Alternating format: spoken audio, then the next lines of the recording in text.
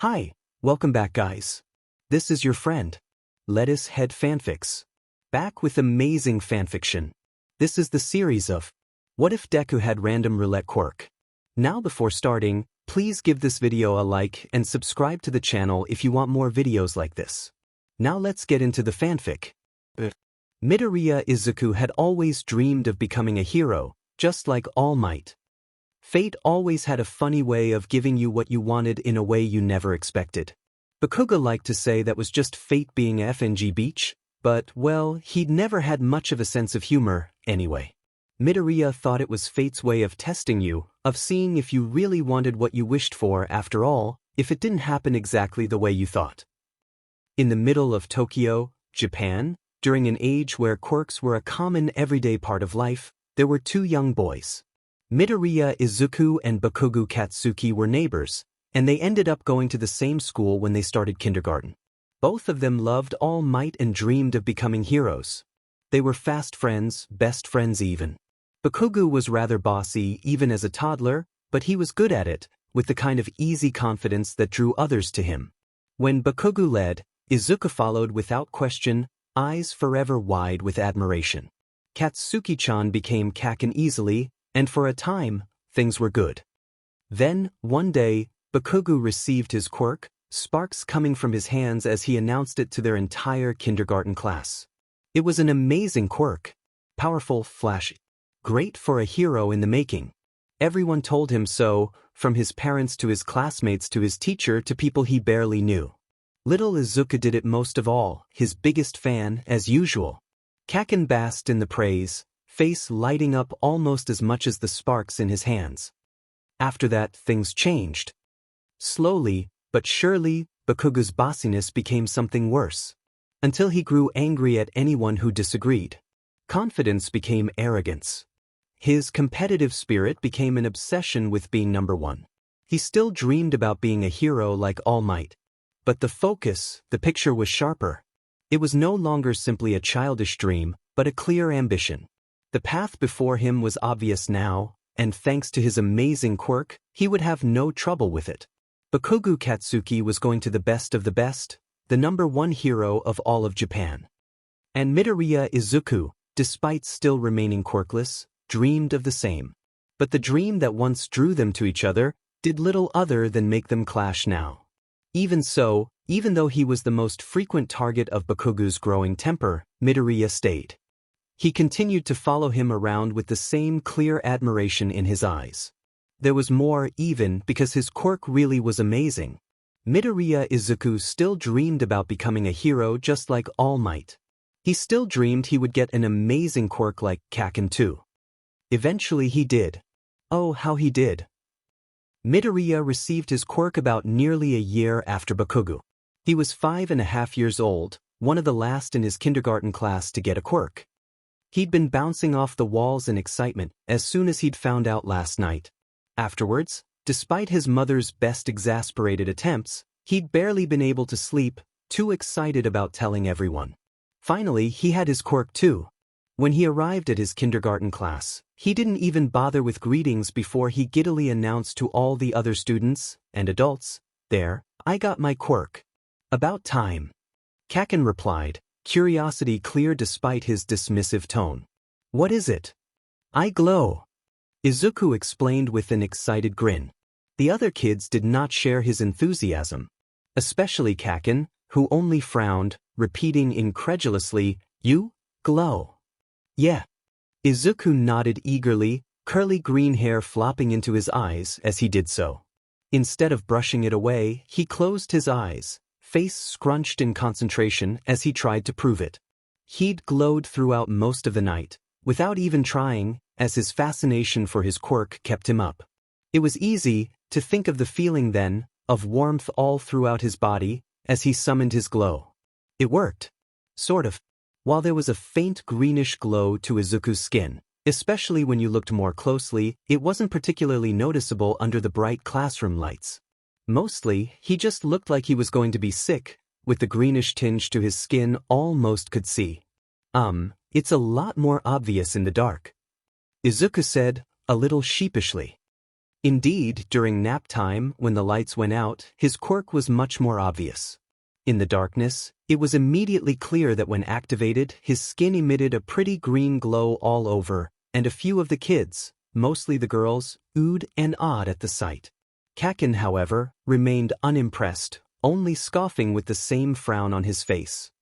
After that, Bakugo stopped bullying him about being quirkless. Instead, he bullied him about having a stupid, pointless quirk. Especially when Midoriya talked about heroes and becoming one himself.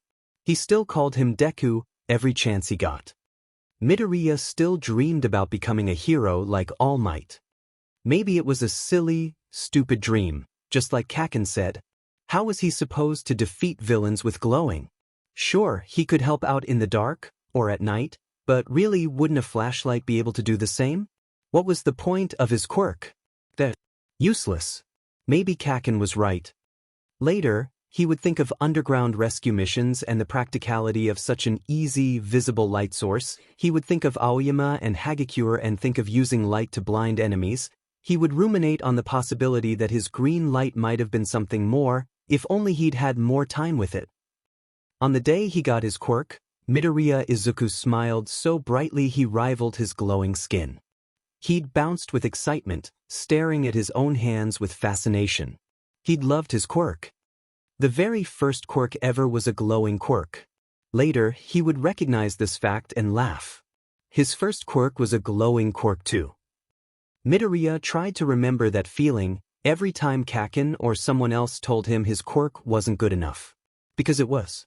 It had to be. Because, despite everything, he still dreamed of being a hero. He still wanted to be by Kacchan's side, as his friend. Midoriya Izuku had always been someone who looked at hopeless odds, and gambled anyway. Which was the funny thing about it all when he'd think about it, later on. Because he'd never needed his quirk to gamble everything he had on a single instant. Though Kacchan had changed greatly from the boy he'd first befriended, Izuku did not. He still followed the blonde around, calling out praise whenever the boy did something amazing. Because his admiration remained, even as his fear of his former friend grew. And maybe it was habit more than anything, or he simply liked having more followers around who praised him, but even though he always had a mean word to say or an insult to spit at him, Kacchan never actually told him to go away. So he never did. Because when Bakugo led, Midoriya followed without question, eyes forever wide with admiration. Then one day Bakugo tried to hurt someone else. Midoriya Izuku had always dreamed about becoming a hero like All Might. So, even though his quirk was useless in a fight, useless for a hero, even though glowing would not be able to stop his former friend's fist from hitting his face, he stepped forward anyway. Body trembling, voice shaking as he spoke, Midoriya found himself standing in front of Bakugo's angry form before he could stop himself. As the blonde reacted to his interference by growling. And stalking forward, arm rearing back and ready to strike against him, Izuku closed his eyes. Midoriya loved his quirk, he did. He did. But he hated it too. And in that moment, more than anything, despite his own previous convictions and feelings, he wished he had a different quirk. Perhaps someone out there was listening after all. Fate always had a funny way of giving you what you wanted in a way you never expected. But wasn't that what quirks were all about, anyway? Eyes closed, Izuku expected pain to explode in his skull immediately. Instead, there was a sense of warmth throughout his body, a strange tingling, and then he opened his eyes. Kacchan's fist sinked into skin. Literally. There was no bruise, no pain. Instead, his skin was stretched all around the blonde's fist, like he'd thrown a punch against a RBB training dummy instead of his former friend's face. No one quite understood what happened, least of all Izuku, who could only stare dumbly at the fist stuck in his right cheek. When he glanced at the other boy, the expression he saw was almost enough to make him laugh. Kacchan was gaping in shock, eyes disbelieving. But when he saw Izuku staring, his eyes narrowed into a much more familiar angry glare. His fist fell away from his cheek suddenly, and the skin rippled before it reformed back into the shape of his usual face. Before Izuku could think too hard about this fact, Kacchan was pulling his arm back again and swinging another punch right at him. This time, though he flinched instinctively, he didn't close his eyes, and he could see the way the punch sinked into his skin, easily absorbing the blow with absolutely zero pain. This time, Kacchan didn't let his hand linger, as he quickly pulled it away as though it had been burned, once he realized the same thing had happened, and his attack failed completely.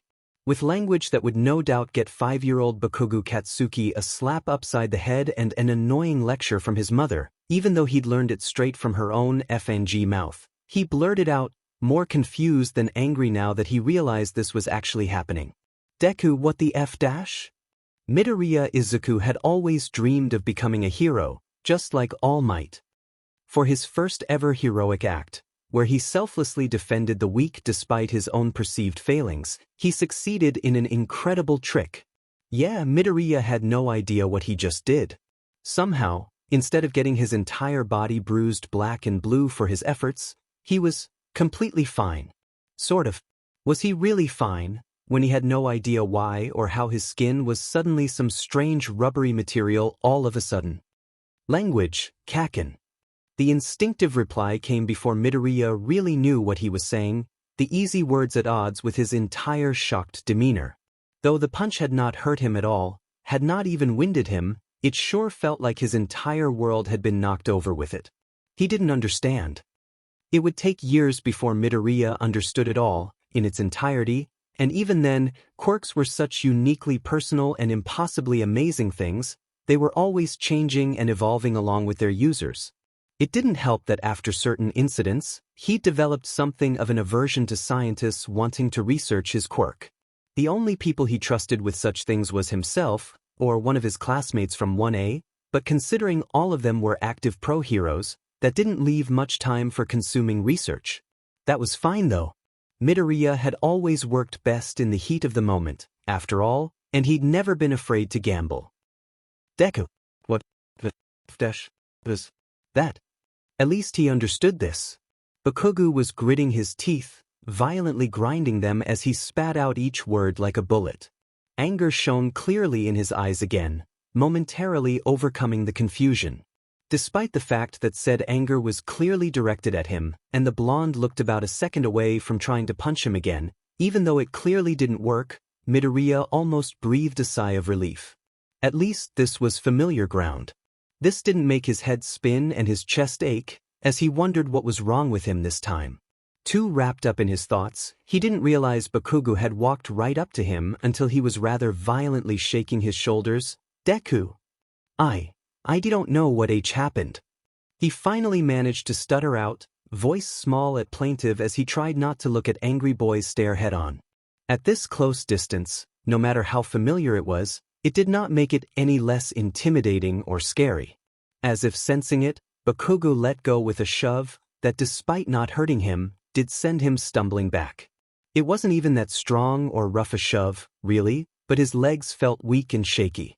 He fell to the floor with a thud. Were they made of RBB now too? They were. He didn't know. Because at the moment, Midoriya was 5 years old, nearly 6, and he'd never been able to turn his body into RBB before. What he could do, because he'd received his quirk months ago, was glow in the dark. He could turn his skin aglow with a pretty green tint that was his favorite color. Or at least he was supposed to. As he quickly discovered when he tried to do it now, he couldn't anymore. The familiar warmth that he could once conjure up in his body easy as breathing was nowhere to be found. He couldn't glow anymore. Even during the day, though his glow was not easily visible to others, it was always perfectly clear to him. He could feel the warmth inside of him, like a comforting blanket was thrown over him, and it was one he could call on any time. But now, no matter how hard he tried, he felt nothing. He felt cold. Now, no matter how much he called, no warmth, no glow, came to him. Somehow, it was this fact, not the one where he'd suddenly gained the ability to be a human training dummy, that completely disconcerted him. All power had a price. To gain something, you lost something too. That was the thing about his quirk, that few people realized the significance of. The guilt and regret came over him like a wave, drowning him until it felt like he was choking from it. Swiftly, shocked changed to panic, and he felt his heart tremble wildly in his chest. What had he done? In an instant, a moment of weakness, he'd hated his own quirk and wished for another. There was a reason they said to be careful what you wish for. His voice took on a desperate tone, as he turned wide and pleading eyes at his childhood friend. Kacchan, I can't glow. Part of him knew that Bakugo held no more answers for him. He was the one asking what happened, after all. Yet he could not help it. Despite it all, everything Bakugo had said and done, Midoriya still looked to him. When Bakugo led, Midoriya followed without question, eyes forever wide with admiration. Midoriya knew, of course, that he had changed. Bakugo wasn't the same little boy who'd watched All Might videos with him and ate dinner at his house. He wasn't Kacchan anymore, no matter what he called him. And yet, Midoriya had always been the type to commit to lost causes, to look at hopeless odds and rush forward anyway. Long before he had his quirk, he was just a boy who continued to follow after another, long after the boy wanted him to. Maybe he was an idiot for thinking that way, and really he'd always had something of a self-destructive streak, but he never ever gave up, no matter what. Katsuki took one look at him. His wide watery eyes, at the way he trembled on the ground like a leaf in the wind, and he growled, frustrated, unsure what to do. It was a feeling that he did not feel often, and he hated it when he did. It made him feel weak. And he was not weak. Not like Deku. The sight of his watery gaze was a familiar one. He was used to seeing the other boy cry. Even before he'd started picking on him for being quirkless, and then, having a stupid quirk, he'd always been a big crybaby. Katsuki just wanted him to stop, already. Why did he keep following him around? Why did he keep wanting to be a hero when he was so weak? But then he stopped his punch, didn't he? Didn't that make Katsuki even weaker than Deku then? Both of them loved All Might and dreamed of becoming heroes. They were fast friends, best friends even. He clenched his fists, watched the way stupid Deku was still looking at him, the way he always was. This was something he knew, at least. So he shook his head, announcing firmly, "Let's go, then." Bakugo Katsuki had always dreamed of being a hero like All Might. In the end, maybe that was enough. Whatever response Izuku expected from his pleading gaze, it wasn't that. Well, he expected the bad word, at least, because Kacchan was always saying them, even though they weren't supposed to be. But he didn't understand what followed. That was happening a lot today, he thought before he asked aloud, confused, "Go. To your house, idiot." Kacchan grumbled, looking like he wanted to punch him again. But he hardly noticed it, because the words sent a wave of realization through him. Midoriya stopped shaking so much, a measure of calm entering him as the idea registered. Where his mother was at. She would know what to do, he realized, with the kind of complete confidence only children could possess. Nodding, his voice was only slightly shaky as he replied, "All right." Slowly, he picked himself off the ground. It was a bit more challenging than he thought, as on thought of his weirdly rubbery legs, he still had the remnants of jittery nerves from his brief panic attack. After entirely too long, he managed to stand up. Kacchan was looking impatiently at him. Cringing a little, he tried to hasten the pace as he stepped forward quickly. That was a mistake. Still unused to his new legs, he was clumsy with his movements. Trying to do anything with any kind of speed resulted in him stumbling, and with another soft thud, he fell to the ground once more. There was a reason why people liked routines. They made people feel comfortable and safe. You were confident when you were used to something and knew what to do. His quirk was kind of the complete opposite of that, each and every time. He eventually learned to recognize similarities and difference between quirks, to trace patterns and utilize his quirk to its true potential so that he minimized the drawbacks. But there was always that moment of confusion and fear, when he had no idea what he could do, when he was forced to adapt to a different quirk that completely changed him in ways he didn't yet know. Bakugo growled again, his frustration reaching a boiling point that caused his hands to spark and smoke from his quirk. The sight of it was enough to make Midoriya start trembling again. Though the boy had never actually hurt him using his quirk, even he knew how dangerous that was. And besides, his fists alone were more than enough to handle useless Deku, and though he knew that it literally could not harm him anymore now, Midoriya flinched anyway. Sorry, Kacchan. Wary of the other boy's growing temper, he tried to get up again as swiftly as he could while remaining careful. There was no point if he only ended up tumbling down again after all. When he finally managed to right himself again, he saw Bakugo grinding his teeth, looking conflicted, which for him translated to looking more angry. At least his hands weren't sparking. Before he could apologize again, the blonde suddenly turned his back on him, making his eyes widen in alarm. Was he leaving him behind? The thought left Izuku feeling cold. But why was he even surprised? It was hardly the first time. Bakugo Katsuki had always wanted to be a hero like All Might, and Midoriya Izuku had always shared that same dream. But that was all they shared, because while Midoriya was small and shy and weak, Bakugo was strong and fierce and incredible. He was always shooting forward to new heights before anyone else and hardly waited for anyone to catch up, and certainly not Deku. Even before he changed, that had been the same. He'd always been the first one to move, always the one in front of them, while the rest of them could only try to catch up lest he leave them behind. In time, that would change. Oh, how it would change. Izuku was ready for that to happen again, for him to watch Kacchan's back steadily grow smaller as he stalked away, leaving him behind like the useless Deku he always said he was.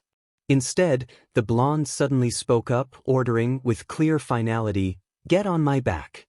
For a long moment, Izuku could only look on dumbly, incomprehension all over on his face. What was happening was so outside his expectations that he could hardly believe his own eyes, let alone actually make a single move. Bakugo Katsuki had always dreamed of being a hero like All Might. Of course, no one ever hesitated to take a helping hand from All Might, like they always tended to, with him. Rescue missions were not Bakugo's forte. Even after growing up and getting a handle on his temper, he may have been a good hero, but he was not exactly a nice one. Much like Endeavor before him, though to a lesser extent, he was not particularly popular amongst civilians despite his impressive record against villains. Of course, Bakugo always found a way. Get there. The force of each word was enough to knock Midoriya out of his daze. Hardly able to refuse, Izuku shakily made his way over, much more carefully this time. He knew better than to rush it now. Eventually, he found himself on the other boy's back, arms wrapped loosely, mostly because they were also rather rubbery, around his neck so he wouldn't fall off. Now, Bakugo was pretty strong for a 5-year-old, but even he would not have normally been able to carry Midoriya on his back. Normally that was. At the moment, it seemed like the green-haired boy was much lighter than usual, and really only slightly heavier than his backpack. Soon as Midoriya had stopped moving, Bakugo started off, immediately heading out the park to the green-haired boy's house. Should we go too? One of the other kids, who up until this moment, had only watched the events unfold without speaking, finally piped up as they neared the exit. Caught up with everything that had happened, Izuku had nearly forgotten he wasn't alone with Kacchan. The entire time, the small group of other kids who gathered around Bakugo, as well as the victim of the bullying Midoriya had stepped forward for, were silently watching the proceeding with stunned looks on their faces. The victim especially, a quiet boy that Midoriya had never actually spoken to before today, looked quite shocked by the blonde's sudden helpfulness. He could understand the sentiment, to be honest. And in that same spirit of honesty, though he'd spent just as much time around them as Kacchan, Izuku wasn't sure he'd call any of them his friends. Even before they all took turns teasing, bullying him under the blonde's command, they'd never been very close. The only thing they'd had in common was that they all hung around Kacchan, after all. So the only reason they hung around each other was him. And when the blonde was not around, they didn't bother talking or hanging out with each other. Put simply, they were Kacchan's friends, not his. Though they were less friends than followers, really.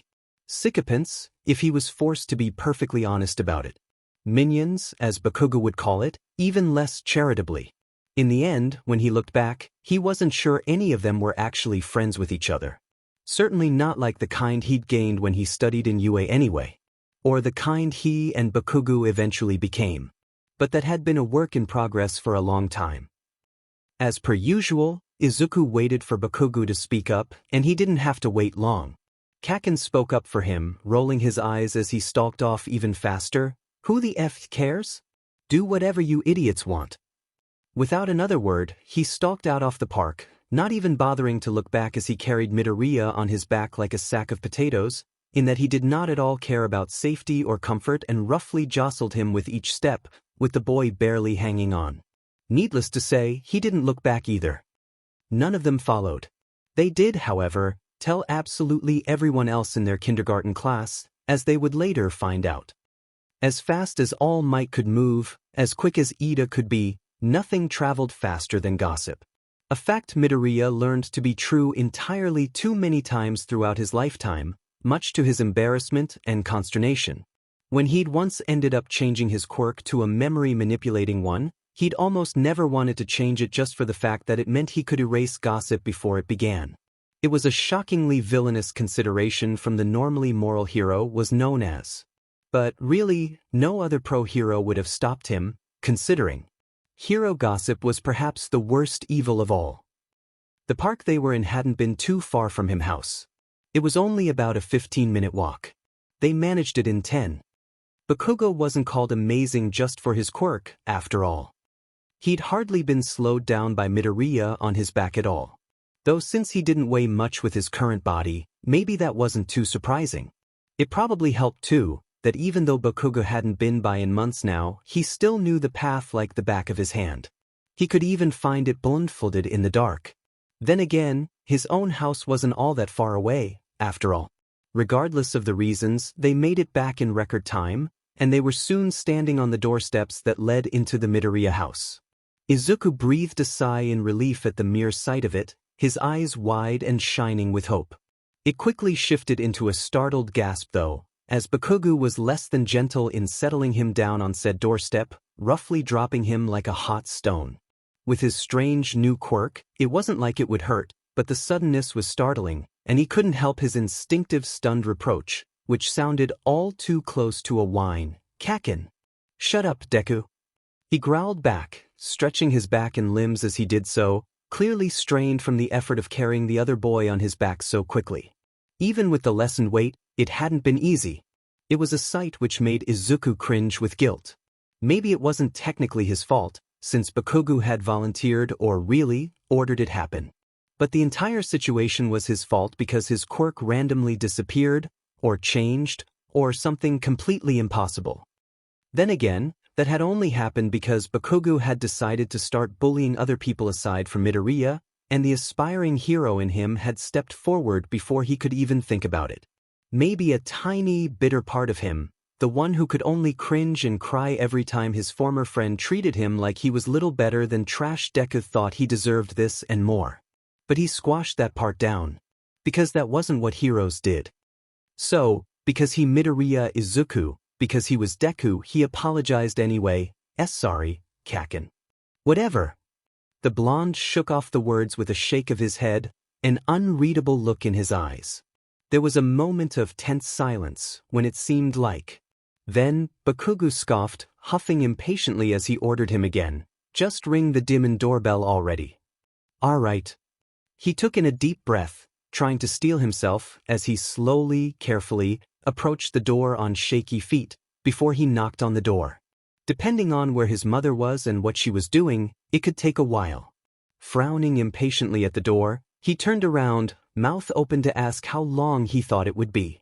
But when he did, he realized the other boy was walking away. Kacchan? Wait. He called, put desperately, unthinkingly taking a quick step forward. Not his smartest idea, seeing as it immediately resulted in him tripping over his own rubbery feet again, and he fell to the ground with another thud. But he didn't even care, as he raised his head to track Bakugo's disappearing form, with watery eyes. The blonde never even looked back. That was how Midoriya Izuku found her son, lying face first on the ground, and arms stretched out towards the street outside. He was not moving, and for one horrible heart-stopping moment, she feared the worst. But then she saw it, barest tremble of his shoulders, which was followed up by a faint sad sob that broke free into the air, before it was choked off. Despite the fact that something was clearly wrong still, She breathed a small sigh of relief for the fact that at least it was not her worst nightmares come to life. Nonetheless, she could not stop the panic and the nerves, as she wondered exactly what had happened. Quickly approaching him and kneeling down to help him up, she asked as gently as she could while worry had her wrapped in a vice, "Izuku, dear, what's wrong?"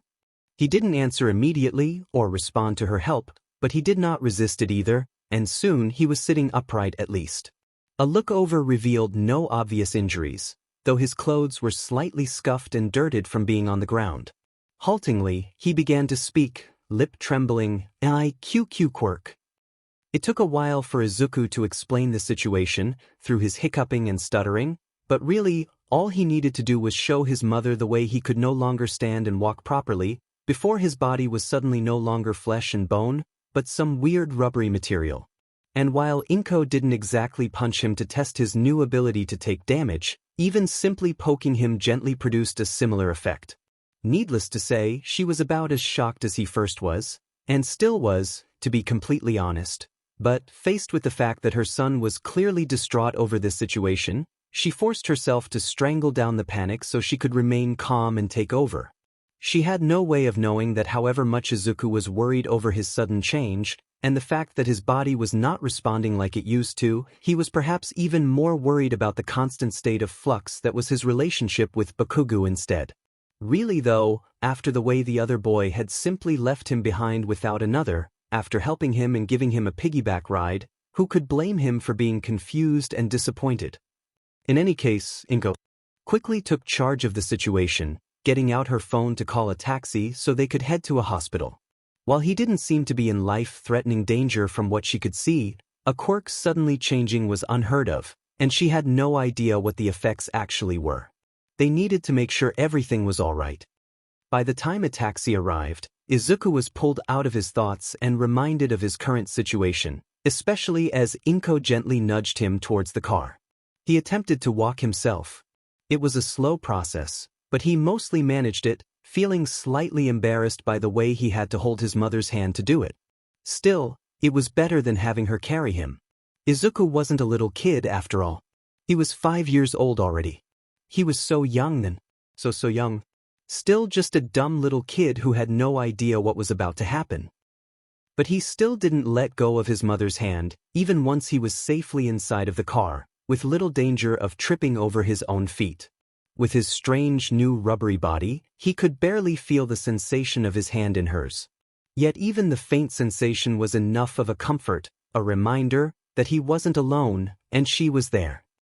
The receptionist hadn't seemed too impressed when they explained what happened. Mostly, she seemed to think they were lying about it all. But she made the appointment and told them to wait all the same. Eventually, they were taken to a doctor specializing in quirks. He wasn't half as skeptical as the receptionist, and seemed to believe their story almost immediately. It probably helped that he had the medical records on hand clearly stating Izuku's quirk was supposed to be simple bioluminescence, even though he was now demonstrably unable to glow, and instead, seemed to have an altogether different quirk instead. The doctor called it RBB body, and as the name implied, it made it so that his entire body has the properties of RBB. This meant that any kind of blow or touch against him either sunk into his skin or bounced off, depending on how light it was. Because of the rubbery quality of his skin, he couldn't feel sensations half as well as he used to either, as holding his mother's hand has proved, and, after some testing, which involved holding a hot compress and some ice cubes, alternately, it seemed he couldn't feel temperatures too much either. Though he could still tell when something was hot or cold, to him, it was more like it was merely mildly warm or cool instead. He probably wouldn't need to bundle up so much during winters, at least. If that wasn't enough, it turned out that his body could also stretch itself like RBB2. Though it was initially done by the doctor literally pulling his finger as far as it could go, which turned out to be quite far, Izuku realized he could do it himself too, though it took much more effort and conscious thought. He just wasn't to being able to stretch himself that much. It was like using muscles he never realized existed. After another series of tests conducted by the doctor, it was concluded that he was able to stretch his limbs up to a maximum length of about 2 meters, but he could not hold them there for long, only for a few seconds at most. He could hold position at shorter distances more easily. None of it actually hurt him, though he did begin to feel a certain strain if he tried going further than his maximum distance. Even so, Izuku could hardly believe it. His worry had slowly become replaced with excitement, as each new test revealed a new incredible facet to his new quirk, which was truly amazing. Midoriya Izuku had always dreamed of being a hero like All Might. With his new quirk, it was more than possible. Indeed, the possibilities were nearly as flexible as his new rubbery body, because he could absorb any villain's blows, and he could stretch his limbs to punch them back from a distance. He could use his body like a shield for helpless civilians or even fellow heroes. He could stretch himself taller and climb to greater heights. He could be a hero. Even though it definitely had its drawbacks, like the fact that he still had trouble walking if he did it above a snail's pace, there were more than enough benefits to outweigh it. The doctor assured that his issues with his quirk would fade with time and practice too, and that the only reason he was having trouble walking was because he wasn't used to having his body be like this. A problem he wouldn't have had if this quirk had appeared when it was actually supposed to. Namely, as soon as he was born. Because his new quirk couldn't be turned off, it meant it was a mutation type.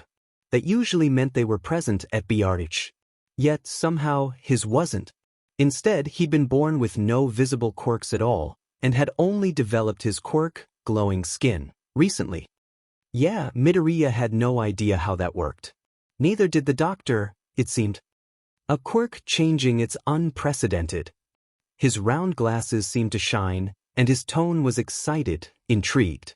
It was, frankly, more than a little intimidating, and Midoriya shrunk back from his attentions almost immediately. His mother curled a hand around his shoulder before asking, with a clear sense of worry, "So you don't know what happened?" The man sked audibly, wagging his finger as he corrected, Now, I did not say that. I have some theories, of course. However, I do not wish to color your perceptions or give you any wrong impressions, so I hold off on sharing them until they can be confirmed as the absolute truth." "I see." Inko answered slowly, looking rather like she wished to know these theories anyway, but she didn't say anything more, not with her son next to her. The doctor continued on. "For the moment, I believe it would be best for your son to simply get adjusted to your new quirk, so that he will be able to move around with his previous ease. I recommend consulting with a physical therapist to create a program that will maximize this." He wrote the contact information for his recommended colleague down on a slip of paper and gave it to Inko, who felt more relieved at this. Though the mystery of the circumstances worried her, the most important thing was the knowledge that her son would be fine. She gave a reassuring smile at him, which he returned, one tinged with a cautious hope. They left, then, with the doctor's parting words for them being, "Please, contact me again if there are any other issues and continue to observe your quirk for any other changes." Later, Izuku would think of the strange emphasis the doctor had placed on the word, and would realize, even then he'd known, or at least, suspected, what his real quirk actually was. Really, he should have realized it himself sooner, considering there were signs everywhere, when he thought it over. But hindsight was always 20/20, after all, and frankly, who would have even considered that a quirk like his could have existed? It was unprecedented after all.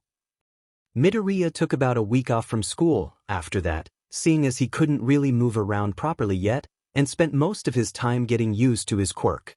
They had consulted the therapist as recommended, and given a list of exercises he could do at home to help his recovery. It was slow going, but it was working, he thought. It was also really, really weird. He'd get that feeling a lot over the years. It was never easy adjusting to a completely new quirk, and even when he found quirks with a lot of similarities, there was always just enough differences to make the entire experience feel a little weird, anyway. Embarrassingly enough, it was a lot like he was a baby again and just learning how to walk for the first time. That was a blow to his self-esteem. But on the plus side, he was also discovering just how helpful his quirk could be too. Such as the fact that he could now grab the cookies his mother kept hidden on the top shelf all by himself, anytime, which was perhaps the most amazing thing of all. In any case, by the end of the week, he could mostly walk and move around without tripping over himself. Of course, he still couldn't run very fast, or he'd trip again, but he was getting better and more used to it, bit by bit. It was enough that he could return to class again, at least. Midoriya Izuku had never been very popular or well-known amongst his classmates. He didn't really have any friends besides Kacchan, and most times, it was hard to count the boy as one, even if he didn't like to think of it that way. But on the day of his return, his entire class, as well as a crowd of teachers and staff, all crowded around him. It was the most eyes and attention Midoriya had ever had on him, and he was rather quickly overwhelmed. Midoriya never really got used to it, not even as a pro-hero in the public eye. Certainly, he had learned how to fake it the little better, at least, so that his nervousness wasn't completely obvious to everyone even from a telescopic distance. But in his heart, he had never stopped being the shy 4-year-old who no one ever paid any attention to because there was little interesting about him. His classmates didn't know what to think of his sudden new quirk. At least, he didn't actually have to say anything about it, seeing as what happened had long spread through his entire school. Of course, there were plenty who didn't believe said rumors. It didn't help that the story had gotten more convoluted the more it got shared, and by now, there was everything ranging from him getting kidnapped and experimented on by villains that changed his quirk, to him getting bitten by a radioactive glowing spider that gave him the ability to shoot RBB bands from his hands. And those were just the snippets he could hear. Every second it felt like there were 10 more. What happened? Izuku opened his mouth to try to explain, but he couldn't even start when someone else piped up. Did you really die and come back to life as a mannequin? Wait, what? His brows furrowed in disbelief and confusion. He denied firmly, "Oh, so you don't glow anymore?" Izuku simply shook his head at that one, a brief twinge in his heart at the thought, but it was all too easy to ignore it when there were so many other things taking up his attention at the moment. You're lying. No one can just change quirks like that. Yeah. If it really changed, then prove it. Show us your new quirk. The crowd seemed to reach a consensus at that, and looking around at everyone's expectant gazes, Izuku felt his heart race nervously. Forcing himself to calm down and remember what he'd practice, he slowly stretched his legs as far as they could go, until he was towering over all his other classmates, and then even taller than many of the adults. From his new height, he could see everyone clearly, and the way they were all looking up at him in shock and awe. From here, he could also see Bakugo in one corner, away from the crowd, an unreadable expression on his face. Abruptly, he found himself snapping back to his old height, the suddenness of his action causing him to stumble into one of his classmates. Sorry, he apologized instinctively, but his thoughts were still on Kacchan, and he felt his stomach twist nervously at the thought of the other boy. What did he think about all this? Was he still useless with his new quirk, that could now take any punch or kick from him without any effort? He didn't have much time to linger on such thoughts though, because everyone was soon on him again, a sea of questions and exclamations, all talking about how cool and awesome his new quirk was. It was the kind of thing he dreamed about when he was still a quirkless boy waiting for his turn to be special. Though he was still overwhelmed and unused to the attention, he found that he liked it. His heart warmed at all the words of praise, and he smiled nervously at them all, stuttering out his thank yous with a shyness that made the adults coo over how cute he was. Alone in one corner, Bakugo frowned harder. Things changed after that.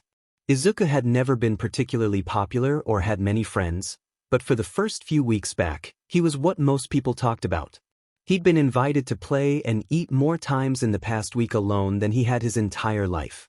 It was a strange and disconcerting feeling. Not entirely unpleasant, but it was definitely weird. The weirdest of all was the fact that throughout it all, Kacchan did not speak a single word to him. Oh, he would talk about him, like when some brave and possibly stupid soul had told him that Izuku could not beat him in a fight since none of his blows could land. Bakugo would growl and say the Deku would always be a Deku, no matter his quirk. That hurt. Because, no matter how many other people wanted to be his friend now, the one person he'd always wanted, he'd continued to consider his friend despite all the things he said and did. The other boy didn't feel the same way he did.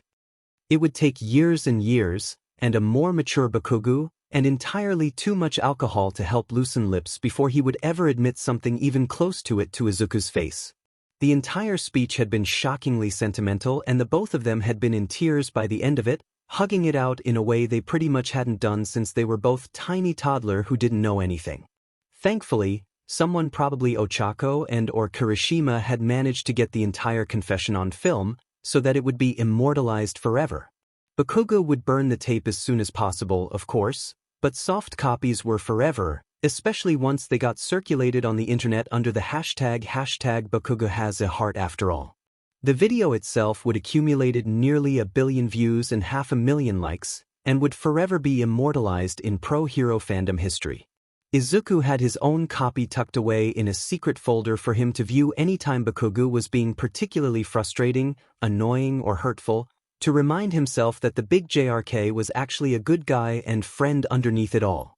Sometimes he also just liked to watch it for a laugh.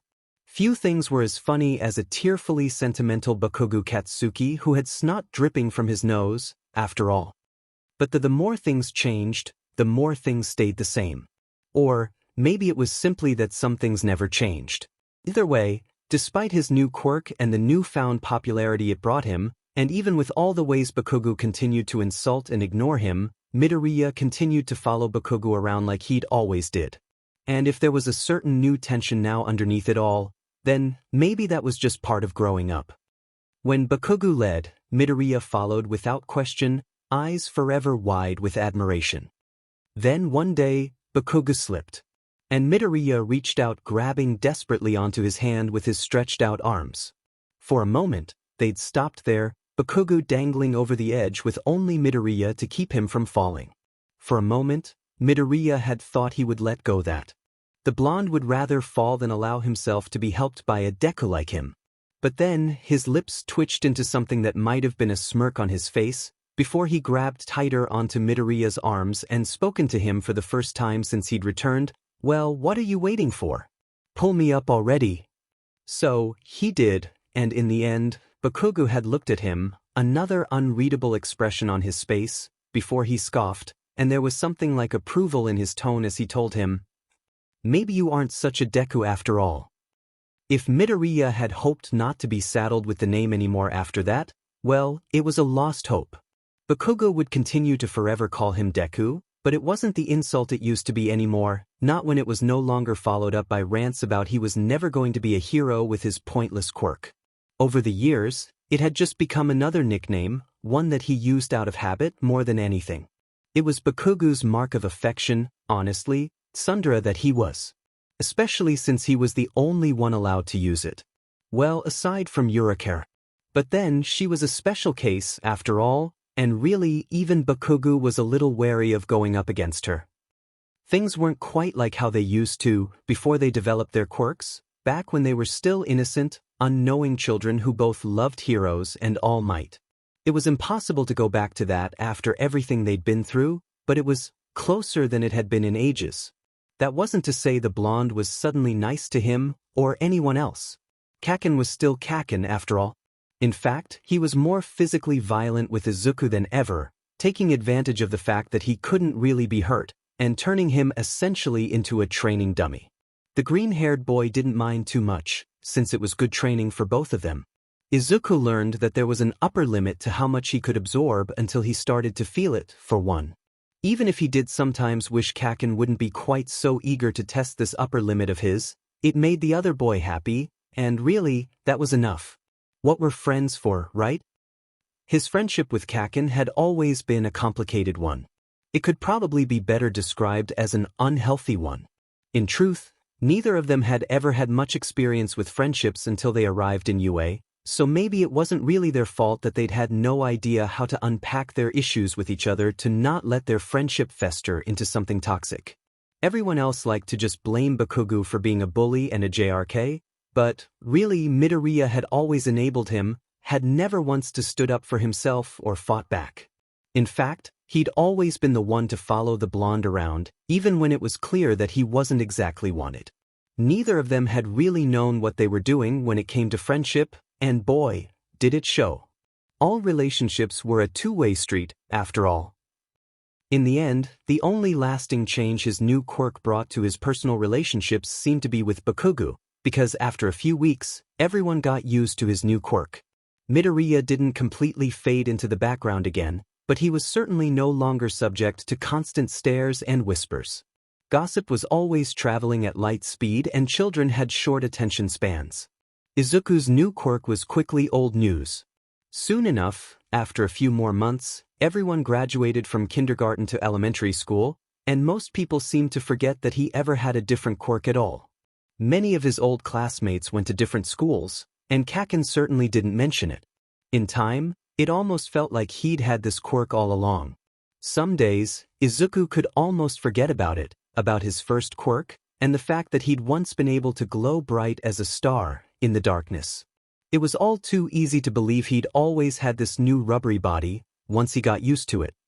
Maybe this was how it was supposed to be. His first quirk was some weird mistake. So, this was life or fate or whoever was in charge of these things, correcting that mistake. It hurt, of course, to think of his old quirk as a mistake, to think of the warmth, the light, and think of it as wrong. But what else could he do? When his new was clearly right. Midoriya Izuku had always dreamed of being a hero like All Might. His new quirk was super cool, after all. He could stretch his arms out and reach far away things without getting up, and he could stretch out his legs so he was almost as tall as an adult. He couldn't be physically hurt anymore, at least, not by punches or kicks, or against table corners. Still, Midoriya could be a hero now. With his amazing new quirk, fit for a hero. Even Kacchan didn't disagree anymore. He stopped telling him his quirk was stupid and useless, that his dream of being a hero was impossible. Instead, he told him that maybe he could even be his sidekick or something. It was all he had ever hoped for. And if he sometimes missed his glow, especially when he was lying in bed at night in the dark, where every shadow seemed to jump out at him, then it was fine.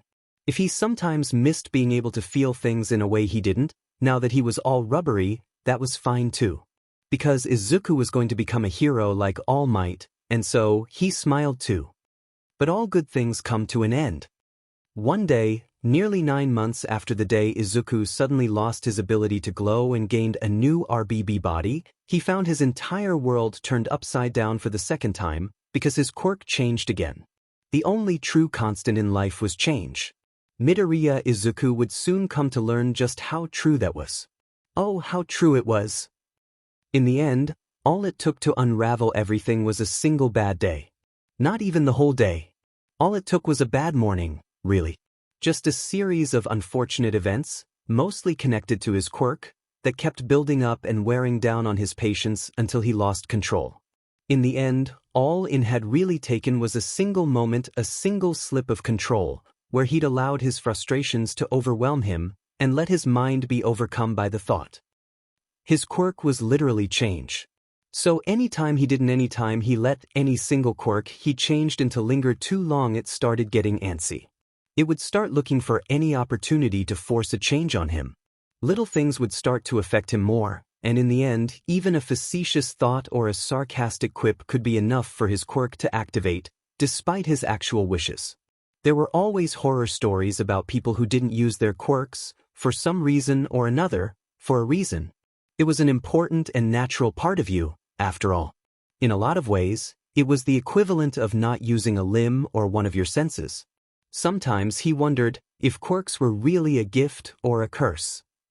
It hadn't started out too bad. Midoriya had been dreaming. It was a good dream, one where he was flying in the sky with All Might and saving the day with him. Then he'd woken up. Things started going downhill from there. When he sleepily stretched with a yawn, he accidentally stretched his arm too far and knocked his alarm clock off the table. It fell to the floor with a loud crash, and most unfortunately, broke from the force. That was bad enough as it was, but the fact that it was an All Might alarm clock, and he managed to essentially decapitate his hero by accident. Izuku paled in horror at the sight, and may or may not have cried a little too. He did. But he was 6 years old, a little emotionally unbalanced, and possibly the biggest All Might fan in the world, so really, it was hardly unexpected. That was the first strike.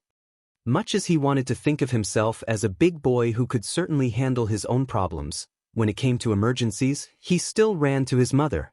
He went to her now, too, bringing the broken pieces of his clock, and explaining what happened with a slight hiccup.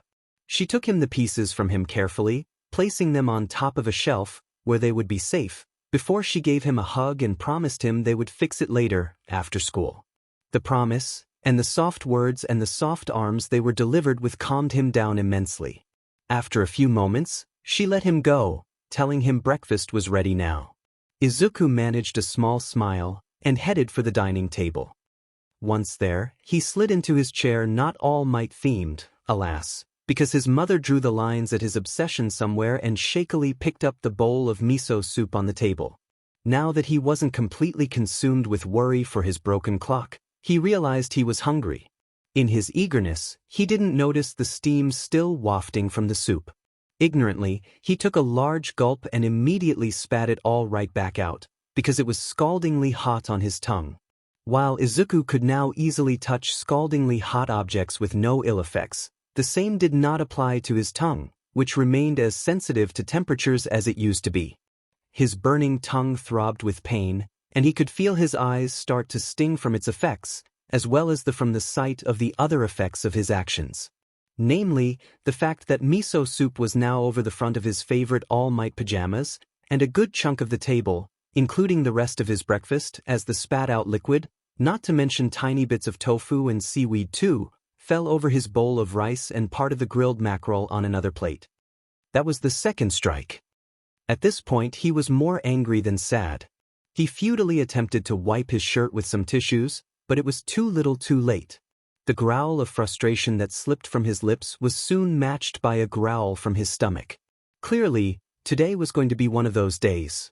Even so, he tried to look at the bright side, retain some of the sense of unfailing optimism All Might was so known for. At least his pajamas could be washed, and he could still eat the food, he thought. Well, probably, anyway. It didn't sound very appetizing though. Maybe if he just took out the parts he'd spat on? Maybe his mother would be okay with cooking something else. For the second time in a row, Midoriya went to find his mother. She told him to change out of his damp pajamas and get himself ready for school, promising to fix breakfast once he finished. Midoriya did as she bid, and when he stepped out of the bathroom in his clothes for school, he felt a little better. He wasn't quite so hungry when he was distracted by getting ready, anyway. Once he finished putting on his shoes, he started on fixing his things in his backpack. As he did so, however, he realized something very important. There was something missing. The answers to his homework, to be perfectly exact. With a small cry of horror, he realized he'd forgot to finish his homework. He was supposed to do it all last night, but he kept putting it off because of how frustrating it was. After nearly a year of it, Midoriya was more or less used to the fact that his body was no longer simply flesh and bone, but made out of some rubbery material that he could easily stretch out. This didn't mean he could always use it the way he wanted it though. His fine motor control was especially terrible now because he had to relearn all of it with a new body. Eating was an activity that often ended as a mess, and the incident with his miso soup was, frankly, not uncommon, though it was usually simply because his hand had shook too much and he ended up spilling it, not because he spat it out. And any time he was forced to pick up a pencil, it was a truly Herculean task that followed. Like last night, for example. He'd been getting increasingly frustrated about his hand being unable to properly grasp the pencil because it was too rubbery, and it just kept slipping through his flapping fingers, or he was somehow stretching his fingers by mistake and he couldn't get a grip at all. Either way, he made very little progress with writing out his answers. It was especially frustrating because he knew what to do and what he was supposed to write. He just couldn't actually properly write any of it out thanks to his stupid rubbery hands.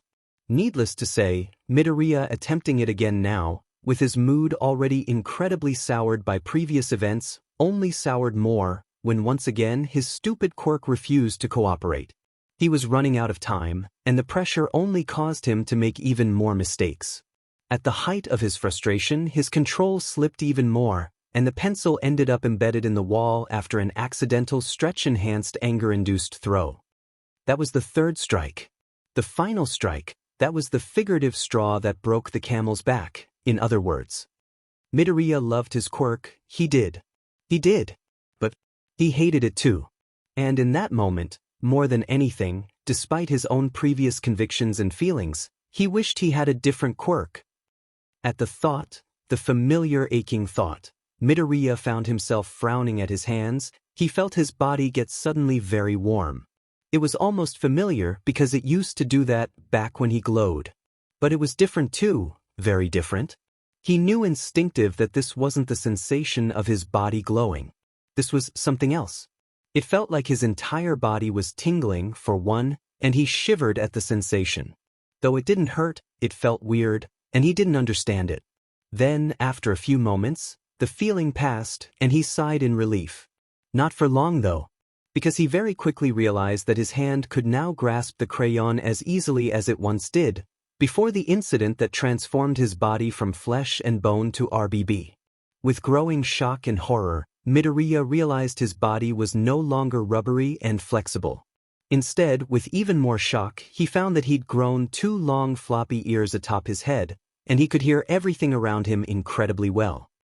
Later, he would laugh at this moment, at the sheer ridiculousness of the picture he painted, with his floppy rabbit ears on his tiny 6-year-old head, and the comical overdramatic way he screamed. Of course, in the moment it happened though, the horror was all too real, and there was nothing funny at all about the sudden appearance of some animal's ears attached to his skull, not when it came with all new senses he had no idea how to handle. It would take years before he would be able to recall the event in his mind without the shock and horror tainting it. But eventually, looking back, it would become all too easy to see how amusing it was, to treat it like the funny childhood memory that it was. Hindsight was funny like that. Maybe it should have been easier, adjusting this time. At least, unlike last time, it wasn't his whole body changing material. All he had were additional ears atop his head. But the enhanced hearing it came with was an even bigger adjustment than his body turning to RBB. The enhanced smell was even worse. He felt torn between a building headache and a growing urge to vomit from the overwhelming new sensations alone. Then, once the realization of his situation hit, and he instinctively released a scream of stunned horror coming from his own throat nearly deafened him, everything came to a head, then. He literally passed out from the pain and shock of it all. Once again, that was how Midoriya Izuku found her son, lying face first on the ground, this time in the middle of his bedroom floor. Once again, he was not moving, and for one horrible heart-stopping moment, she feared the worst. This time, there was no tremble of his shoulder, there was seemingly no movement at all, and all her fears did not abate, as she quickly made her way to his prone form, dropping to the ground beside him. Her heart still caught in her throat, she carefully turned him over. A sigh of relief escaped her lips when she saw the slow rise and fall of his chest. He was breathing, he was alive. Unconscious, but alive. The worst-case scenario confirmed to be false, she relaxed enough to take in the rest of the sight before her, and notice a new detail that soon made her previous panic return. Atop his head were a pair of furry pale green rabbit ears that were not there before, only 15 or so minutes ago, when she last spoke to him. She would have thought it part of some strange costume, if she didn't know that her son had no such thing in his possession, as well as the rather unsettling realization that one ear was twitching. It was part of him, Izuku realized, with growing confusion and mounting panic. Why did her son suddenly have rabbit ears on him? In any other situation, the sight might have been classified as adorable. Her son's sleeping face coupled with the ears were worthy of filling several albums of photography. But considering the actual circumstances and the complete unknown they represented, she could feel only afraid for what it all meant. Izuku cradled her son in her arms, softly but urgently calling his name, trying to wake him up. She had no idea what else to do, or how else she could possibly help, when she had no clue what had happened to him. If only all her son's issues could be as easily fixed as a broken alarm clock, she thought, with increasing hysteria. Thankfully for his mother's poor heart, Izuku soon woke up on his own, though he was rather less thankful for the fact, considering how he felt once he did. It was like he'd been hit by a truck, the way his head throbbed and his throat ached. Blinking blearily, his swimming vision eventually came into focus, and he saw his mother's worried face before him. For a moment, he forgot what happened, and he could only ask, confused, What is it? I wanted to ask you that. I found you lying on the ground, sweetie. But, slowly, he remembered, especially as he heard her answer ring entirely too loudly in his head. He had rabbit ears now, not a RBB body. Because he wished for it. Cringing, he began to explain what happened, in a stuttering reply that never raised above a whisper. Once more, his mother took charge and hailed a cab to take them to the hospital. This time, the trip was even more arduous than the last one.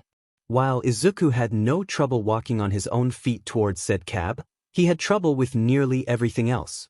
It had been bad enough while still inside his house, where the noise was still buffered by walls and insulation. He'd literally passed out from his own screaming after all. But the moment he stepped outside the house, where the open air carried sounds from every direction all too easily, Midoriya was immediately overwhelmed again, but this time, instead of losing consciousness, he vomited the contents of his meager breakfast all over his shoes. To add insult to injury, they were his favorite sneakers too. Midoriya would really rather not recall it, but that happened a lot in his earlier years. Getting used to an entirely new quirk which often changed your physiology in completely unexpected ways was not a walk in the park, and there were definitely consequences. He'd puked and passed out more times than he could count, had innumerable headaches and pains, and got into a lot of accidents, thanks to his quirk. Change may have been constant, but it was definitely not easy.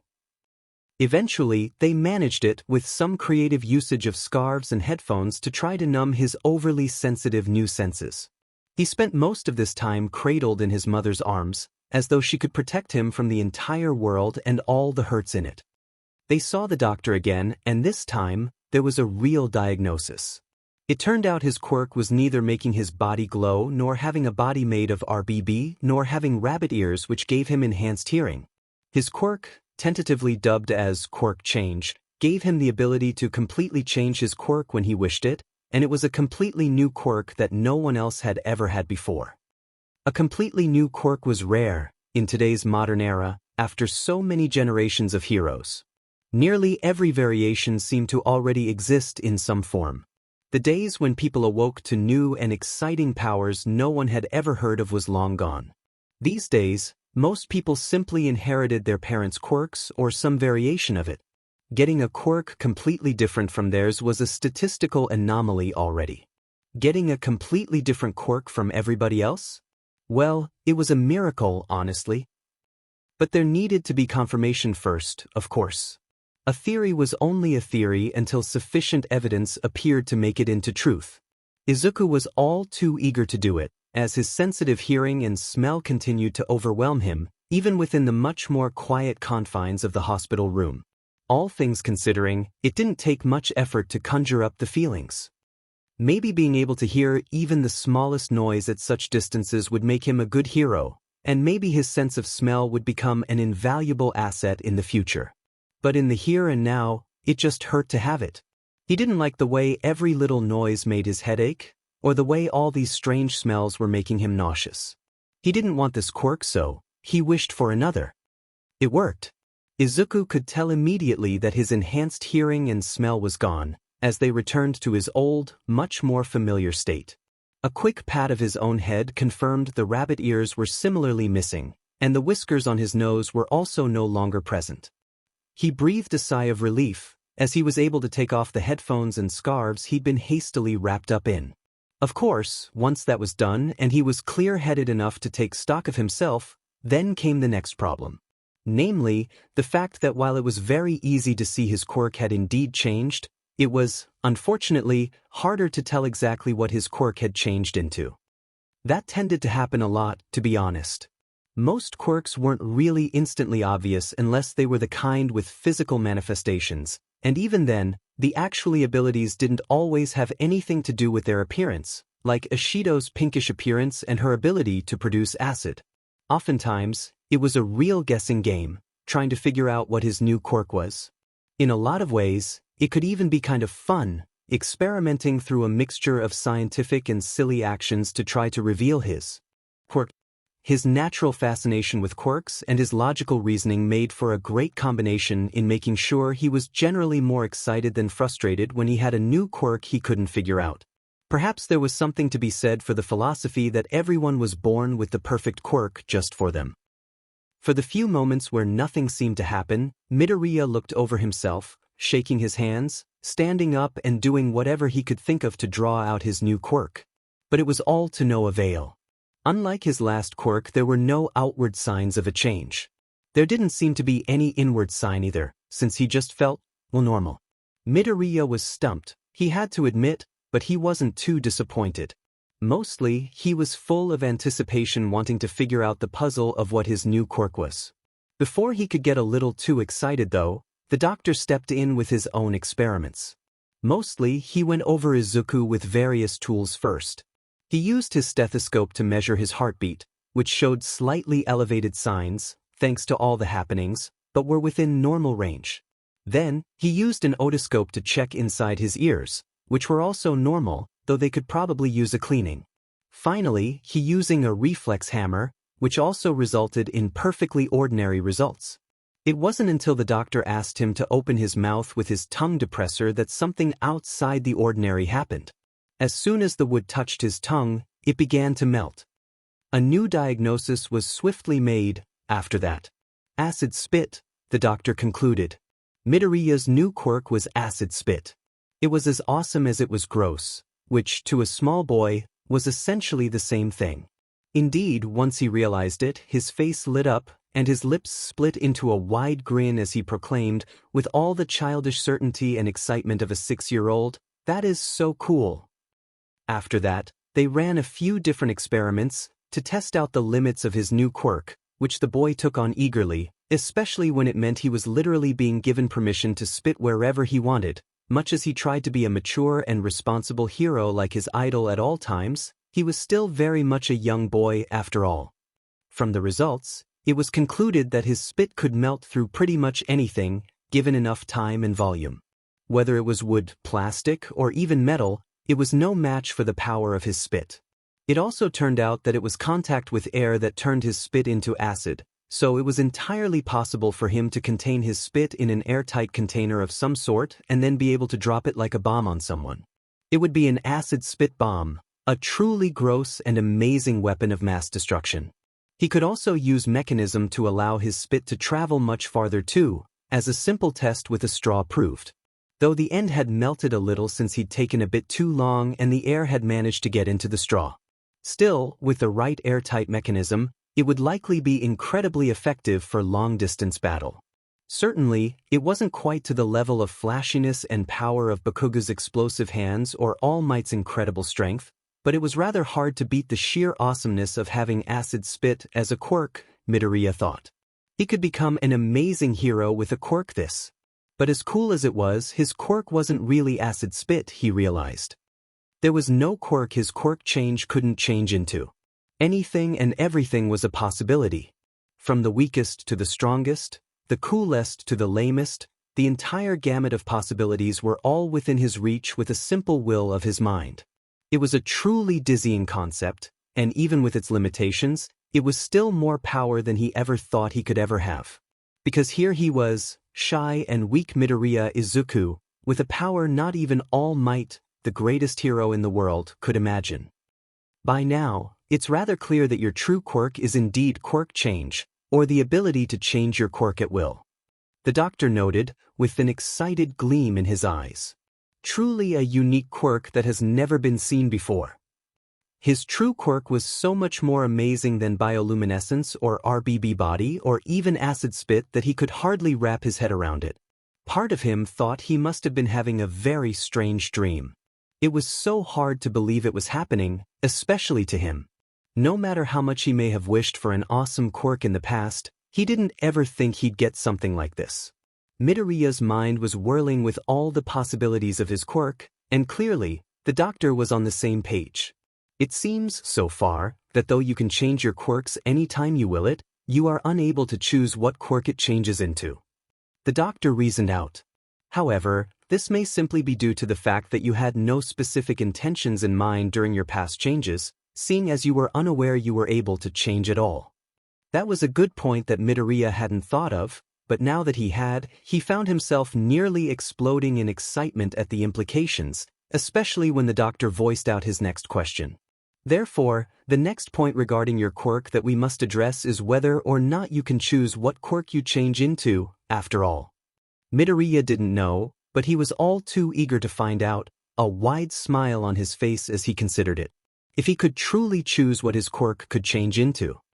Midoriya Izuku had always dreamed of being a hero like All Might. That there was really only one answer to that. Still, this was easier said than done. By now, Midoriya had a fairly good idea of what his actual quirk could do, especially once he thought about everything that had happened since that first time he started glowing. Every time his quirk had changed, it had started with the intense feeling of not wanting his current quirk and wishing for a different one. It had been easy enough to conjure up the feelings when his quirk was making everything too loud and painful, and all he'd wanted was to make it stop. Now, it was a little harder, since he didn't feel the same hate for his current quirk. No matter how he thought about it, Acid Spit was too cool a quirk to feel such intense dislike for, and certainly not now when he only had it for a little while. Part of him was still thinking about exploring the limits of what he could do with it. Maybe he was going about this the wrong way. Thinking about the quirk he wanted to have instead made things a little easier. It didn't much to conjure up his great admiration, obsession, for All Might. The pro-hero was his idol, and his quirk was amazing. How many times had he wished for something similar? How many times had he pretended to have it? Too many times to count. Midoriya Izuku had always dreamed of being a hero like All Might, after all. Once again there's that tingling feeling all over his body. It was a little like being doused in cold water, or like having tiny static shocks. When it was over, there wasn't any visible change that they could immediately see. Did it work? Only one way to find out, he thought. Midoriya tried to imagine that he was All Might beating up a villain, while swung his right fist out with as much force as he could, calling out, "Texas Smash." But nothing happened. No incredible rush of air or crazy force that probably would have ended up destroying the doctor's office now that he thought of. However, he could see that though his arm was not exactly glowing with power, it was indeed looking quite different. Instead of the usual pale white, he was now greeted with bright golden skin. Despite his most fervent wishes, his quirk did not change into something like All Might's. Instead, he got skin color change, the simple quirk to transform his skin color to whatever he wanted. His skin had defaulted to gold because it was what he subconsciously most associated All Might with, but he could choose specific colors if he focused on it. He was able to change his skin to his favorite shade of green, then to a pale blue, then to a tomato red in quick succession. Not exactly a powerhouse quirk, but it was fun and pretty cool in its own way to see himself change like this. It wasn't painful like the rabbit ears or awkward like his RBB body had been at times.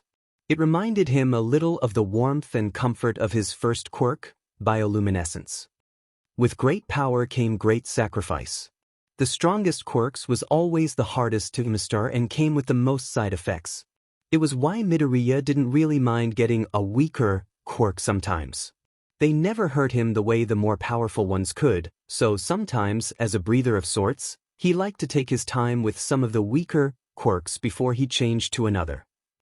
The doctor didn't seem too interested in testing the limits of this quirk and was more focused on the limits of his actual quirk. Midoriya had to admit he felt the same way. It seems that the previous hypothesis was actually correct, and you cannot choose your quirk, after all. The doctor made another addition to his notes, before he hummed thoughtfully. Perhaps we ought to look at this from a different angle. You cannot choose what new quirks you change into, however, is it possible for you to access the old quirks you have already changed to? An intriguing possibility full of potential if it were true. Just thinking about the quirks he'd possessed before filled him with want. There were some quirks he missed already. Like his bioluminescence. Sure, glowing skin didn't exactly make for a powerful quirk fit for a pro-hero, but it was his first quirk and in many ways his most precious. Especially now, with his current skin-transforming quirk. Almost in agreement, he found his skin shifting to the same shade of light green as his old glow. It wasn't quite the same though, and the difference made him miss it all the more. Now that he knew what to do and he was a bit more used to it, it didn't quite as much time or effort to conjure up the feelings of want for a new quirk. On the day he thought he first got his quirk, Midoriya Izuku smiled so brightly he rivaled his glowing skin. He'd bounced with excitement, staring at his own hands with fascination. He'd loved his quirk. When he opened his eyes, his skin was no longer a pale shade of green, but it wasn't glowing either. It didn't work, he realized with disappointment. So he couldn't choose quirks he'd changed to accessed in the past. For a moment, the disappointed dampened his mood enough he didn't even bother trying to figure out what his quirk did change into. As the doctor spoke up about testing him again to find out, however, he felt his mood lighten. Perhaps he would not be able to have his old quirks again, but he had new ones. It took a bit of testing to figure out what his quirk was this time. Once again checking his heart rate and ear canals netted nothing. But when the doctor tested for his reflexes, his feet responded by releasing a jet of air that sent one shoe into the wall and another smack dab into the doctor's face. Midoriya had nearly fallen off the chair from the force of the sudden gust coming from his feet as well as his flustered apologies when he saw what happened. His mother was similarly apologetic, but the doctor waved them off, more interested in quirks than in the red mark now on his face. Though, he did remark that perhaps it was also time for Midoriya to leave soon, so maybe it did affect him. Regardless, they had ended up spending quite a long time at the office already. The doctor did have him run a few tests with his new quirk, dubbed Hover Feet, enough to determine that he could release jets of air from his feet which allowed him to hover in the air. It was quite hard to control though, as Midoriya had nearly crashed into several things when trying it out, and he could only maintain it for short PRDS of time. Closer examination also revealed that there were tiny holes in his feet, which were quite sensitive when poked at. It was an interesting enough quirk, but not half as interesting as his actual quirk, which they made future appointments to discuss further. The doctor seemed a little too interested perhaps, as his fascination was only exceeded by Midoriya's, but Inko figured just a few more sessions wouldn't do any harm. It would do a lot of harm. On a lot of people, including Midoriya. But they would only find that out much later on. Knowledge was a kind of power too, and even if it weren't, Midoriya was the type to obsessively find out as much as he could about something just because it interested him. Now he knew that his true quirk was Quirk Change, and he could change his quirk at will, but he couldn't choose what it would be. There seemed to be no limitation on the kind of quirk he could change to, seeing as he'd ended up with mutation quirks before, which were usually found at BRTH, as well as transformation and emitter-type quirks too. He seemed to have no limit on how many times he could change either, but that wasn't certainty yet seeing as he'd changed less than a dozen times so far. There were still so many things he didn't know about his quirk. Because no one had ever been born with Midoriya's quirk before, no one knew all the rules. So Midoriya would have made it all up as he went, researching his own quirk with the fervor he previously reserved for his pro-hero research, worship. Perhaps this would have been a daunting challenge to someone else. But Midoriya wasn't quite everyone else, even before his quirk proved it. So, despite a few bruises from crashing into a wall thanks to his new Hover Feet quirk, when Midoriya left the office he was all but beaming and babbling excitedly at his mother about all the possibilities his actual quirk brought him. Midoriya Izuku had always dreamed of being a hero like All Might. With Quirk Change, he would make it come true. The next day, Midoriya went to school with his thoughts still focused on his current Hover Feet quirk. He'd gotten in as much practice as he could last night, and while he still couldn't control it perfectly, it was much better than when he tried it at the doctor's office yesterday. Even though it was kind of unwieldy and he tended to crash or flail about more than actually hover as intended, there was no denying how cool the sensation was when he managed to succeed and he was actually in the air. There were few things in the world that could be more awesome than the feeling of flying, he thought giddily. Nothing except perhaps his true quirk. Even now, Midoriya could hardly believe he'd really somehow been given with such a gift. He could essentially have any and possibly every quirk in the world. Sure, he couldn't choose what it was, but that was half the fun. Besides, he could easily change any time he wanted if he didn't like the quirk he ended up with, so it wasn't really as terrible of limitation as it seemed at first. More he thought about it, the more amazing his quirk seemed. Thanks to his quirk, he had been able to glow in the dark, change his body into RBB, have acid spit, and now hover in the air. Who knew what else he'd be able to do? Part of Midoriya was excited to find out, but he didn't feel too much of a rush yet, since he was still enjoying his current quirk. He kind of wished he'd had more time with his acid spit quirk too. Now that the initial excitement and experimentation involved in finding out his true quirk had passed, he realized he really didn't want to keep changing so quickly if he could help it. He needed at least a week or two to properly analyze and enjoy a quirk, maybe longer. Midoriya had always loved quirks, and loved figuring them out especially, after all. With that in mind, he decided to practice his hover feat just a bit more. You weren't supposed to use your quirks out in public without a license, but that law tended to be pretty lax for children, who were generally still getting used to using their quirks. Still, it was best not to get caught at all if you could help it, he thought, as he headed down a side road through a residential street where there seemed to be no one around. Because his hover feat worked by releasing air from holes in the soles of his feet, he couldn't really use his quirk with his shoes or socks on. So he had to go barefoot first, quickly stuffing his All Might socks and sneakers in his backpack, once he found a good enough spot. He bent his knees a little, trying to get himself as balanced as possible before he activated hover feat. As he'd figured out last night, this made it easier to keep his balance once he started rising in the air. It took a little concentration, but once he willed it, jets of air quickly shot out from his feet, lifting him right into the air. His heart pounded hard in his chest, and he struggled to maintain his balance as he continued to rise. From his experiments so far, he'd found that keeping his arms out and swinging to correct his course while keeping his legs as still as possible was his best option. Of course, inevitably he'd end up swinging his hand out too hard or his foot would shake and he'd end up flailing about in the air, trying desperately not to crash into anything. He'd gained quite a few new bruises since yesterday when he didn't quite manage to turn off his quirk in time. Still, when he managed to get himself to just the right position and hover weightlessly in the air, it was truly amazing. He was really only able to produce enough air to make him rise about 5 feet or so off the ground, but that was still pretty high, especially considering it was essentially about his height, so it was like he was twice as tall when he used hover feat.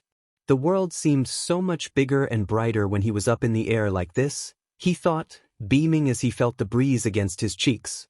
He had hoped that maybe this time, he would be able to make this stay this way just a little longer than last time. Yeah, that wasn't going to happen. Not that Midoriya would be much surprised. For someone who basically relied on luck most of the time for his quirk, he had some seriously unlucky timing way too much. Deku? The sudden shout startled Midoriya enough to make him lose his focus and make him flinch. A particularly disastrous combination when one was using his quirk to float 5 feet in the air. Balance lost, he was now forced to flail wildly in the air, his feet still releasing jets of air that were now pushing him in all sorts of directions, including straight towards the source of the noise, one shocked Bakugo Katsuki. He was headed straight for him, and there was no time to SW course. Not that he could even if there was, because his control was still terrible and panic made it about 100 times worse. Completely on instinct, Midoriya managed to shut his hover feat off just before impact. The jets of air, as some kind of built-in safety function maybe, slowly dissipated, typically allowing him to gently float back down without hurting himself. This time, it managed to make it so that instead of crashing right into the other boy hard enough to break something, it managed to make it so that he crashed hard enough just to bruise instead. Even so, the force of his sudden fall was enough to send them both tumbling hard to the ground in a tangle of limbs. "Oh wow," Midoriya ummed out in pain, his head still whirling from the impact. An answering groan from just below him quickly brought him to his senses, however. Kacchan, are you okay?" His eyes widened to saucers as he immediately tried to get his weight off the blonde. Unfortunately, his balance was still pretty off after the fall and using hover feat all this time, so he ended up tumbling back down to the ground when he attempted to stand on his shaky legs. At least he hadn't landed back on Kacchan. Speaking of, the explosive boy was now getting up too, with much more success than Midoriya too. Gritting his teeth against the pain, he glared right at the green-haired boy, making him flinch. Sorry about that, Kacchan," Midoriya quickly apologized as he explained in a rush, "I didn't mean to. I would have tried to change directions but I still can't control it that well, and I probably would have made things worse. It's a good thing I managed to shut it off before I crashed or it would have hurt a lot more." "Deku, I don't care about you crashing into me." Kacchan interrupted him with a frustrated huff, before he growled impatiently, I care about the fact that you were effing flying in the first place. Oh, that. Midoriya said in a small voice. Yeah, that, he retorted with a roll of his eyes before shaking his head. What the hell was that, Deku? Last night, in between experimenting with hover feet and thinking about his true quirk, he'd wondered about how would everyone react when they learned what his quirk really was? Well, thinking about it, the most likely answer was probably something like what happened last time his quirk had somehow changed. Many of the kids from his old kindergarten class had gone to different schools, so most only knew him as having RBB body for a quirk. That meant it would probably be even more shocking. After all, if he could hardly believe it still, even after everything that happened. Even now, Midoriya was pretty shy around other kids, and didn't feel the most comfortable with attention, so he wasn't looking too forward to getting crowded and asked 1,000 questions. But he'd liked the feeling of everyone admiring him and his quirk. Though it made him blush like crazy with embarrassment, it had still been really nice to be someone that people looked at like that. Normally, he was the one looking at people with such starry eyes. Naturally, thinking of that, his thoughts quickly shifted to Bakugo. His relationship with Kacchan was complicated. They had an easy friendship as toddlers with a shared love for heroes, and All Might in particular. But things had changed once Bakugo developed his quirk while Midoriya remained quirkless, and then appeared out to have only a weak glowing skin quirk. He didn't like to think about those times. After he'd changed his quirk to RBB body, Kacchan had actually started treating him like they were friends again.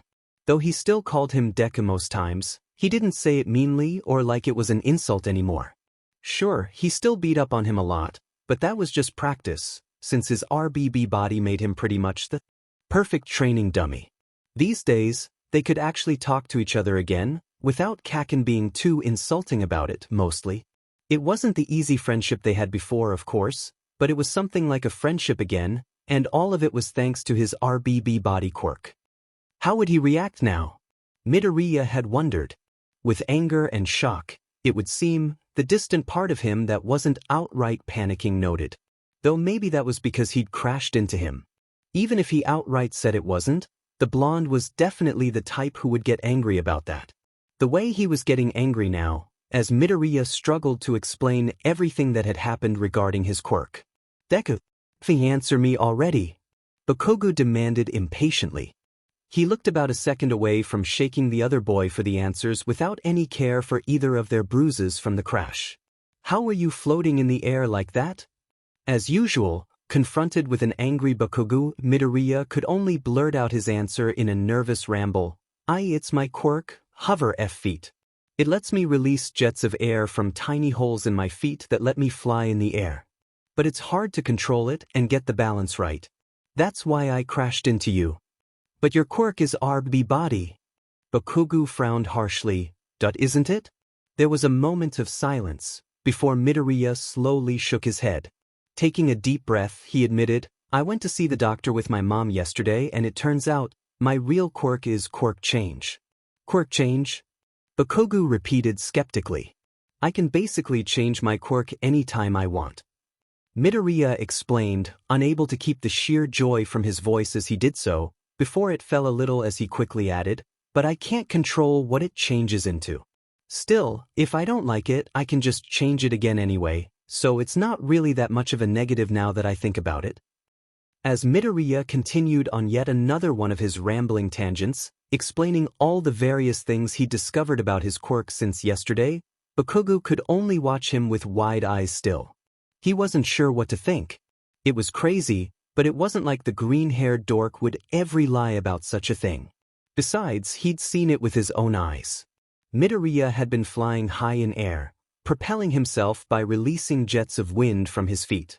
There was no way he could have done that with just his RBB body quirk. Not to mention, it had already happened once, after all. Before RBB body, Deku had a useless skin-glowing quirk he couldn't even remember the name of. But he did remember the day it had changed to something else. He could hardly forget it, but over time, he'd let the memory fade into the background. Somehow, he'd sort of convinced himself that the first quirk Deku had gotten was some weird mistake or something, and when he'd ended up with RBB body instead, it was just nature correcting its course or something. He hadn't really thought too hard about it. All that mattered was that Deku wasn't so useless anymore, and he could maybe even be his sidekick or something. His RBB body quirk had made him very useful as a sparring partner after all. Bakugo wasn't sure how to categorize this new Deku with this weird quirk he had never heard of before.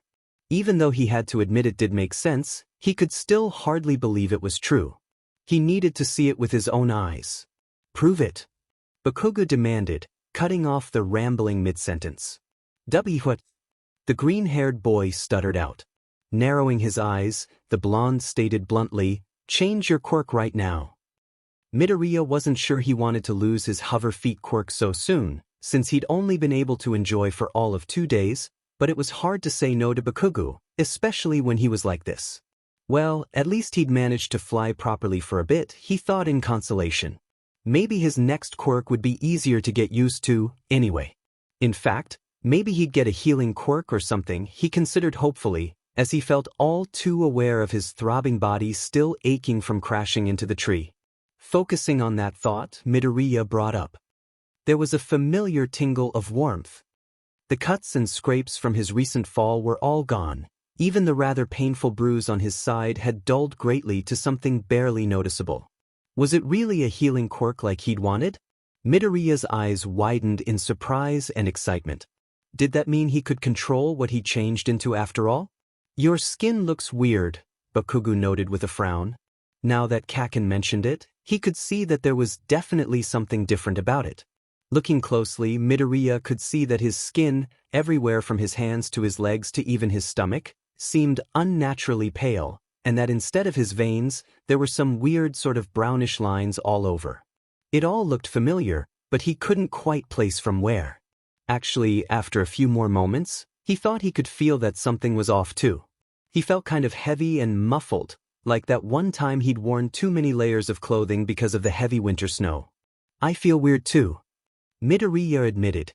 "I feel heavier?" It was hard to explain the sensation properly. Clearly his new quirk was a mutation type that had changed his skin, and possibly his inside too, he thought, into something else. Bakugo gave his arm an experimental poke, quickly noting, "It's hard, like a rock, and kind of cold." "Hard, rocky, and cold?" Midoriya hummed thoughtfully for a moment, before his eyes widened in realization. "Oh, it's marble, I think. Like the kind in the kitchen counter." "So your new quirk is marble skin?" Now that he had some idea of what it was, Midoriya was nodding eagerly, already considering the possibilities. "Yeah, that means I can take a lot of damage. Then, since marble is really hard and strong. The fact that my scratches disappeared probably proves that. My bruises have lessened too, though I still feel a bit sore. Actually, I think all my feelings have sort of lessened in general." Midoriya's mumbling became nearly inaudible as his excitement ratcheted, and Bakugo could only roll his eyes, before calling out, "Deku, there's only one question you need to answer." Before Midoriya could ask what he meant, the blonde's hands exploded in a shower of fiery lights and his face split into a feral grin.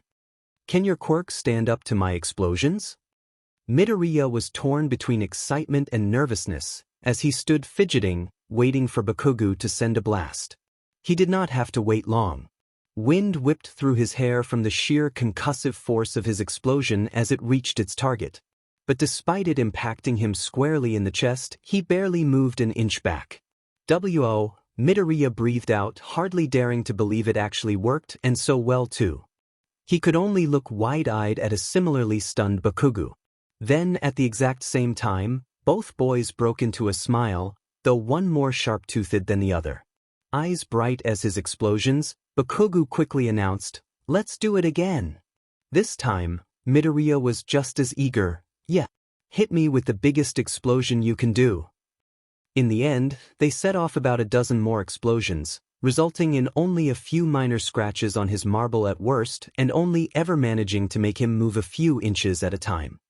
His uniform, on the other hand, had not been quite as indestructible, and the cloth was looking pretty dirty and singed by the end of their little experiment. Bakugo was looking roughed up too, seeing as he'd been hurt during Midoriya's fall from his hover feet failing, and he hadn't exactly been able to heal himself by changing his quirk after. His uniform was also rather dirty from hitting the ground too, though at least it hadn't been hit with any fire. Basically, both of them looked like they had gotten into a huge fight with each other, except for the fact that they were both grinning widely at each other. Or, well, smirking in one spiky blonde's case. His relationship with Kacchan was one with a lot of highs and lows. A lot more lows than highs, if he was being completely honest. But this moment, where the two of them were just two young boys united in their excitement over their quirks and their dreams as future heroes, this was one of the highs.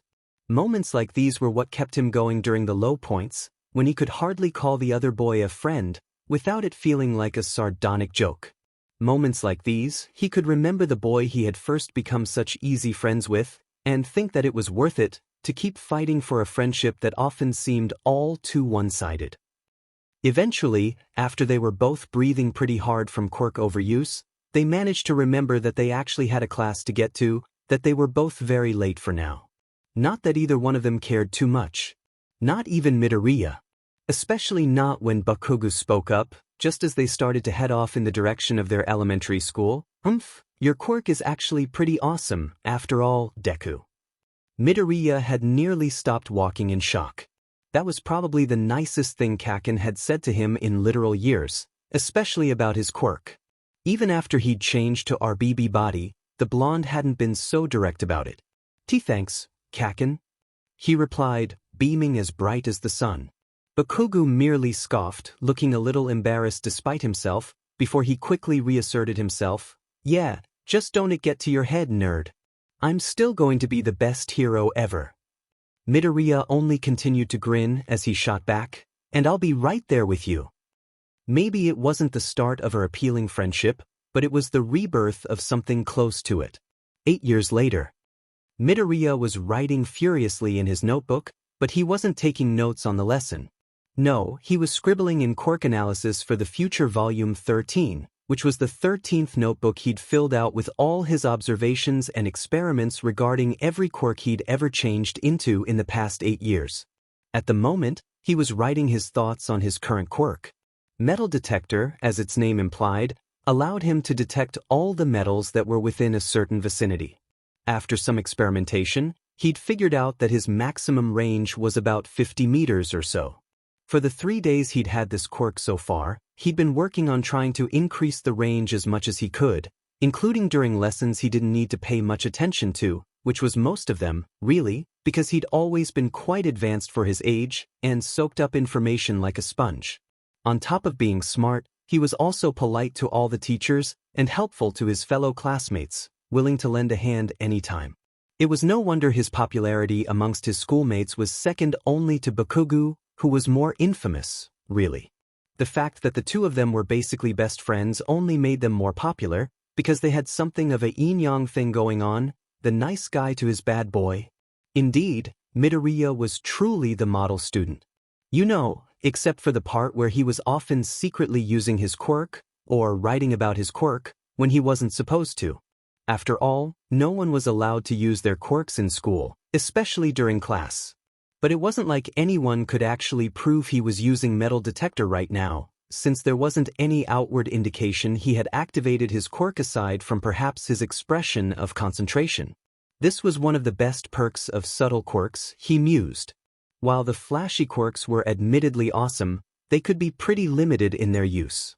He couldn't exactly use a quirk like Bakugo's just anywhere or anytime, the way he could something like metal detector. Through metal detector, he could sense all the metal that was in the classroom, from the belt buckle on Kacchan's breathes, to the metal pencil case a few seats forward, to the braces of the kid in the back. If he widened the scope of his senses, he could even see the metal of the microscope being used in the laboratory in the room above, or the frying pan and the spatula being used to fry the burgers for lunch in the kitchens below. He could see it all, even with his eyes closed. So, in theory, as long as someone had any kind of metal object on them, he could essentially pinpoint their location through that. If he combined that fact with some kind of weapon or support item, it could prove to be a valuable asset, he thought, with a satisfied smile to himself. Seeing as it wasn't a powerful or offensive quirk, Kacchan didn't think was very useful or cool. As usual, he thought the green-haired boy should immediately switch to a better quirk when he got a dud, as he called it. But Izuku liked to try out every quirk, no matter what it was, for at least a week to try to get all the possibilities out of it. He was a firm believer that there was no such thing as a useless quirk, if you just knew how to apply it. Yeah, okay, he might have still had some old issues from the time when he thought he was quirkless or just had a skin-glowing quirk, but the point was still true, mostly. Even a quirk like metal detector could do great things. Already, he was brainstorming ways he could apply it to hero work. Izuku could immediately identify where knives or any other metal weapons were located, and thus, be able to prepare for concealed weapons or attacks coming from his blind side. If there was a bomb hidden in a building, he could pinpoint its metal components and thus its location immediately. In the case of a building collapse, he could see the building's skeletal steel structure and conclude where its weakest points were. He quickly scribbled each potential scenario as it came to him, automatically turning off metal detector as he did so. While it wasn't as draining to use as more powerful quirks, it did require some focus to keep up, and it was especially hard to do so when he was also concentrating on his writing. Also applying to UA, aren't you? So lost in his notes and the possibilities of his current quirk, Midoriya nearly missed the teacher calling his name. He startled to attention just in time to hear the end of his words. Before the green-haired boy could say anything, however, Kacchan answered for him, voice full of confident swagger as always, "Of course he is." The rest of the class didn't even wait for his actual answer as they started chiming in. "Oh, if it's Midoriya, he'll definitely get in. He's got the grades and the quirk. Yeah, with a quirk like his, there's no way he can fail. After all, he can literally just keep changing quirks till he finds the right one."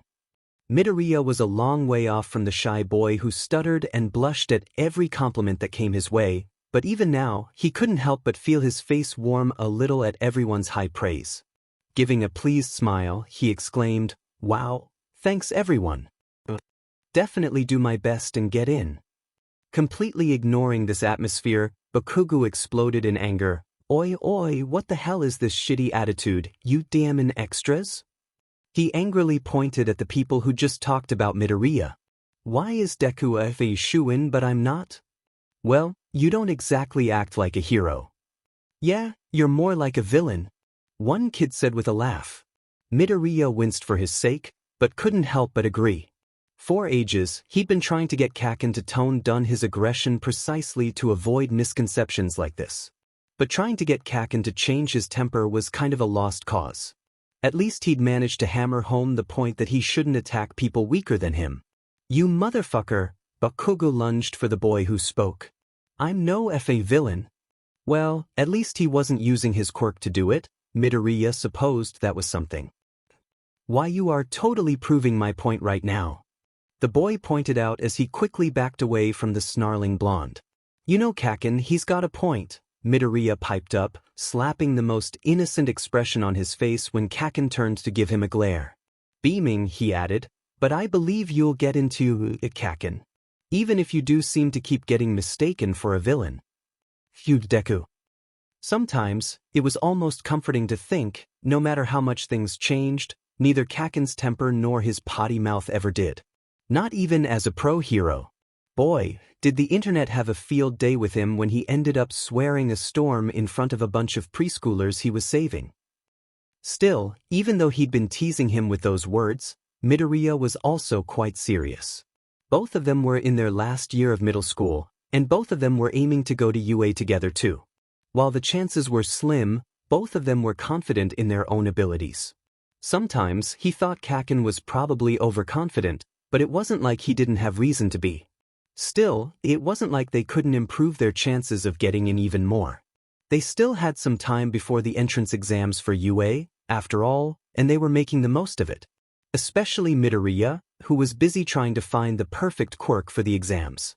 Despite his classmates' words, he thought it was too risky to activate Quirk Change in the middle of the exams, because he couldn't control what he'd change to, after all, and it was all too likely he'd end up with a useless quirk, or worse, a dangerous quirk he had no idea how to properly use. Sure, he could always just change to another quirk if one was a bust, but it wasn't like that helped the fundamental problem. Most of them only saw him on school days, usually after he'd already managed to get a handle on whatever new quirk he had that week.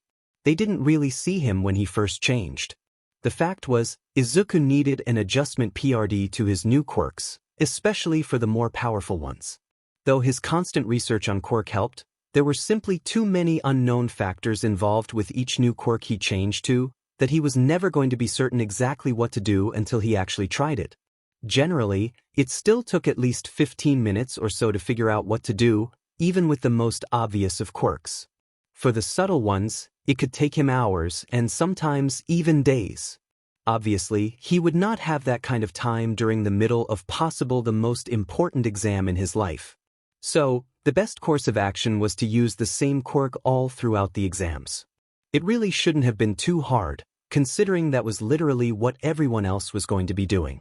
Even Kacchan, though he'd likely improve his quirk by quite a bit before then. He was doing some kind of secret training for the entrance exams too.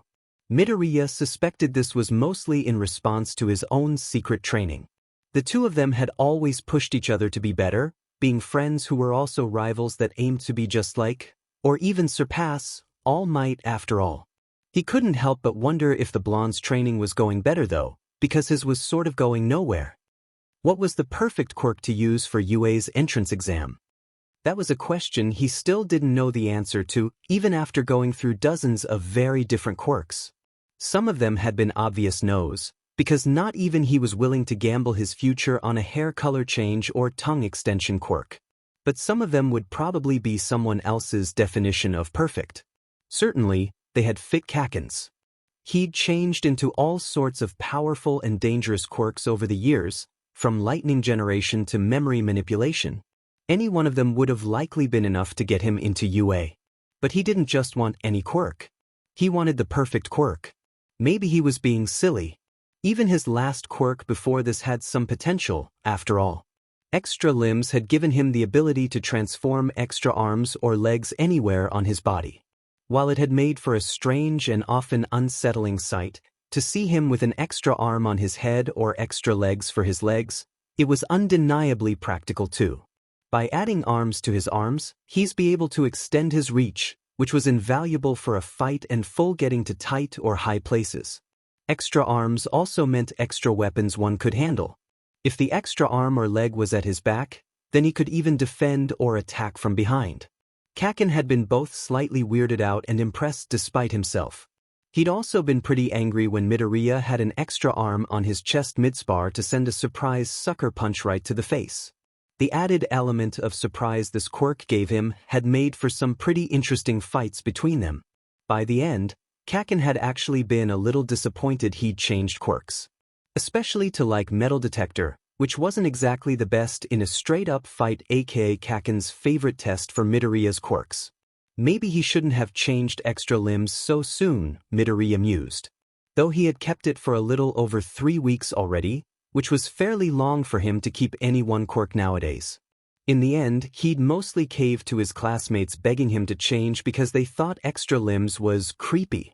He'd been a little insulted by that, and half tempted to keep his quirk just to be contrary.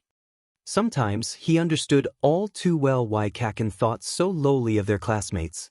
Not all quirks were created equal. Midoriya knew that well, better than most. Thanks to the unique circumstances of Quirk Change, he'd experienced both ends of the spectrum, and everything in between, after all. Especially with strangers who didn't know what his true quirk was, he'd experienced people giving him fearful looks, muttering disparaging remarks, doing double takes, and more, depending on what quirk he had at the time. Midoriya hated it.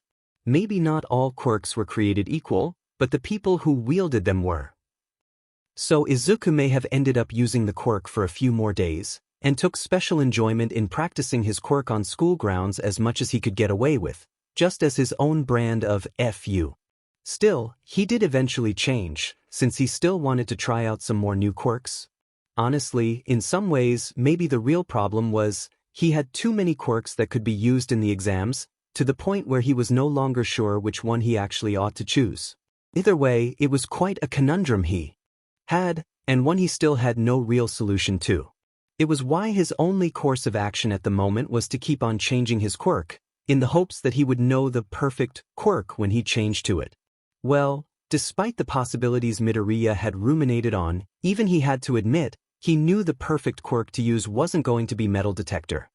If Midoriya really wanted to get serious about this, he was probably going to have to start considering changing quirks more often. At least, for the ones that he was obviously never going to end up using for the exam. As of now, he was on his third day with metal detector as his quirk. If he followed his usual schedule, he still had 4 whole days to go. He wondered if maybe it was time for him to forego his usual strategy and change quirks today. The dilemma stayed on his mind all the way until the bell rang for the end of the day, and he still had no firm answer.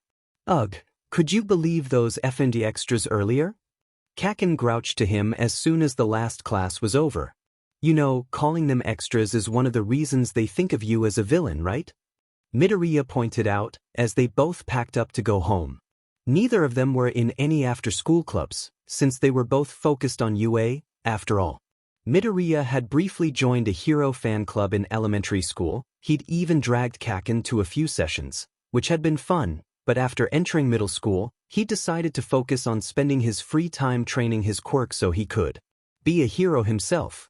Kacchan had never bothered with any of it, with his antisocial tendencies and all. Whatever, I am calm like I seem.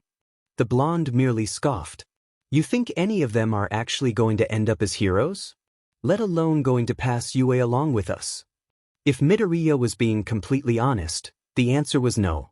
Sure, most of them claimed to want to be heroes, but none of them actually tried all that hard to make that happen for them, so he didn't think any of them were really serious about their claims.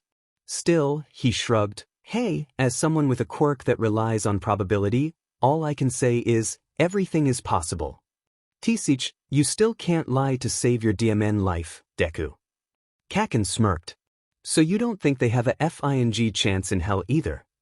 The green-haired boy didn't reply this time, only rolling his eyes and changing the subject, as they walked out of the classroom. Did you hear about MT Lady's debut this morning? Who the F is that? Kacchan asked, frowning. She's a new hero with a gigantification quirk. I saw her fight along with Kamui Wood on my way to school earlier today. It's all over the net. Midoriya took out his phone, scrolling a bit for a moment before showing the other boy the screen. It was a news story about the incident, showing a picture of MT Lady in all her giant glory at the very top of it. Seriously? How the hell did I miss that?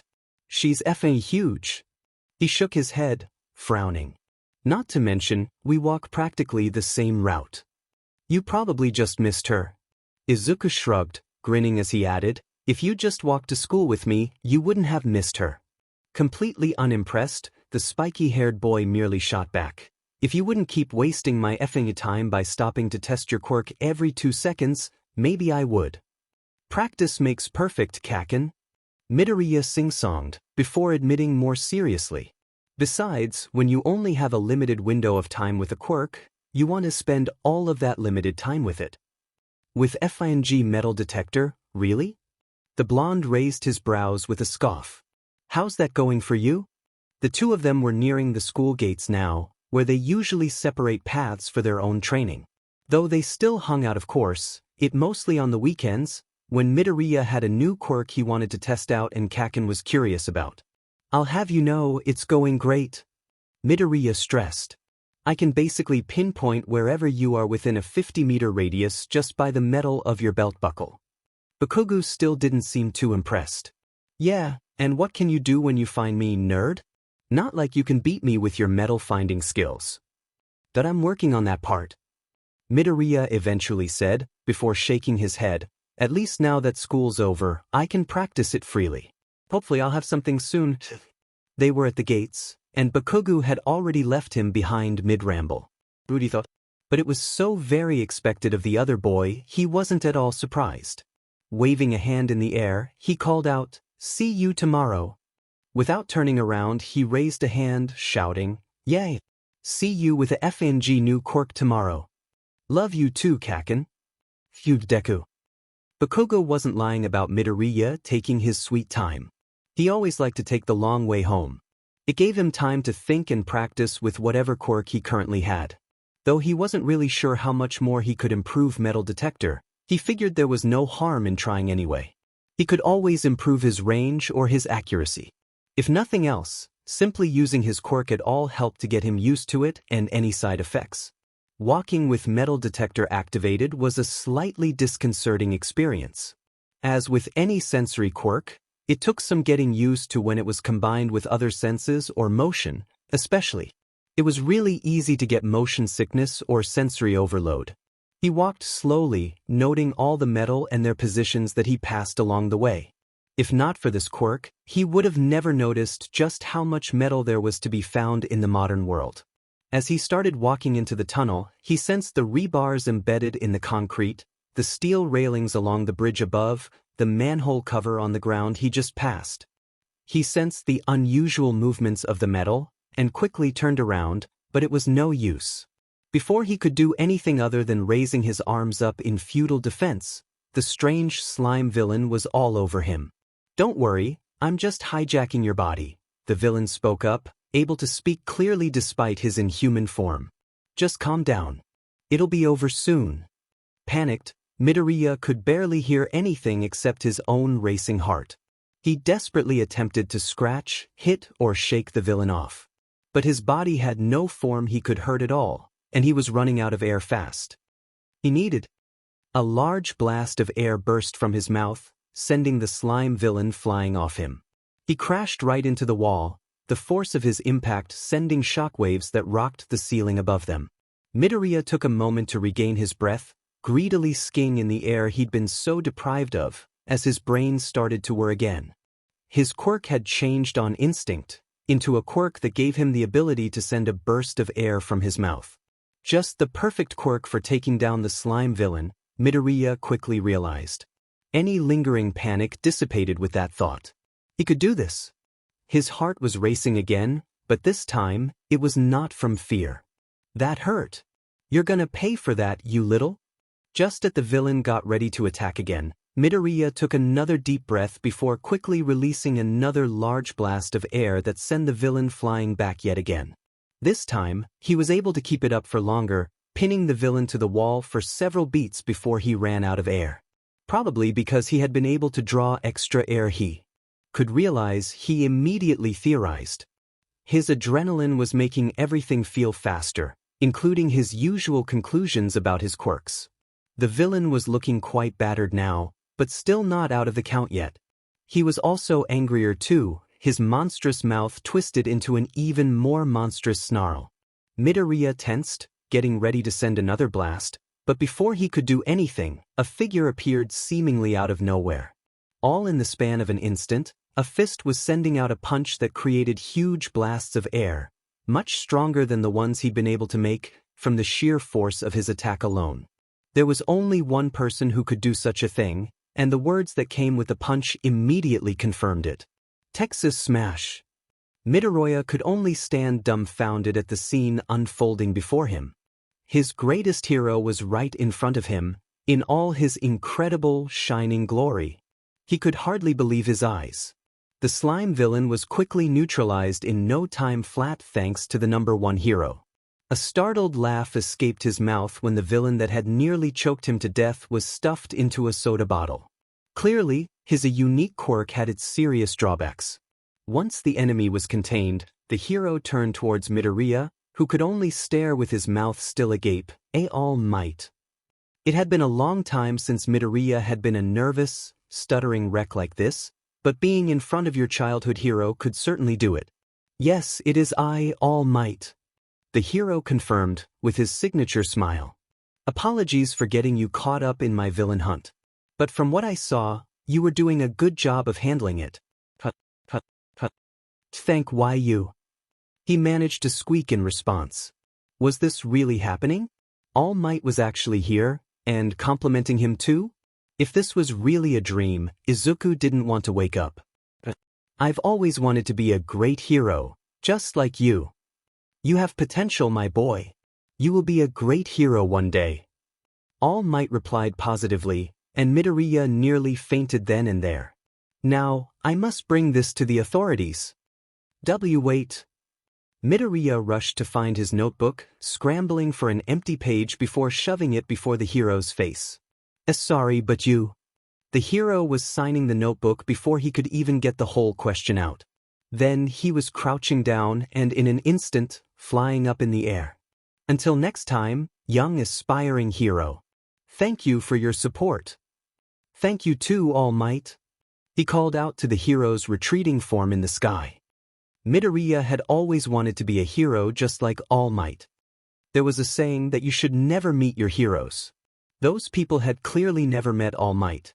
After meeting his hero, Midoriya was more determined than ever to achieve his dreams, so he could live up to the man who inspired him so greatly. If All Might believed he could become a hero, after all, how could he possibly disappoint him? After that incredible encounter, Midoriya didn't bother taking his usual sweet time to move, and basically ran all the way back to his neighborhood. He wasn't going home, however, but to another house. That was basically his second home anyway. It wasn't until he was eagerly knocking on the Bakugo residence's main door that he realized Kacchan might not have even been home yet. He probably should have called first. Or at least texted. Just as he was bringing up his phone to ask the other boy where he was, however, the door swung open. As luck would have it, it was Kacchan himself was the one who answered the door. Deku? What the F are you doing here? Despite the swearing, he looked more confused than annoyed at his presence. Did you decide to change your shitty quirk after all? Well, yes, actually, now that you mention it, Izuku paused, seemingly only realizing it then. But who could blame him for being distracted? But that's not why I'm here. The blonde was beginning to look interested despite himself. Oh yeah, what happened? Excitement was making him bounce on his feet. Face breaking out into a giddy smile, he began, Kacchan, you'll never believe it. He quickly launched into the story of what happened, mostly focusing on the part where he'd met their childhood hero in the flesh, in action, and then somehow got his approval, all in one fell swoop. You, what? Kacchan exploded in disbelief. His eyes were bugging out of his head as he accused, you have got to be effing with me. If the green-haired boy weren't so excited, he would have found it funny. Actually, he still found it kind of funny. With a small laugh, Midoriya showed him the notebook with All Might's autograph as proof. Grinning smugly, he said, Here. It's totally his handwriting and everything. What the F dash, Deku? Kacchan frowned. Why does all the cool shit only ever happen when I'm not effing you around? He only shrugged, suggesting, hey, my quirk is based on luck, after all. So, maybe I'm a lucky guy even in other areas too. Sure, Midoriya's quirk pretty much always relied on luck, but he'd never felt luckier than when he'd somehow managed to survive a villain encounter, see All Might in action and even gain his approval in a way. This wasn't just some good luck, it was great luck. Best luck he'd had in ages, really.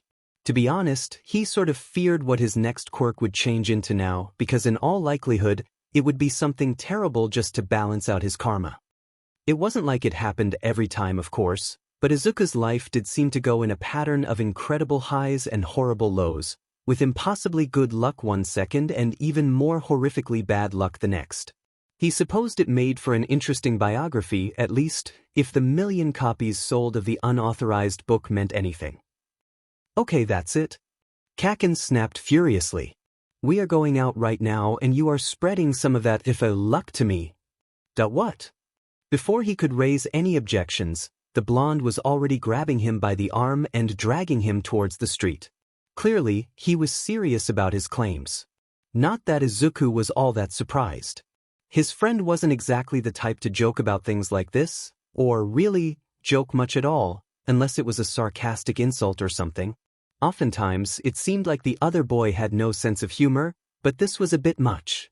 Shaking his head, he pointed out dryly, Kacchan, you know I was kidding, right? I'm effing not. He replied. Izuku only gave a long-suffering sigh that was more put on than anything. He didn't really mind as much as he pretended to. After all, he'd need to be outside to practice his new quirk anyway. Unsurprisingly, despite roaming nearly all of Mustafa for the rest of the day, and quite well into the night, they encountered nothing more exciting than a stray cat furiously hissing at Kacchan when he managed to accidentally step on its tail. Why the F is nothing happening? Kacchan was screaming out to the heavens, sending explosive blasts up to the sky as though he could somehow fight fate into giving him something cool to do. Midoriya could only roll his eyes and stifle a laugh. Because that would almost certainly lead to a fight, and he was still busy working out the KNKS to his new quirk. Hurricane Breath, as he decided to call it, was definitely powerful. Maybe too powerful even. He quickly realized that if he wasn't careful, he could cause literal hurricanes that were strong enough to uproot trees and break apart brick walls. Thankfully, he also realized he could use one blast to essentially cancel out the other by reversing the direction he sent it in. As usual with more powerful quirks, fine control was a bit of a struggle. He had a hard time sending a concentrated blast right where he wanted, at the appropriate strength level. So, while he could easily create a blast that blew off all the leaves on a tree, he couldn't quite so easily do the same to merely pick off a single fruit on it. Still, it was something that could probably be remedied with more practice. He was already brainstorming all sorts of training exercises he could do. Maybe he could try to keep a water balloon in the air without popping it? The fact that he'd end up wet if he failed would greatly incentivize him to work hard on it, outside of simply wanting to get better. Maybe he could try to hold his breath as long as he could before using his quirk? As he'd hypothesized during his fight with the villain, the more air he exhaled in before he released, the bigger the blast and the longer it lasted. If he exhaled at any point before he blew with his quirk, it didn't count though. By sking air in for nearly a minute, he'd managed to create the tornado that had accidentally smashed one of the walls at the edge of the park before he could manage to cancel it. So far, that had seemed to be his upper limit. His lower limit was still unknown and needed to be further tested. Would you shut the F up already? His train of thought was interrupted abruptly by Kacchan's shouting. An all too typical occurrence over the course of their long friendship, really. By not, he was too used to the other boy to be fazed by the shouting, or his rudeness, really. But that didn't mean he didn't keep trying to educate his friend on his poor manners. Really, Kac? Do you have to be so rude? Midoriya scolded, shaking his head. And such language too. So, maybe half of the time he was just messing with the other boy, but the other half he was totally trying to get him to clean up his image so he could be a better hero, really. Yeah, that was a blatant lie. It was more like maybe only 5% of the time, if that, when he was actually earnest about his efforts to get Kacchan to change. Because really, not even he was that crazy. Thanks to his quirk, he may have often looked at impossible odds and gambled anyway. He may or may not have a bit of a problem, but not even he was willing to bet on the chances of Bakugo actually taking any of his advice to be nicer. Stop with me, you a-hole. Bakugo growled, inadvertently proving all his points. And fight me already. Angry red eyes were staring daggers at him. Kacchan had clearly given up on fighting the heavens and settled for fighting him instead. Izuku wasn't surprised. Honestly, it was more of a wonder that it had taken until now. He'd expected this to happen long before sunset. But maybe Kacchan had wanted them to fight against the backdrop of the setting sun. The blonde did have such a flair for the dramatic after all. Then again, Izuku did too. Am I really the a-hole between the two of us? Midoriya couldn't resist pointing out, right before he dodged a smoking fist from the blonde. You know, I never actually agreed to fight. Like I said, Deku, you're a shitty effing liar. Bakugo shot back, as he lit his fists with several explosions. He had a wild-looking smile on his face. An outsider would probably be disturbed to see it, especially if they knew that this was what he looked like when he was giddy with happiness and excitement. Izuku only grinned with a slightly manic edge to his own lips, not bothering to reply, as he prepared to send his strongest blast by sking in as much air as he could. Boom! Strong winds and explosive blasts? Not a good combination. Especially not for the state of the poor park they'd chosen to stage their fight in. Fuck. Put it out. I'm trying. In hindsight, they really should have picked a better location for their fight.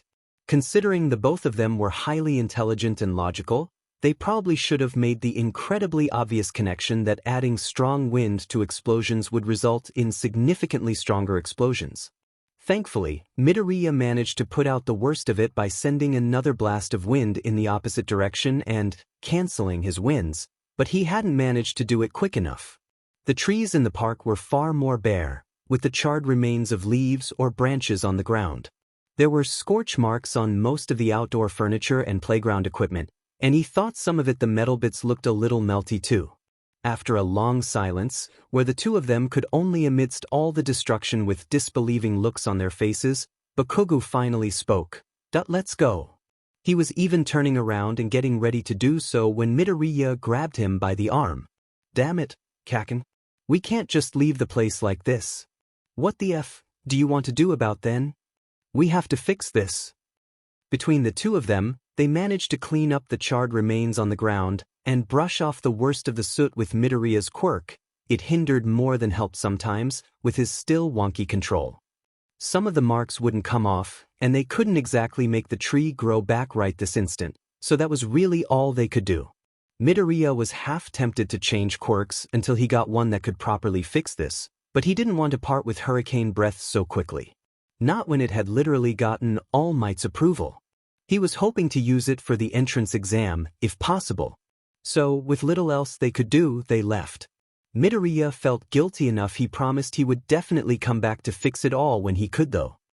Midoriya would eventually come back, many months later, when his quirk changed into Green Thumb, happily slapping his hands onto every tree in the park so they'd grow back every leaf they lost, and then some.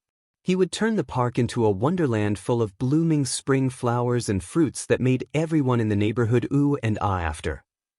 Aside from nearly burning down a park with their combined quirks, the rest of the night passed quietly, and so did the days after. Bakugo did start walking to and from school with Midoriya more, but nothing particularly exciting happened during these times, aside from his experiments with his quirk getting a little out of hand. On one memorable occasion he'd sneezed a little too hard and accidentally activated his quirk in the process, flying like 10 feet into the air, before he'd started falling. Thankfully he'd managed to slow down his descent with more blasts of air, but after that, he'd gotten a little obsessed with trying to fly using hurricane breath. It reminded him of the time he'd had hover feet, especially when he'd misjudged his distances once and ended up smacking into Bakugo. His friend was a lot less amused by this little recreation from Memory Land, but that was his default mood, really, so he ignored it easily. They did not try to fight each other with their quirks again though. At least, not until they found the right place for it. Neither of them were eager to get charged with wanton destruction of public property through illegal quirk usage, especially not when they were less than a year away from applying to the premier hero school in the country. Dagoba Municipal Beach Park. Once a appealing recreational area, it became more of a blight to the neighborhood thanks to the trash that had piled up. No one ever came by the place anymore, unless it was to dump more trash. Basically, the privacy combined with the close proximity to water made it the perfect place for them to fight. Or so Midoriya thought, anyway. It had taken the blonde a bit more convincing to go near such a trash dump. But the promise of a fight lured him in soon enough. It had been nearly 2 months since their destructive fight in the park, and Bakugo had clearly missed it dearly, if the uptick in fights he had with other people meant anything. Indeed, despite his grumbling about the smell and sight, his much more aggressive friend had all but exploded him as soon as he set foot on the beach. Literally. He'd been smiling like a maniac too. Maybe Izuku was a little bit crazy too, because he'd actually missed the sight of Bakugo high on a fight. In any case, Izuku managed to dodge the blast on pure instinct, and he sent a large blast of wind in retaliation, grinning his own version of a battle smirk as he did so. Dagoba Beach's mountain of trash became smaller that day, and every day thereafter, as their fighting made a literal firestorm sometimes that burned much of the pile to trash easily. In only a few months, Dagoba Beach went from being a horrible eyesore of a dumping ground to a largely clean training ground for them. Unfortunately for them, everyone else in the neighborhood had quickly noticed this transformation too, and more people were flocking to the beach to use it aside from them. Bakugo was disgruntled about it, but Midoriya wasn't as bothered. It sort of felt right to be able to help create a new public space, or return an old one to its former glory, anyway, after they accidentally destroyed the last one. Less positively, it wasn't like they really needed the place anyway, because despite his best efforts, he'd changed quirks again. Sometimes he really hated Quirk Change. All it had taken was a cold. While he didn't accidentally activate his quirk every time he sneezed, especially once he'd gained more control over it, he quickly found that being sick muddled his senses enough that he was quickly sent flying into the air on reflex every time he sneezed. Yeah, it got really old really fast after the third time he'd fallen hard enough to bruise, and the traitorous thought of how much he hated his quirk in that moment popped into his head. The familiar warmth of his quirk changing had blended in with his slight fever so much he hadn't realized until he was already better what actually happened. Midoriya kept hurricane breath for as long as he possibly could, fully planning on taking the entrance exams with the quirk All Might himself had given his approval on. In the end, he'd lasted 6 months. It was still the longest he'd kept any quirk in years. The only quirks he had kept longer had been his first quirks, before he even knew he could change, and a powerful telekinesis quirk that had been so much like a more powerful version of his mother's quirk, he'd held on to it easily out of sentimental value. In truth, considering all this, Midoriya wasn't really that surprised his quirk had changed. He was a little disappointed and slightly worried though. Now he had only 4 months left before the entrance exams, and no quirk to do it with. Well, except he had the quirk he changed into, he supposed. But somehow, he doubted the likelihood of passing with pen hands for a quirk. It was great for studying and taking notes though, and he took advantage of that to make his study guides for the upcoming written exam portion the best they could be. It was less great for fighting, and this definitely disappointed Kacchan. Though Midoriya did consider briefly the possibility of using his pen hands like knives to stab the other boy with, he quickly discarded this. It would probably be worth it just to see the look on his face when he tried it, but he'd probably get blasted with a face full of explosive hands next. Midoriya was a gambler, but not with those odds. Speaking of odds, with the benefit of hindsight, he realized that something about his quirk change during the fight with the villain was different from his usual ones. Just the perfect quirk for taking down the slime villain. What were the chances that he'd change to the quirk he needed, out of literally hundreds of thousands, to fight against the slime villain? Practically 1 in a million, really. Statistically, it had been much more likely for him to pull a useless quirk, or one that was powerful but unhelpful for that precise scenario. While he did believe in luck, this did seem to be a little too good to be true. He'd been close to passing out, likely dying as he ran out of air. He needed air. So his quirk gave him air. Was it possible that was really what happened? Was his quirk change not as random as he thought all this time? If that was true, then this could change everything. After a few months, however, he was growing very doubtful. Every change he'd gotten since Hurricane Breath seemed to be a nail in the theory's coffin, since it all seemed as random as ever, despite him literally begging for a specific quirk or need right before his changes. Had it really just been amazing luck after all? Midoriya couldn't quite believe it, but there was little else he could do. Clearly, even if his theory was true, he was not going to be able to prove it like this. In all likelihood, he'd only get to test it in a real battle scenario, when his stress and adrenaline levels were running high and he was truly desperate, like with the villain battle. 3 months left before the entrance exams, with still no quirk he could use, and his panic levels were beginning to soar to villain fight levels. Unfortunately, his quirk still refused to give him what he needed. All he needed was a quirk like Hurricane Breath, a powerful versatile quirk he could use in the entrance exams that would prove to everyone he was great hero material. Was that really too much to ask? Yes. He knew better than anyone how much quirks could matter, especially to an aspiring hero. As much as he hated quirk discrimination, as much as he liked to believe no quirk was useless, he could never truly deny the truth. Not all quirks are created equal. Only 2 months left, and Midoriya was getting desperate. He stopped waiting a week between changes. He wasn't even waiting days anymore. He was spending literally just enough time to figure out what his quirk was and then changing it as soon as he came to a conclusion, because he didn't like what it was. It went against all his instincts and philosophies to do things like this, but he was getting desperate, after all. You just need an offensive quirk. That was Kacchan's only advice. He'd thought the mutation quirk he'd changed into 2 weeks ago, where he'd essentially become a minotaur, his entire body changing to that of a bull and all its strength, had been good enough. He'd certainly been much stronger with minotaur body, but he wasn't only searching for strength in his quirks. Not to mention, mutation quirks were some of the hardest for him. They messed with his natural rhythm too much and took too long to get used to. Even then, there was always some tiny part of him that thought things were wrong, and that was the last thing he needed when he was focusing on passing the test of his lifetime. In a single week, he went through over 100 different quirks before he suddenly collapsed. Quirk overuse was the doctor's diagnosis. Unfortunately, this would not be the last time he'd end up in the hospital for such a reason. Even more unfortunately, he'd come with a lot of other injuries aside from the exhaustion caused by quirk overuse. A month and a half left until the entrance exams, and Midoriya's current quirk was X-ray eyes. It wasn't exactly a powerful or flash quirk, certainly nothing Kacchan would be too impressed by. But it was invaluable for surveillance and covert operations. He'd already proved that when he was able to see his mother crying about him and his recklessness to his doctor even through the doors. This would not be the last time he'd make his mother cry either.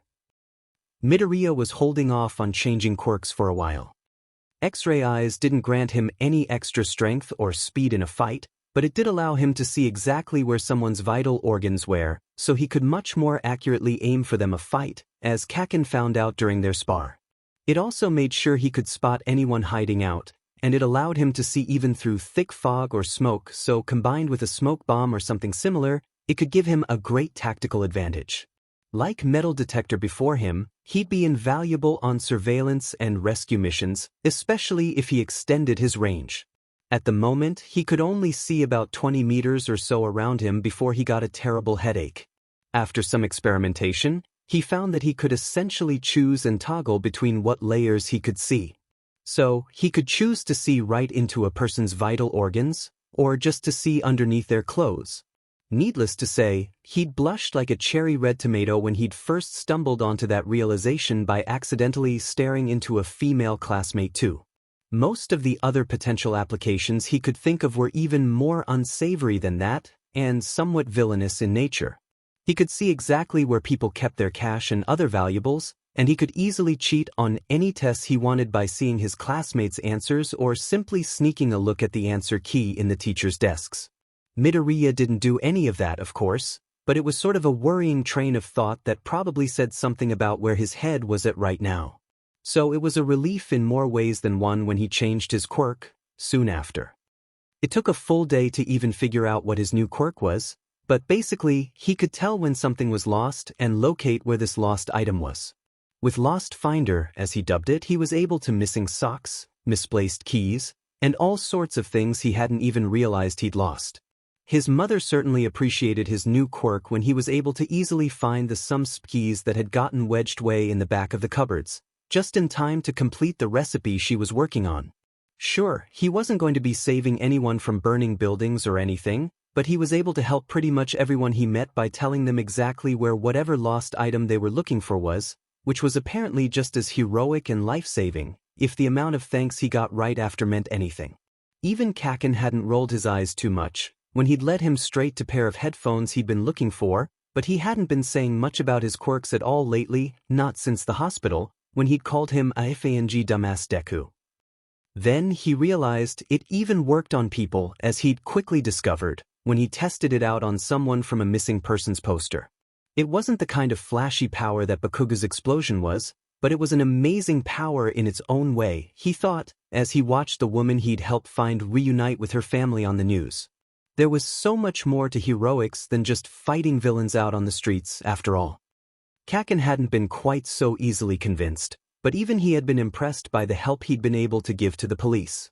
In his own Kacchan way, he'd given his approval anyway by telling him, "Don't think this means you're going to be a better hero with this head start, Deku.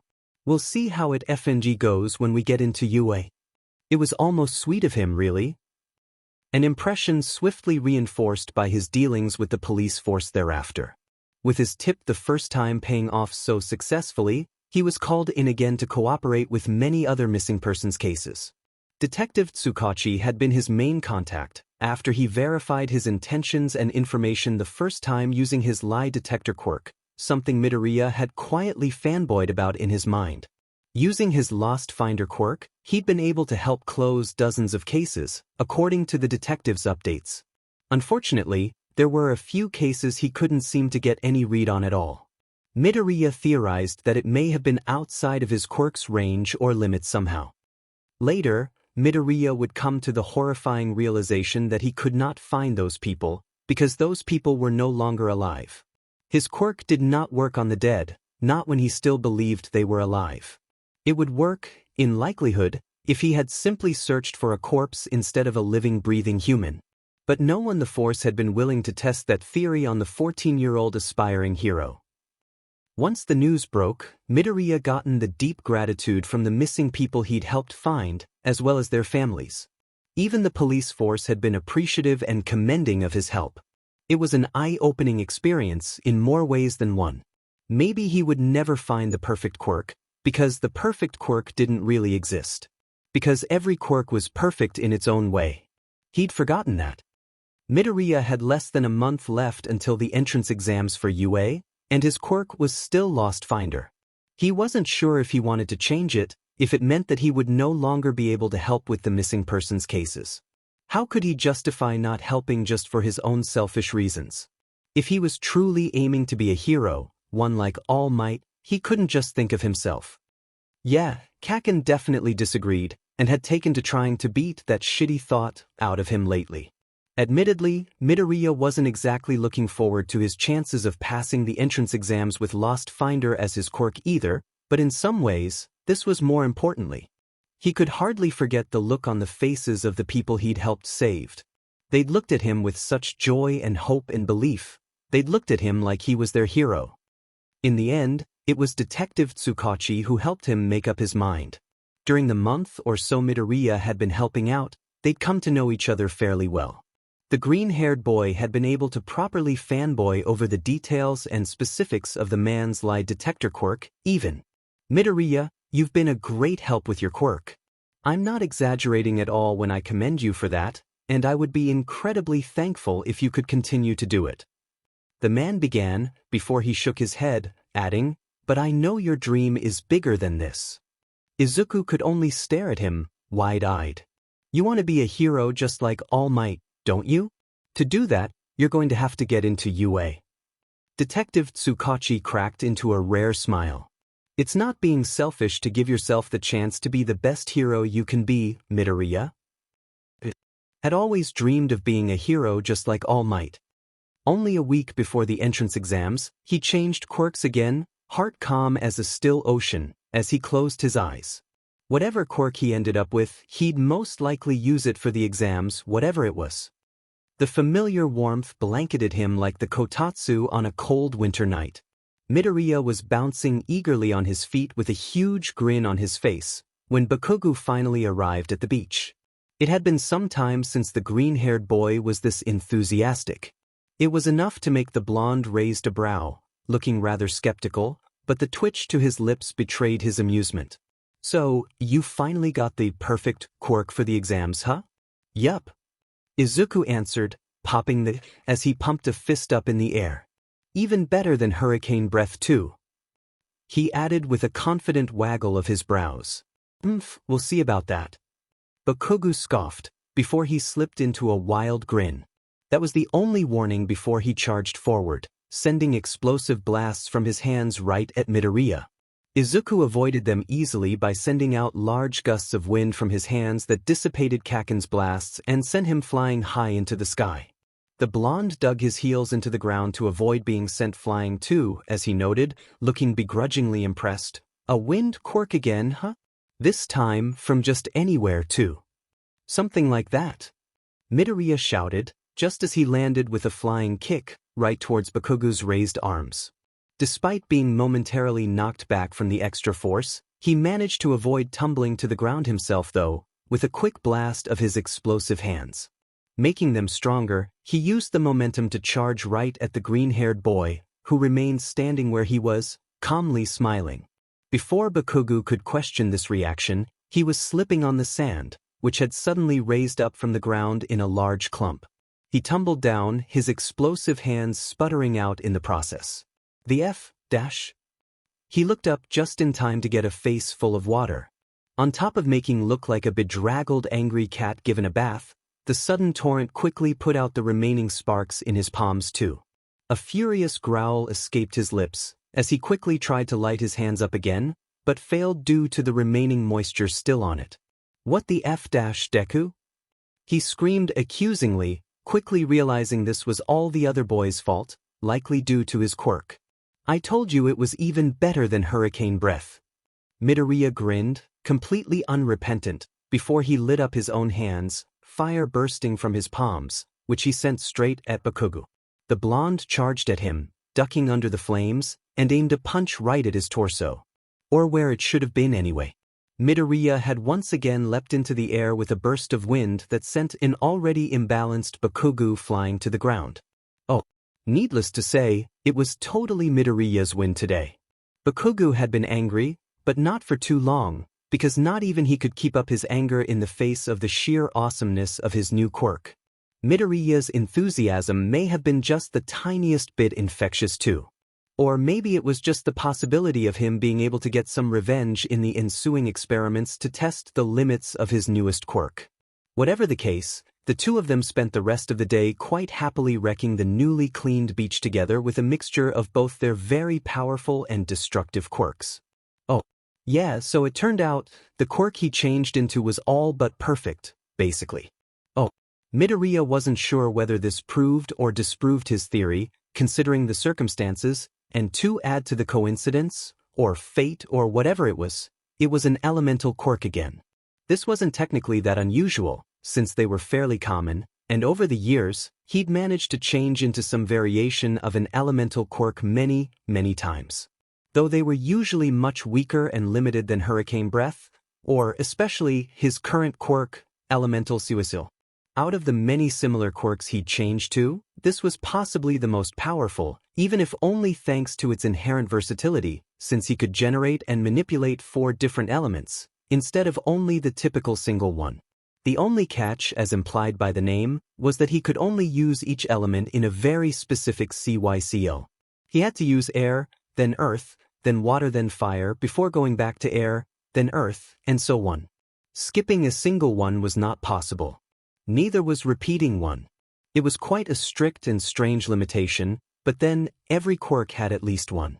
Oh, his true quirk, Quirk Change, had the limitation of him being unable to choose what he could change his quirk to, after all. Supposedly, anyway. Midoriya still had his theories about that, but it was put on the back burner for now. He had Elemental CYCL and an entrance exam to work on, still. Oh, if he thought about it more, Midoriya wasn't sure he liked how quickly he forgot his own revelations on the hidden power of all quirks when he was faced with a quirk that was so perfectly suited for flashy heroics. But it was hard to care too much about those things in the face of his giddy childish excitement. Not to mention, this certainly solved pretty much all his problems with the entrance exams. There was no way he'd fail with Elemental CYCL as his quirk, after all. Oh, February 28th. The day of the entrance exams finally arrived. Thanks to his current quirk, Midoriya felt more eager than nervous as he and Bakugo both made their way towards the UA campus. Since he'd only had it for basically a week, he hadn't really gotten to test it out as much as he'd wanted, unfortunately, but it was enough for him to get a decent handle on it. The fact that he'd had a lot of experience with similar elemental-type quirks in the past helped a lot. Though the specific details were slightly different, the general concept was usually the same across all of them. By applying everything he'd learned from various other air, earth, water and quirks he'd had before, he could manage to use Elemental CYCL with surprising amount of mastery despite the short time he'd actually had it. I can't believe we're really here, Midoriya couldn't help but note, as he briefly stared up in awe at the famous building they were so close to. Can you believe that we'll actually be entering the halls where so many pro heroes once walked through too? Yeah, soon we'll be one of them, Bakugo replied confidently before rolling his eyes. Now, stop effing just staring at it like a loser and get inside. We'll be walking inside this FING place every med day soon enough. Wow, Kacchan, you could at least pretend to be a little nervous about the exams, Midoriya said teasingly. Why the F would I be nervous? The blonde merely scoffed. There's no way I'm effing failing. Midoriya shrugged, unable to deny the point. Well, he probably could. But then the blonde would try to start a fight right there and they didn't want to be late for the exam. So, you better not if I fail either, Deku. Coming from him, they were the sweetest words of encouragement he could probably expect. Grinning, he replied, "Love you too, Kacchan. I hope you FNG fail." Oh, they didn't have much more time to talk to each other after that. Once they were all ushered into the auditorium, where Present Mike, the voice hero, began to explain the rules of the practical portion of their exam.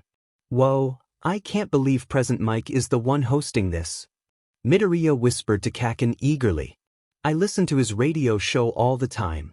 How does he find the time to keep that up, be a pro hero and a teacher here at UA too?" Well used to his fanboy antics around heroes, Bakugo only rolled his eyes. "Focus on the FNG exam, not your fanboying, dumbass." "Oh, right." Midoriya cut himself off mid-ramble with that realization. As cool as it was to have a real live pro hero doing the intro, he should probably be focusing on the actual intro if he wanted to do his best here. Present Mike was explaining all about the different points they could get depending on whatever foe villain they fought. A student immediately raised his hand to ask a question. But he didn't wait for an answer as he quickly shifted focus by suddenly turning around and loudly announcing, "And you two in the back. You've been chatting to each other the whole time. It's distracting." Midoriya blinked, a finger pointed towards himself in question, before shrugging. Sorry I guess?" He hadn't been aware he was quite that loud, since he'd mostly just been whispering to Kacchan. Then again, this kid did seem like the type who'd have thought even the softest of noises was too loud for him. Glasses." Bakugo shot back, rude as ever and completely unrepentant. "Who the F was even talking to you? Then maybe we should just get back to rules of the exam," Midoriya suggested, staring straight at Present Mike as the boy with glasses straightened up, looking quite ready to deliver a strongly worded scolding to Kacchan's rude reply.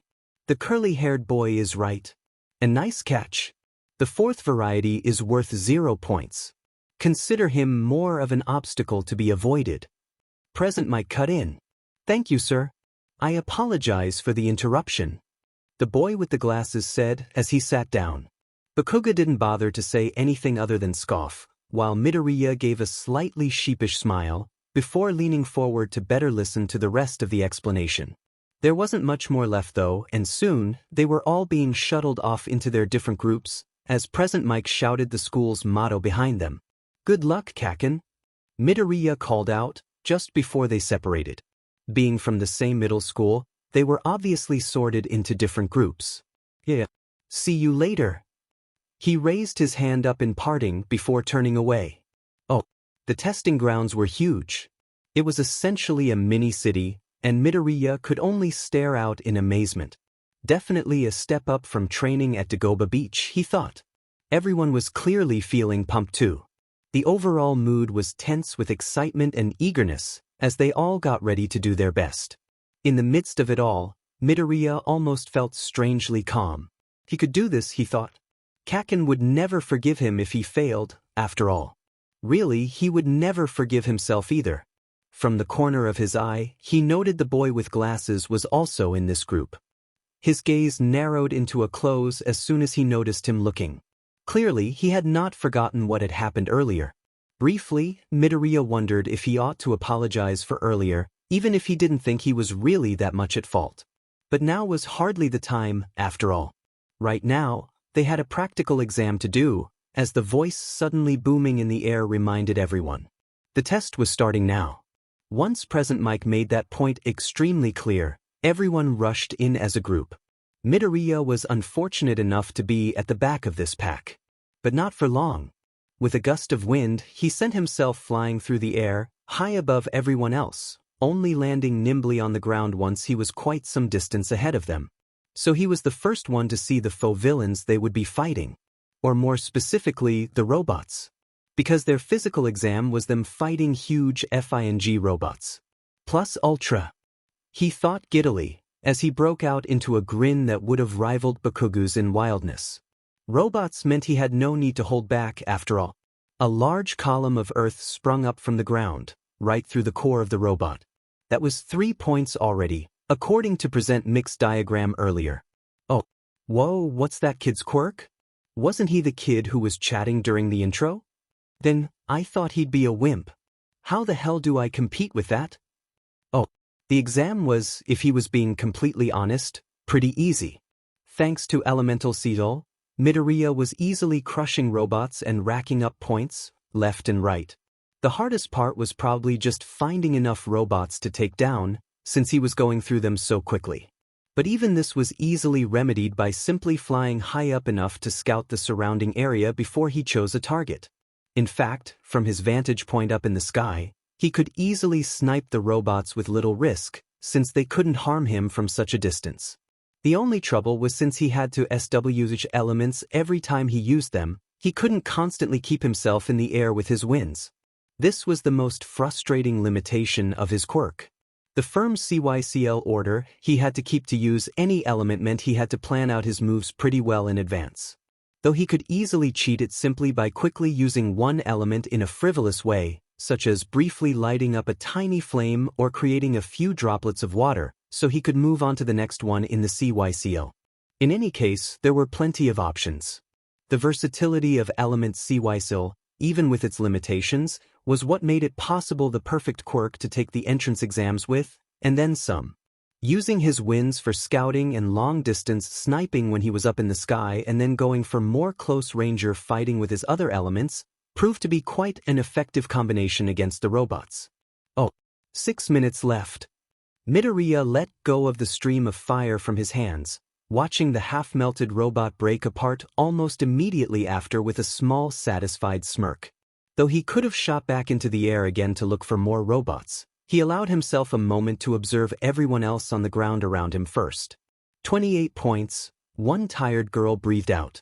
She looked vaguely familiar, and he thought she might have been right next or near him and Kacchan when they'd first entered.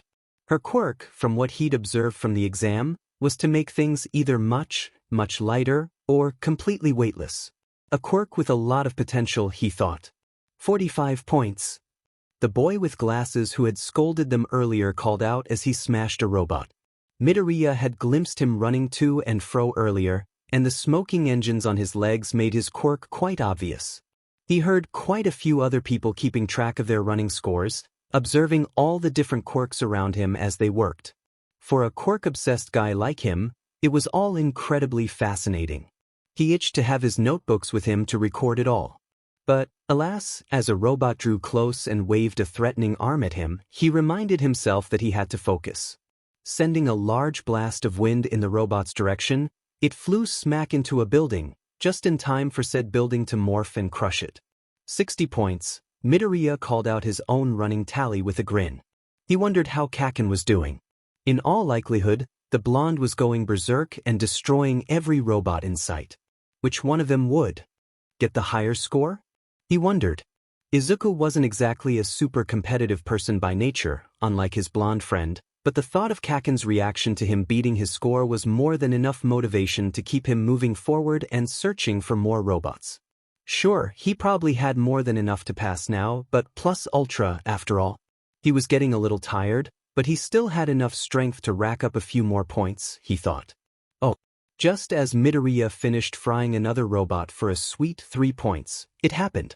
It being a truly gigantic robot that began rampaging through the mini-city. The zero-pointer obstacle, Midoriya quickly surmised. They really hadn't been kidding about the school motto being going above and beyond things. Unsurprisingly, the sight of it had everyone running in the exact opposite direction. Even if it wasn't a gigantic robot that would probably crush everything in its footsteps, it was worth 0 points after all. There was literally 0 point in even trying to get close to it. Unless it meant saving someone else from a robotic death, that is. With wide eyes, Midoriya realized the girl with the weight-affecting quirk was trapped underneath some rubble and unable to run away like everyone else. She was also right on the path of the zero-pointer. Without another thought, he moved.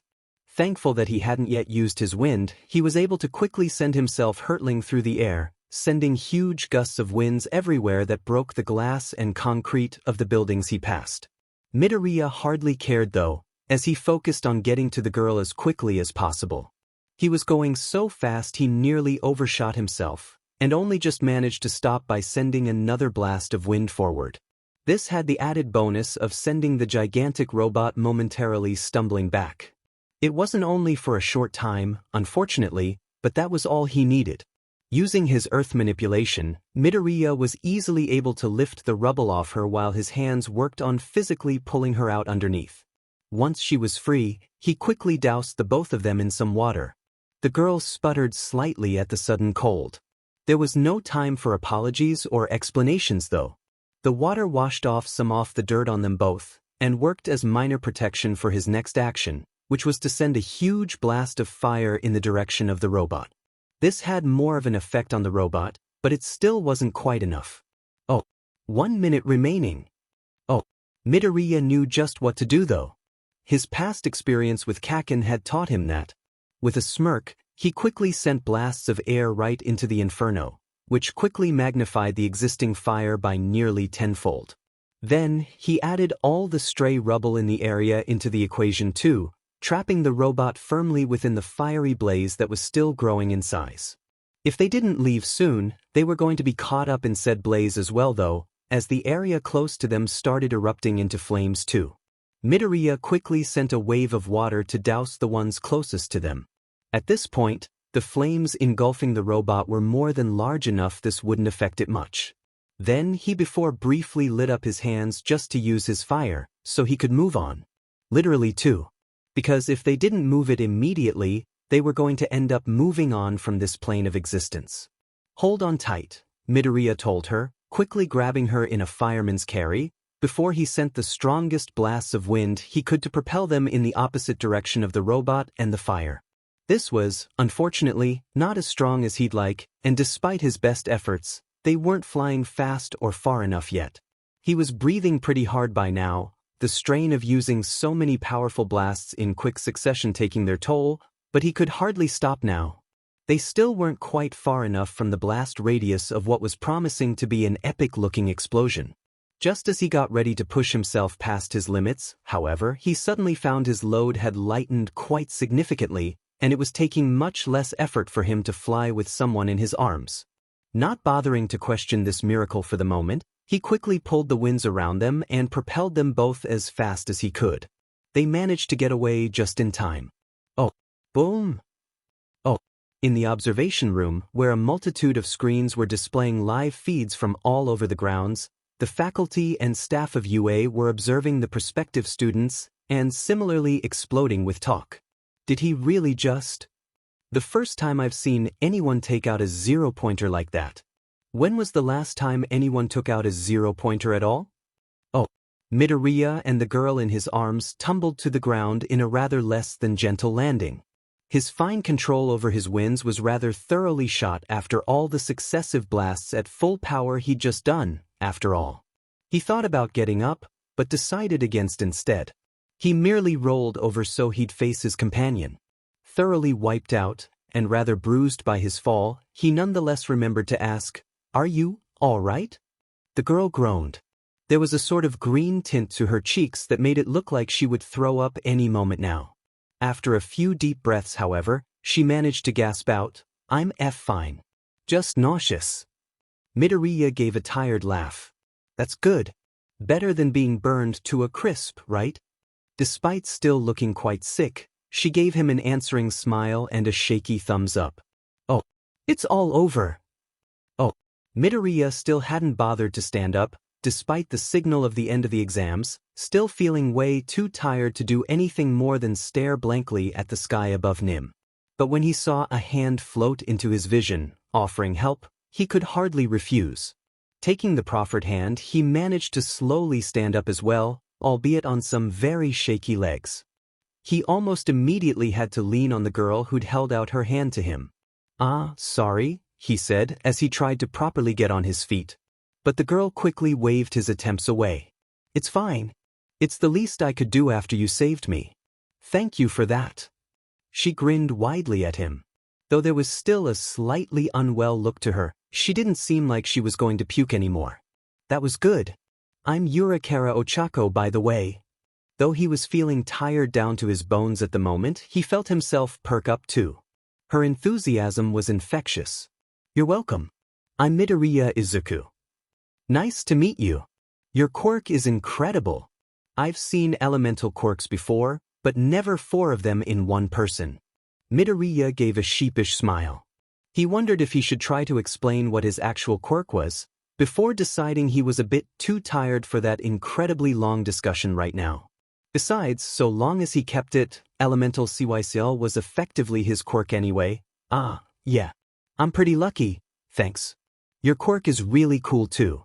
He would have said it no matter what Ochako's quirk was, of course, because he liked to believe every quirk was special in its own way, but now that he remembered what her quirk was, Midoriya's eyes widened in realization, the pieces quickly sliding into place. You have a quirk that makes things weightless, right? Ah, yeah, my quirk is zero gravity, she explained with a startled look. I can remove gravity's effects on objects. How did you know? I saw you using it on those robots earlier and took a guess. I like to observe different quirks a lot, so I was kinda paying attention to everyone earlier. Midoriya gave a slightly sheepish laugh before turning more earnest as he added, and you used it on both of us just now so we could fly away faster. You basically saved us both too.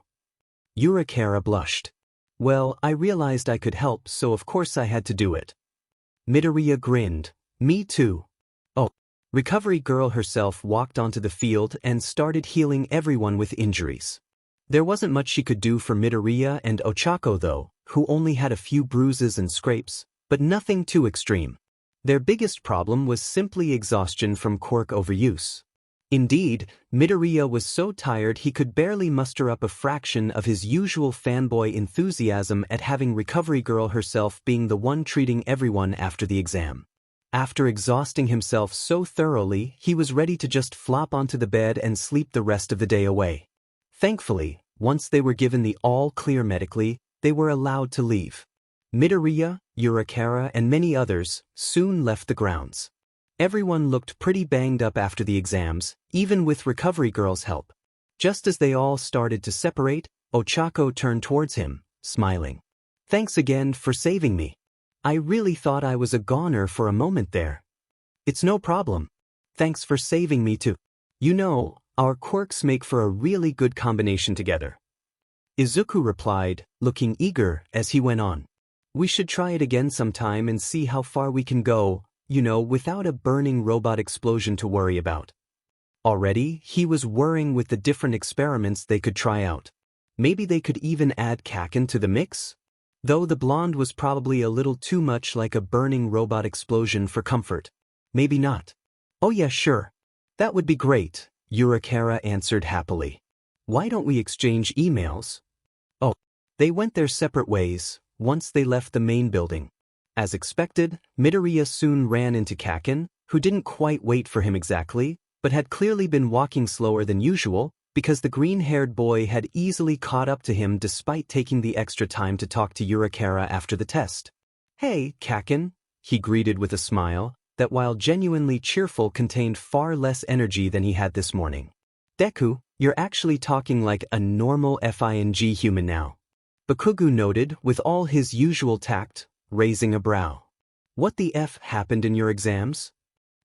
That's a long story. Put simply, there was a truly epic explosion, the likes of which will probably be talked about for ages to come. He began, gaining more of usual energy as he added all the proper drama to his telling, not that it needed much help, really. Kacchan had been equal parts impressed, frustrated, and disbelieving once he done. I can't if I believe you. He shook his head before quickly correcting himself. No, wait, actually, I can definitely believe a dumbass Deku like you would do that. Midoriya scoffed. You're just jealous that you didn't get to beat down a giant robot. More like you're jealous I was smart enough not to FNG bother with useless sheet. You do remember the giant FING robot was worth 0 points, right? You do remember I was saving someone from the robot, right? Izuku pointed out, before shrugging. Anyway, I have enough points. Not more than me though. Kacchan replied, smirking. Izuku only rolled his eyes, completely unsurprised this was the part that his friend was focusing on. Yeah. Good for you. He was only being slightly sarcastic too. 81 points, if the blonde's own count was to be believed, was quite an impressive total. Midoriya's own 63 points total fell rather short of it, though he personally thought his win against the 0-pointed should have added like another 50 points or something. I still managed to defeat a giant FING robot though. Midoriya couldn't help but point out, making Bakugo roll his eyes this time. Whatever. I could have taken one out too, if I wanted to. Keep telling yourself that. He couldn't resist teasing. Eyes narrowing angrily in response, he spat out, Deku, do you want to eat a FING explosion right now? Despite the threat, he had yet to light up his hands. In all likelihood, despite his boasts, he was also way too exhausted from the exams to actually use his quirk in any significant way. Maybe that was why Midoriya couldn't help but grin as he pushed the blonde's buttons further. Yeah, you're my best friend and I care about you too, Kacchan. Bakugo didn't manage to light up an explosion even after that, but he was all too able to send a punch normally anyway. Though he didn't do much more than that, and didn't even bother sending another one when Izuku ended up avoiding him easily. For Bakugo, that was all but the equivalent of a tearful bear hug. Oh, the day of the entrance exams for UA was definitely one Midoriya was never going to forget. Nor would anyone else, because this was going to be quite a historic day, in more ways than one, and it would all be thanks to Midoriya. They had a week before the results of the entrance exams came out the week, and until they got their results back, there wasn't much else to do.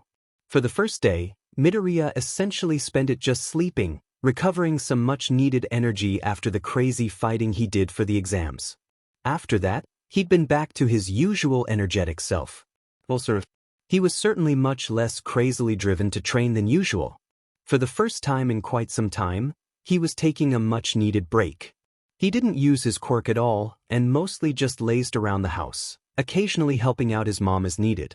He chatted a little with Ochako, who was just as cheerful and enthusiastic in her normal state as Izuku got when fanboying over heroes or quirks.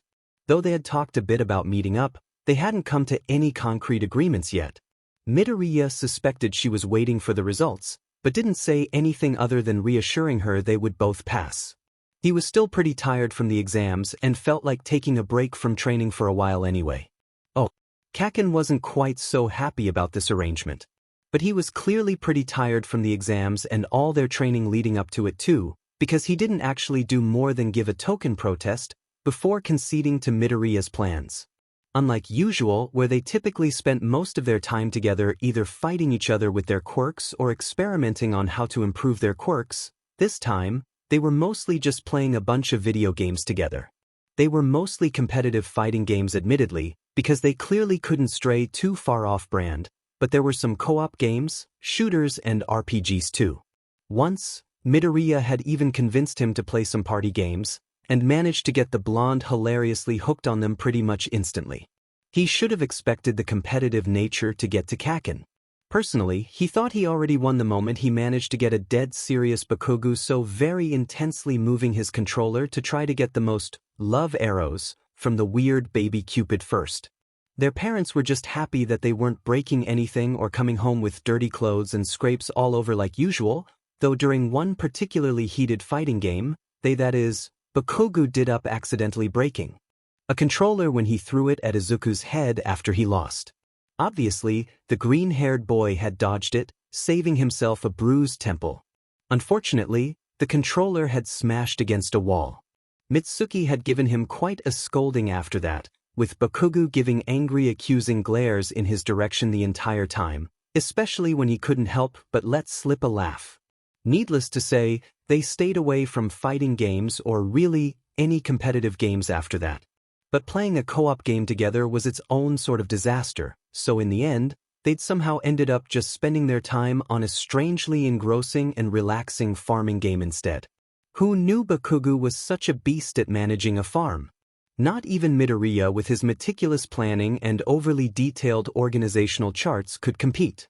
Oh, near the end of the week, a bunch of his classmates had invited him to hang out, in celebration of their upcoming graduation. Spurred on by the realization that they would all soon be going in very different directions in life, and likely never seeing each other again, he accepted the invitation and even tried to get Kacchan to join in, though that was sort of a lost cause. As usual, the blonde was completely dismissive of hanging out with a bunch of extras, especially since, unlike the crowd they'd hung around with in kindergarten and grade school, these people weren't just hanger-ons to Bakugo's popularity who would do anything he wanted. If anything, they were probably more willing to be Midoriya's minions, as it were, though he certainly didn't think of it or them that way.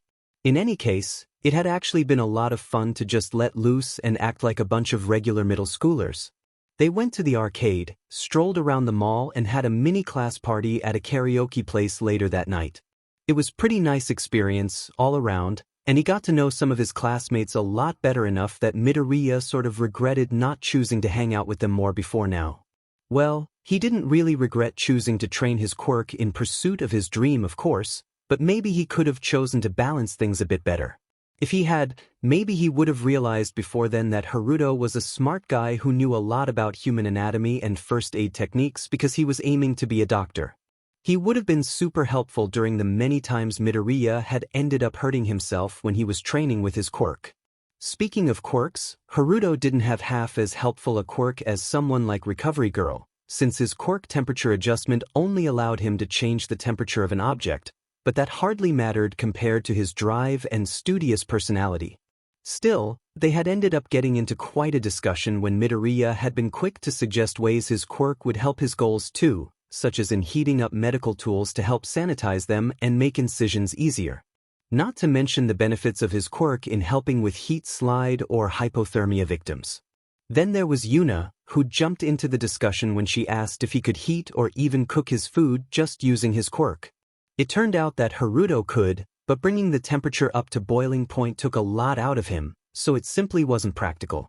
Nonetheless, he'd quite readily obliged to Yuna's request to reheat her soup for her anyway, cheek turning a slight pink, when she'd happily thanked him.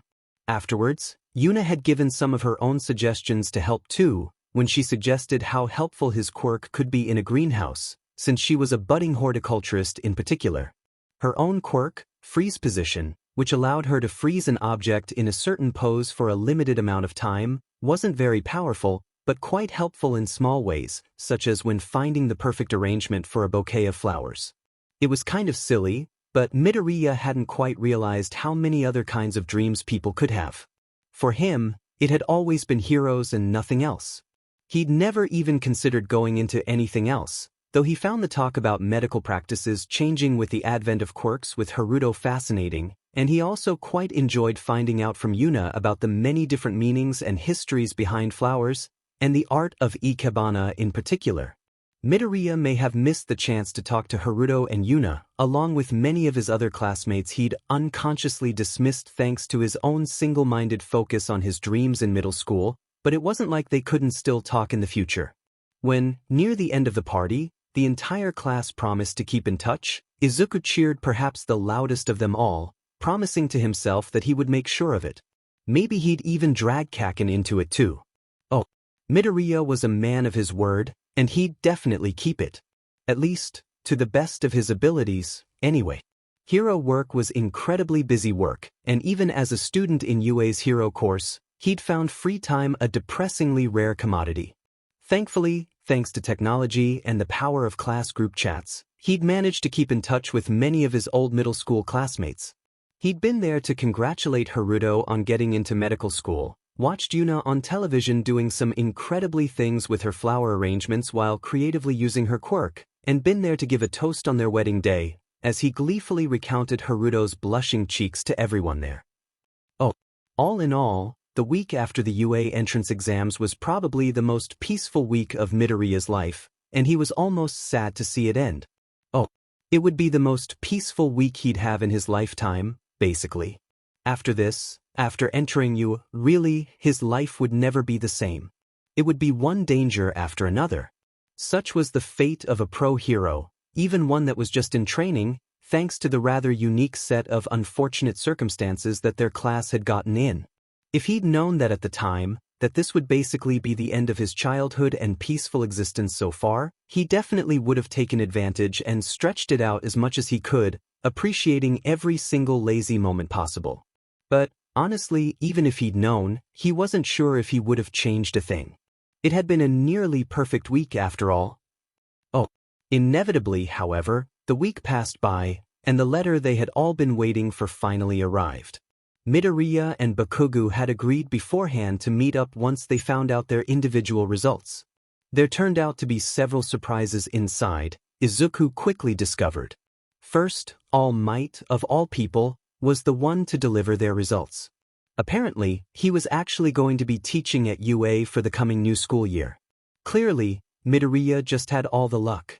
So far, he'd been rather accepting of the fact that his only likely interaction with his favorite hero was going to be the one time he'd accidentally gotten caught up in a villain, but now he was going to be his teacher? Midoriya had always thought he was lucky, considering his quirk. But this seemed to be some of the best luck he'd had so far. What were the chances that the year he got into UA would be the year All Might taught too? Maybe it was luck, maybe it was fate. At this point, he wasn't sure he entirely cared so long as it kept going in his favor like this. Indeed, today seemed to be his luckiest day because the results were not what he expected. The green-haired boy had let out a startled cry of disbelief when All Might continued to explain the entrance exam secret. That is to say, rescue points. So, while, as expected, both he and Kacchan had indeed managed to pass the exams, gaining exactly the amount they'd counted out at the end, their final rankings were not what they thought. With 63 villain points and 60 rescue points for a combined total of 123 points, Midoriya Izuku had scored a new record for the top score in the UA entrance exam. With 81 villain points and 0 rescue points, Bakugo was a distant and very angry second place. Midoriya couldn't help it. He started laughing pretty much immediately once the fact sunk in. After all of his friends talk about how him defeating the giant robot at the end didn't count, so he won between the two of them, to have this happen, Kacchan was going to be so sad. Probably, it said something about Midoriya, and his friendship with Bakugo in particular, that this thought all but sent him into hysterics. Well, it was probably best if he got most of his laughter out of the way now. He probably wouldn't even survive to get to his first day of school at UA if he showed up to Kacchan's place laughing at him like this. Oh. Eventually, Midoriya managed to get a hold of himself, after nearly passing out from laughing too much, and get himself over to Kacchan's place to share the news. Before he could though, he found the blonde had much the same idea, and he was already waiting at his doorstep. He was also set off as hell and shouting that he was a DMED FING cheater. Midoriya clearly had no fear or self-preservation instincts, because he only shrugged, replying with a teasing smirk, "Hey, I don't make the rules, Kacchan. No need to be a sore loser." Oh. Needless to say, they spent the rest of that day fighting until Bakugo was satisfied, meaning until he managed to get a win over the other boy. Though Midoriya pointed out that the blonde had only done so by cheating himself and throwing sand in his eyes, Kacchan clearly only counted cheating when it worked against him. Well, it wasn't like Midoriya didn't understand the necessity of fighting dirty sometimes. But demon, getting sand in your eyes seriously hurt. So, who could blame him for getting his revenge by all but gleefully telling Kacchan that according to All Might, he'd literally set a new UA record with his incredibly high scores? Clearly, Bakugo could, if the explosions being sent his way meant anything. Oh well, Midoriya could use the practice anyway. After lazing around for a week, he was ready to get back into the swing of training himself and his quirk every day. He was going to be pro-hero, after all, and at the premier school for them too. It was hardly the time to be slacking off. Oh, if he'd known this was his last bit of peace, before his life pretty much turned into a whirlwind of craziness, he might not have been so eager to get back to his usual routine of fighting and training with Bakugo. Then again, maybe not. It was this somewhat obsessive routing of fighting and training that had saved his life more than once, after all. Oh. Eventually, Bakugo managed to calm down from the news.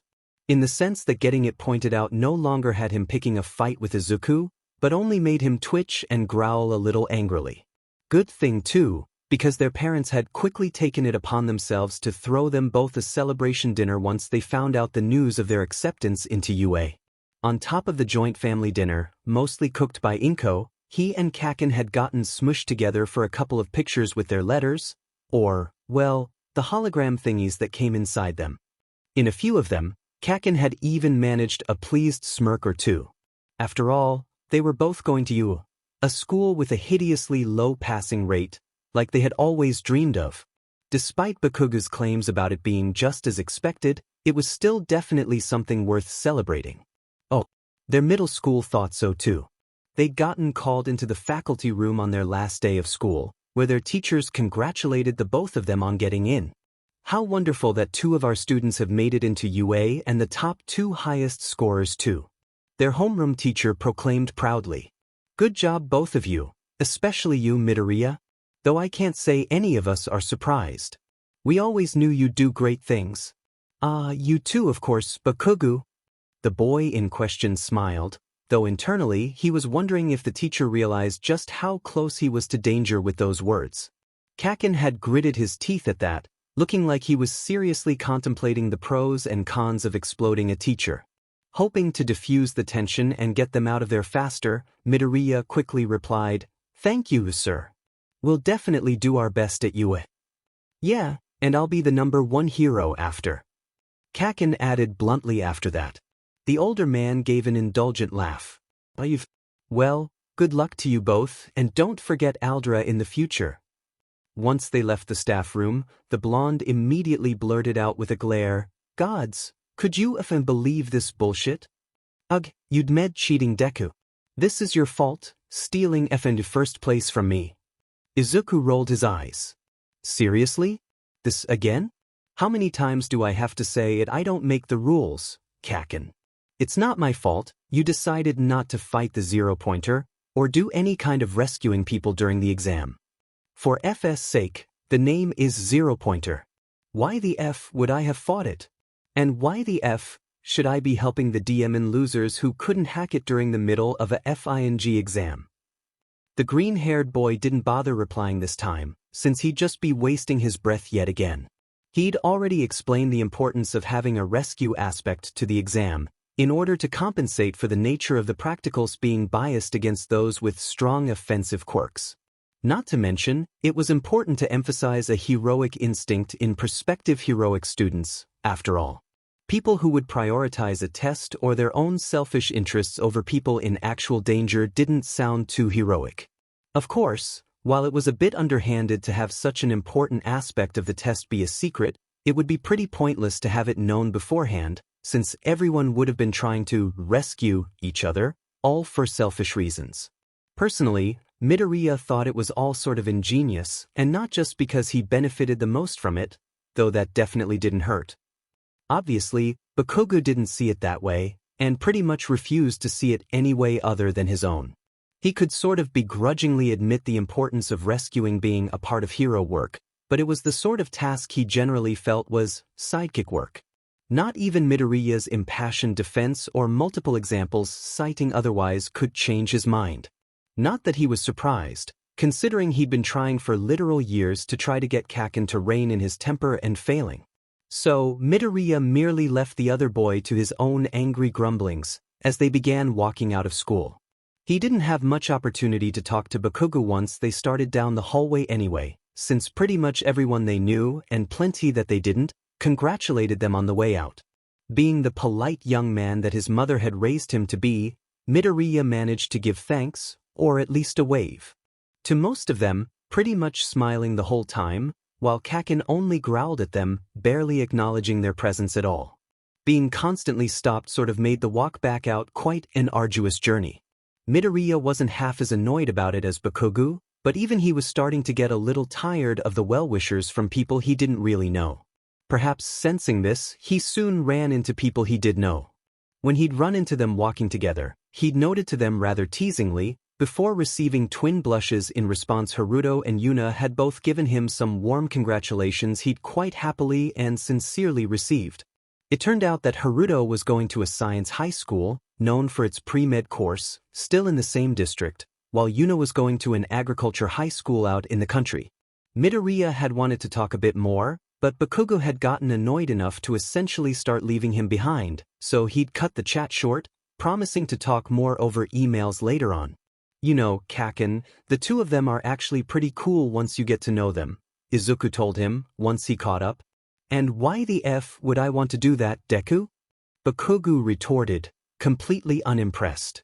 Midoriya gave a thoughtful hum, before sweetly pointing out, maybe so you'll have a friend other than me? There was a long silence before Kacchan exploded.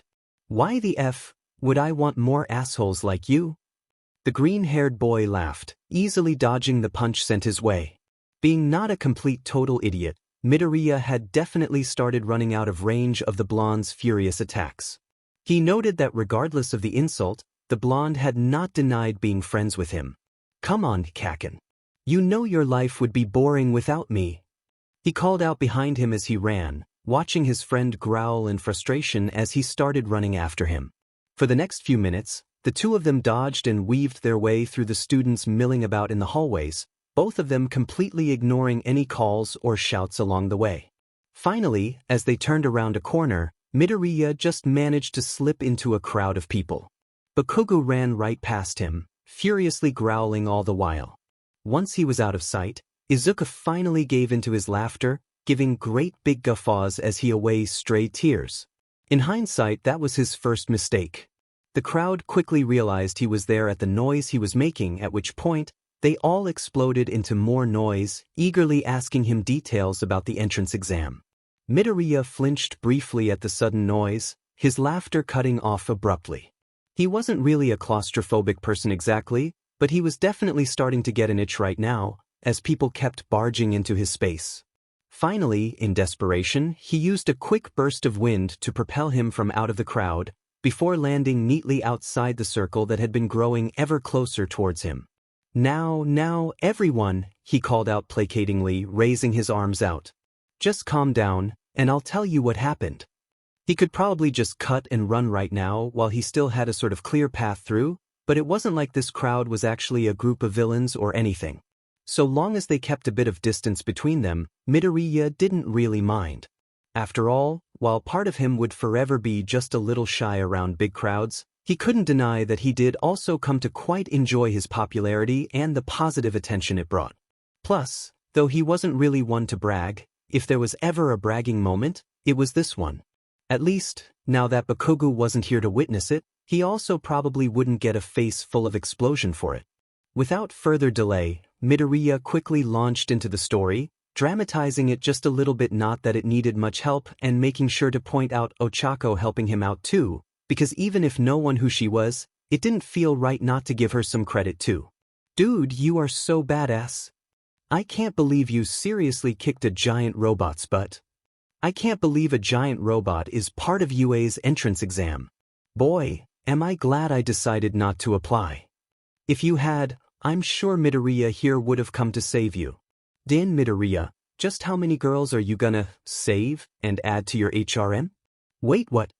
Midoriya had been weathering the familiar storm of comments that sprung up around him after his story when that one comment reached his ears, and turned them bright pink once it sunk in. He was definitely regretting his decision to stay and humor the crowd now. Maybe this was karma for deciding to brag and ditching Bakugo, and boy, was it working, because he was never going to do this again. Still incredulous this was happening, he shook his head as he protested. I don't have a HM. Yeah, of course not. Another classmate defended him fiercely before adding, he's turned down every confession he's received since, like, ever, after all. This was, strictly speaking, all true. Ever since middle school, Midoriya had somehow managed to attract many admirers who confessed their feelings towards him, usually through either in letters, more commonly, or in person, for those brave few. For all of them, the answer was a polite and apologetic no. It wasn't that there was anything wrong with them or with him, either it was simply that he didn't really have the time and energy for a relationship right now. He was far too focused on becoming a hero like All Might. Not to mention, well, while the people who confessed might have claimed to like him a lot, he could hardly say the same back. It didn't feel right to accept feelings when he had none in return, after all. Dude, are you gay? One particularly tactless student exclaimed. Nah, he's turned down confessions from guys too, remember? One even more tactless student clarified. I think he's just not, like, into anything, you know? Midoriya had never been more thankful to have Bakugo as a friend than when he suddenly appeared, exploding at the entire crowd right then and there. Just shut up already, you demon extras, and leave yous alone. Thankfully, For all their sakes, they listened, and scattered like the wind after that. Midoriya breathed a sigh of relief once they were gone. Thanks, Kacchan. Che, whatever, Bakugo replied, crossing his arms. I didn't FNG do it for you. They were getting on my DMN nerves too. Well, thanks anyway. Midoriya grinned, all too able to tell that the other blonde was just covering up for his silly pride. Slinging an arm around his shoulder companionably, he proclaimed, Now, let's go home. About DMN time. He muttered grumpily, but didn't bother to shake off the arm on him. With no more distractions, they were easily able to make it outside in no time. Soon, they were standing by the gates and ready to travel on their usual path home, for the last time. Giving a glance back at the Aldra Junior High School building they'd spent so much of their recent years in, Midoriya couldn't help but muse, You know, we're probably never going to come back here again. Bakugo only scoffed, Good riddance. Ah, come on Kacchan, it wasn't that bad, was it? Midoriya asked with a slight pout. Sure, he'd been all too happy to leave in a hurry in case any of his other, now former, classmates decided to start discussing his love life again, but that didn't mean he was ecstatic to be leaving it forever. He'd enjoyed his time at Aldra Junior High. After all, after getting to know some of their classmates better, like Haruto and Yuna, he was even regretting not spending a little more time in school. Aren't you gonna miss this place even a little? Raising a brow, Bakugo pointed out, Who the F would when compared to UA? When he put that way, Midoriya could hardly disagree. Sure, he enjoyed Aldra Junior High well enough, but it could hardly compare to the history and grandeur of UA High School. This was the alma mater of so many incredible pro-heroes, including All Might himself. Just thinking about it was enough to get him to break out into a giddy grin. Not to mention, once again, as always, since pretty much ever, they were going to be in the same class. He'd complain about it, but honestly, it was nice and even reassuring, always having a familiar, scowling face each time. Good thing separating people from the same middle school was a rule that only applied to the entrance exams and not their actual time at school. I can't wait for us to be at UA, Midoriya said excitedly, as his thoughts focused on their soon-to-be future. Soon, we'll be walking home together from the UA campus, can you believe it? He was definitely looking forward to his school experience at UA and his fellow classmates. If Ochako was any indication, hopefully, he'd find more friends aside from the blonde too. While he still fully planned on taking full advantage of his time to train his quirk and further his dream, he'd like to be able to do it this time while also getting to make some more friends. Who knew, maybe Kacchan would be able to find some too. Well, probably not, but miracles were part of his quirk's work, so Midoriya couldn't help but feel some optimism anyway. Hey, maybe he could even introduce Ochako to Kacchan now? Actually, now that he was thinking about it, their quirks could probably mesh pretty well too. Bakugo had been able to use his explosions to propel himself into the air before. If he combined it with Ochako making him weightless, he'd be able to go much, much higher. That was definitely something to think more about, he concluded. But probably not, till a little later on. Besides, a little selfishly, he definitely wanted to have some one-on-one training time with Uraraka first. Bakugo was a lot of things, but good at sharing was not one of them, after all. Knowing the blonde, he'd end up completely monopolizing Uraraka's time to get more use out of their quirks. Oi, Deku, what the F are you thinking up now? Bakugo's voice cut into his thoughts. You had better not keep doing this sheet once we're at UA. Shaking his head briefly to clear his head, Midoriya protested, Kacchan, don't be such a sourpuss. Here I was, just imagining all the fun times we're gonna have together at UA. You're a shitty FNG liar. He frowned. I don't even FNG wanna know what goes in your head, so I'm not gonna ask. Izuku shrugged. It really was about you. I'm really not effing asking. The green-haired boy only smiled then, a sunshine smile that only made Bakugo frown all the more as he grumbled, I really effing hate you. Love you too, Kacchan. Midoriya replied like always, never losing his smile. I really can't wait till we're both at UA. Yeah, whatever. Bakugo growled out, not even bothering to protest anymore, before adding more firmly. Just don't FNG dawdle on the way over like usual, Deku. I don't want to be wasting my med time at UA. Don't worry. We won't. Oh, they definitely wouldn't. None of them would. Well, maybe Mineta did. But he got better. Eventually. Oh, speaking of future classmates at UA. Uraraka, congrats on passing the exams. Carrot carrot. Uraraka, and in first place too. D. B. Midoriya, thank you. For all. Midoriya, congrats on passing too. What class are you in? Uraraka, class 1A. Midoriya, me too. Sigma. Uraraka, OMG. That's awesome. Oh, greater than over equal to nabla less than over equal. Midoriya, yes. We'll be classmates. Midoriya, I knew you'd make it. Degree for all degree, B. Uraraka, hee, thanks. Omega. Uraraka, though it was BC of you too. I wouldn't have been able to help you and get those rescue PTS if you hadn't helped me first. Ooh. Star operator. Midoriya, it was no prob. I wouldn't be much of a hero if I didn't help someone in need, RYT? V. Degree nabla carrot. Midoriya, and like you said, you saved me too yunders. Uraraka, oh yeah, so basically, we both did awesome. / Midoriya, yup, we make a great combo. / Omega. Midoriya, like eggs and ketchup or soy sauce and mirin. Uraraka, green tea and mochi, for Uraraka. Hell, why are all of our examples food, anyway? Midoriya, we are hungry. Uraraka, true. Guess we should go eat lunch. NW? Is an element of Midoriya, probs, but wait. Before I forget, we should meet up to test out our quirks together again. Midoriya, greater than over equal to less than over equal to, oh carrot. Uraraka, right. When do you want to do it? Midoriya, Midoriya, well, I'm actually free today if you are. Uraraka, I'm free too. Let's do this. Midoriya, yay. Meet me at Dagoba Beach. Midoriya, we can practice there. / Uraraka, okay. See you there. Once again, Midoriya found himself bouncing excitedly on the beach, waiting for a friend so they could do some quirk training together. This all gave him a slight sense of déjà vu, but the similarities pretty much ended there.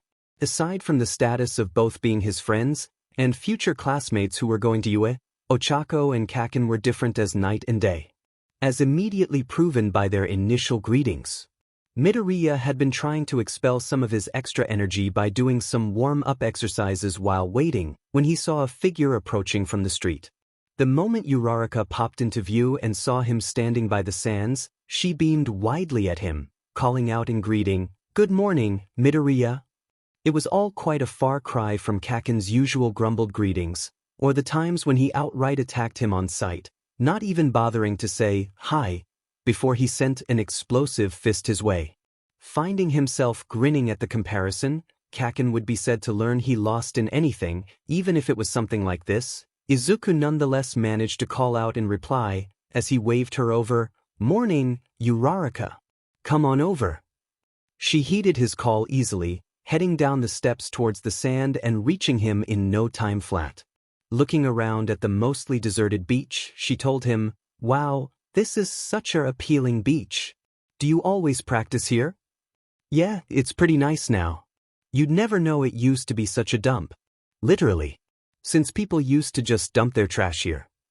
Midoriya explained with a slight shake of his head, before adding a little sheepishly. Though the fact that it was such a dump was kind of why it was a great place to practice before.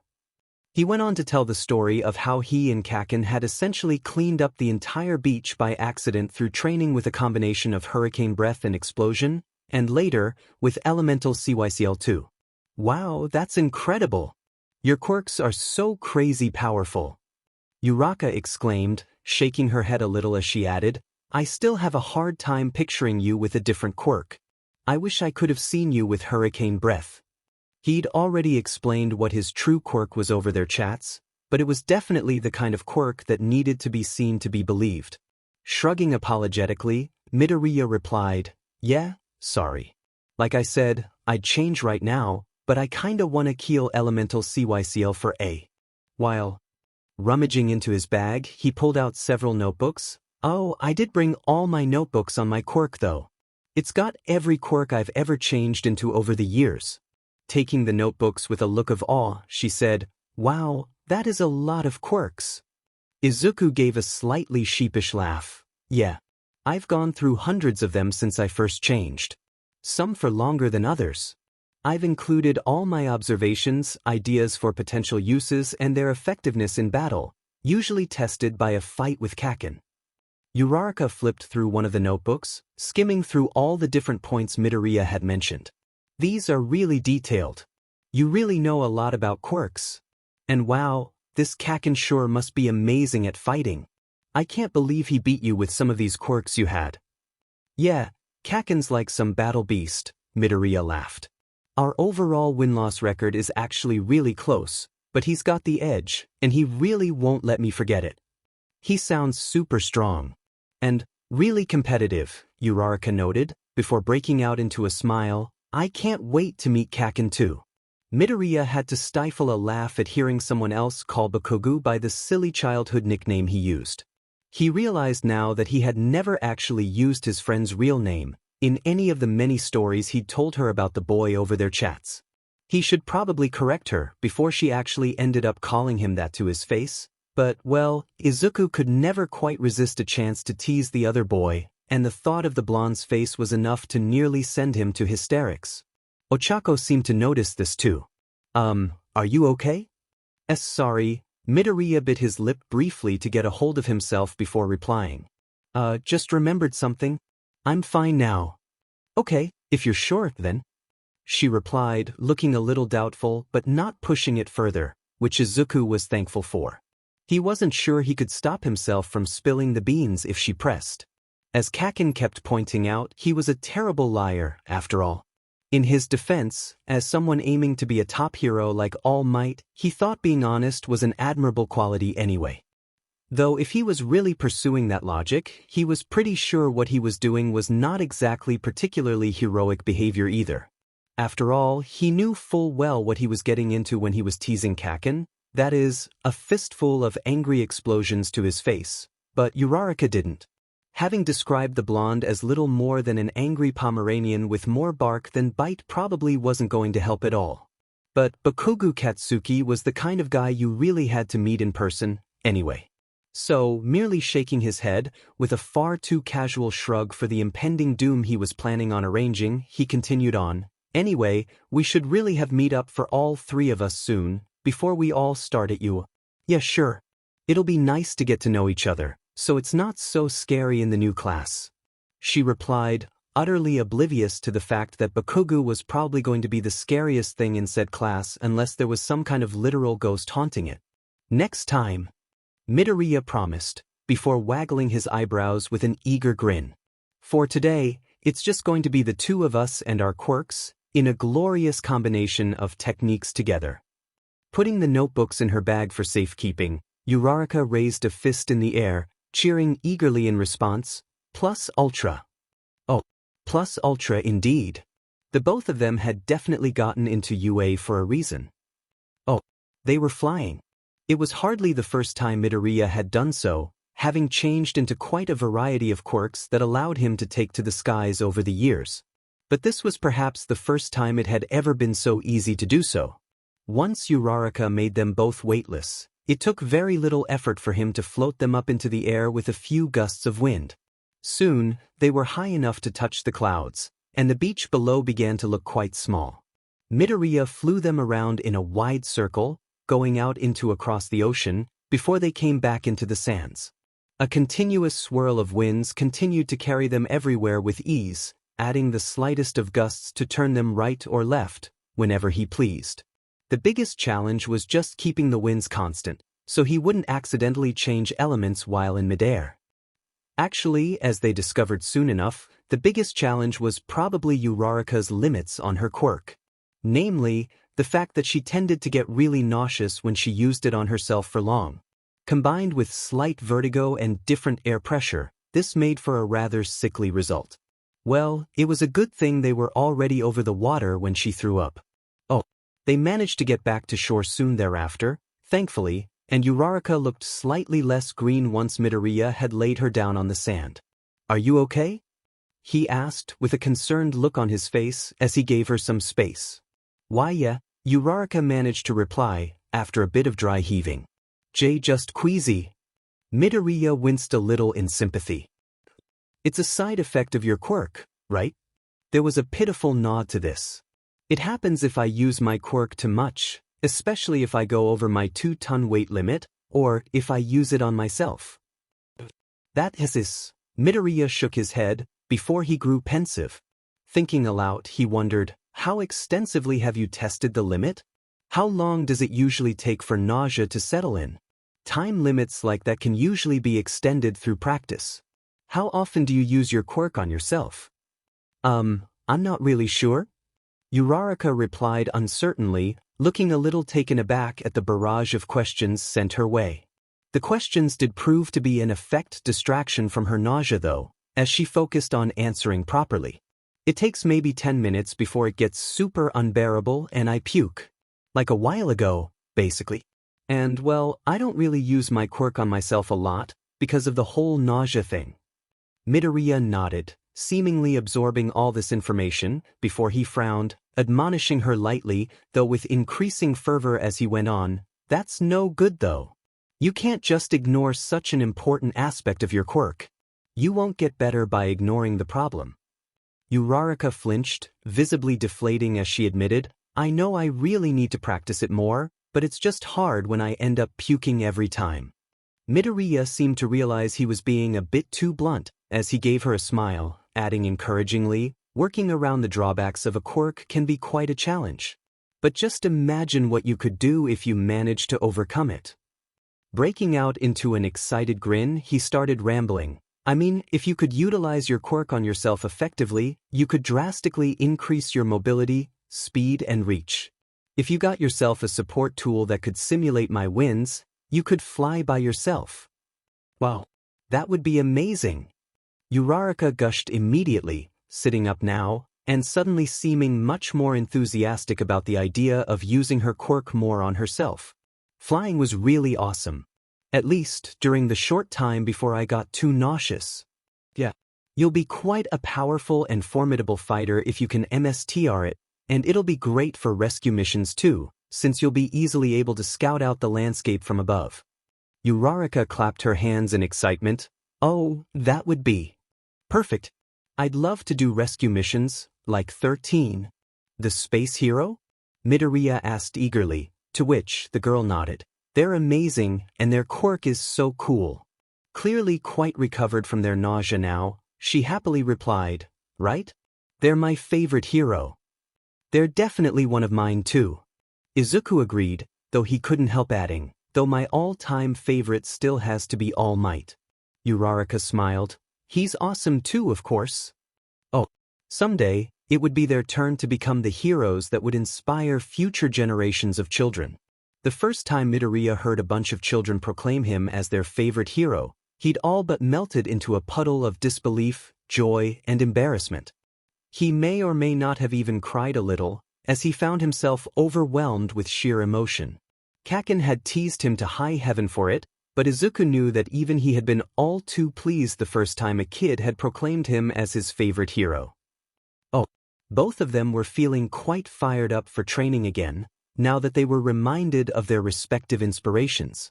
They spent the rest of the morning suching between theorizing about potential uses for their quirks and training their quirks. They took to the air a few more times, and when Uraraka needed a break, Midoriya flew her back down to the beach, before continuing practicing on his own for a bit. Though she had a hard time using her quirk on herself, Uraraka could easily keep up the effects on him after all, so Midoriya was able to easily practice using his different elements while weightless even when she had to take a break.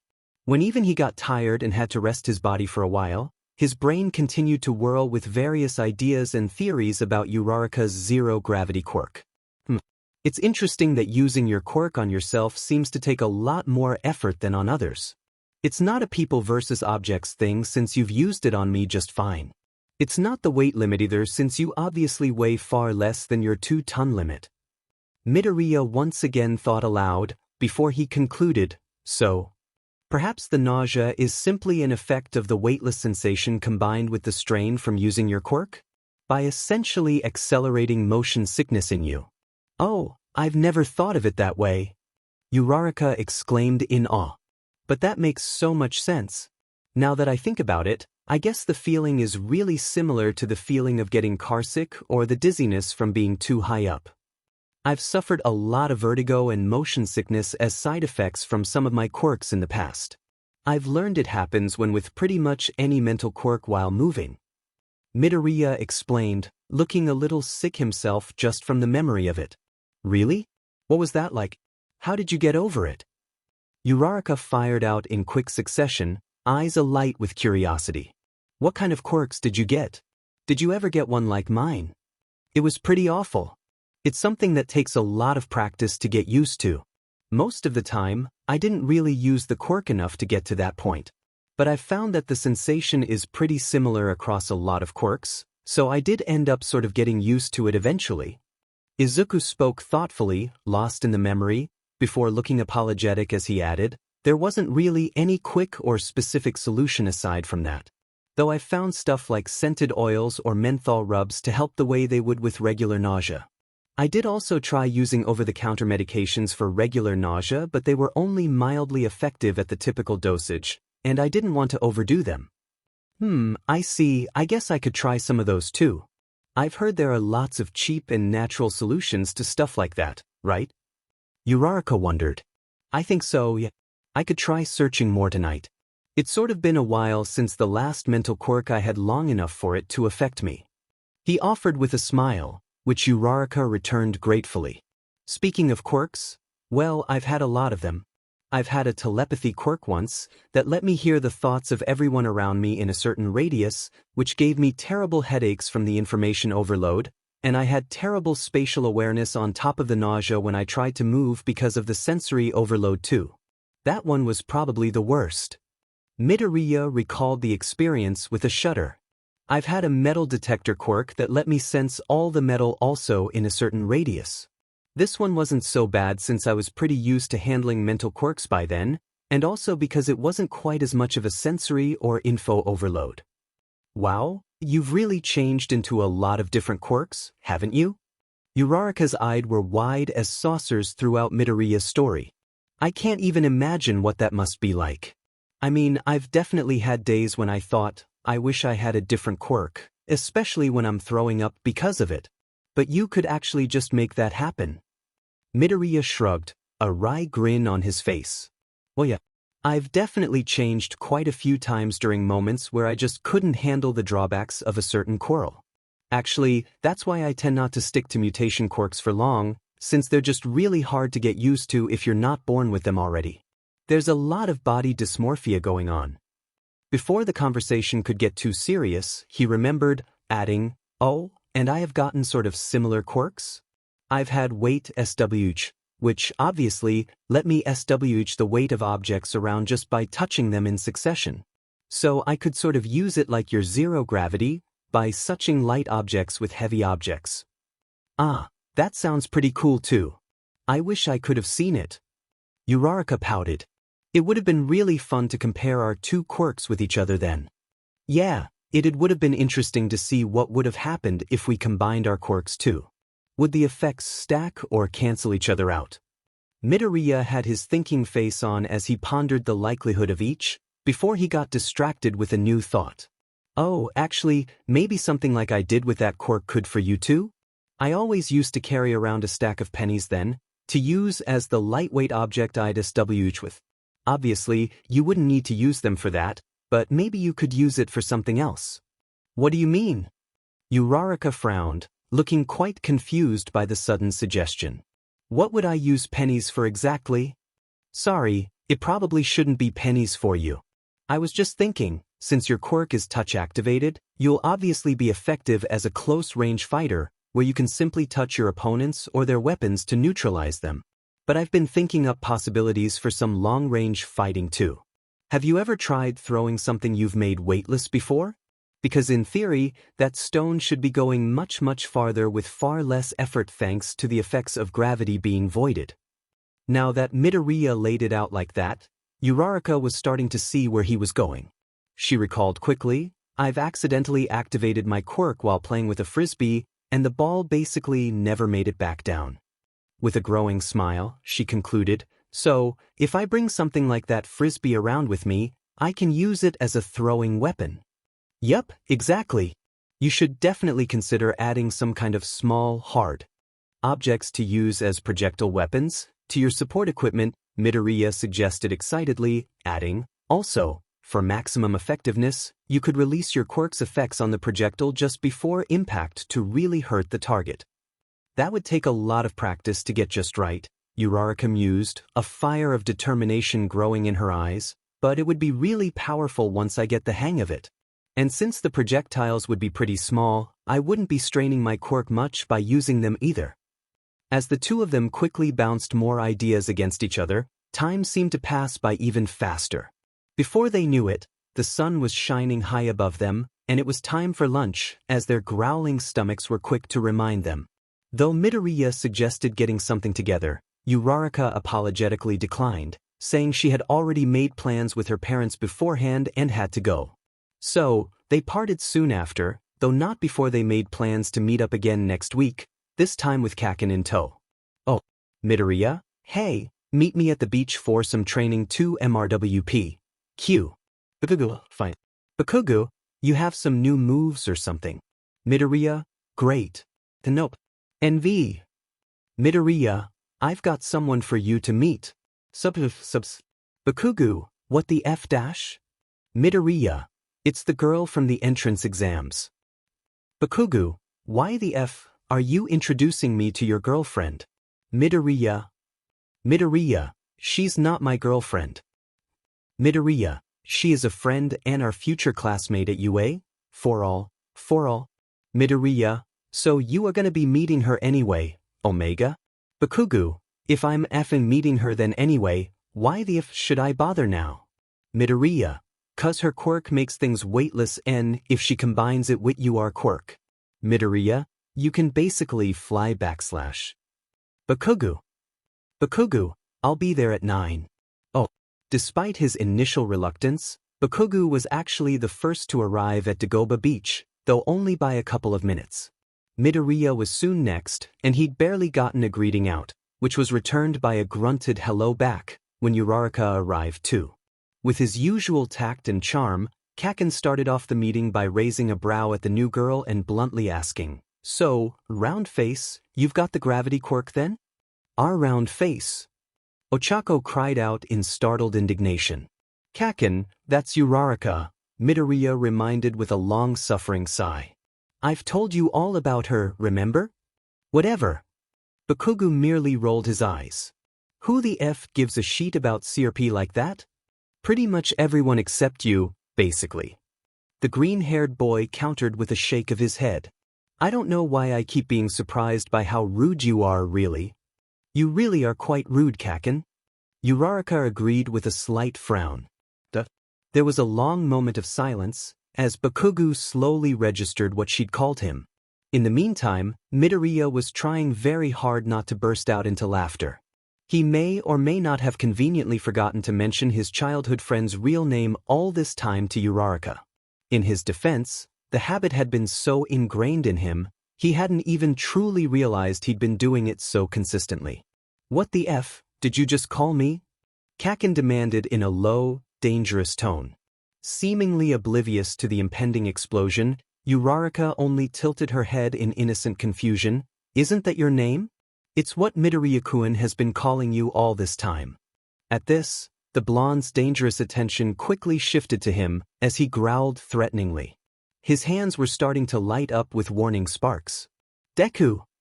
Thankfully for his chances of survival, he had managed to stifle his laughter by now, though he couldn't quite contain the slight twitch of his lips as he raised his hands in apology. Sorry. I didn't realize I only ever used your nickname and never your real one.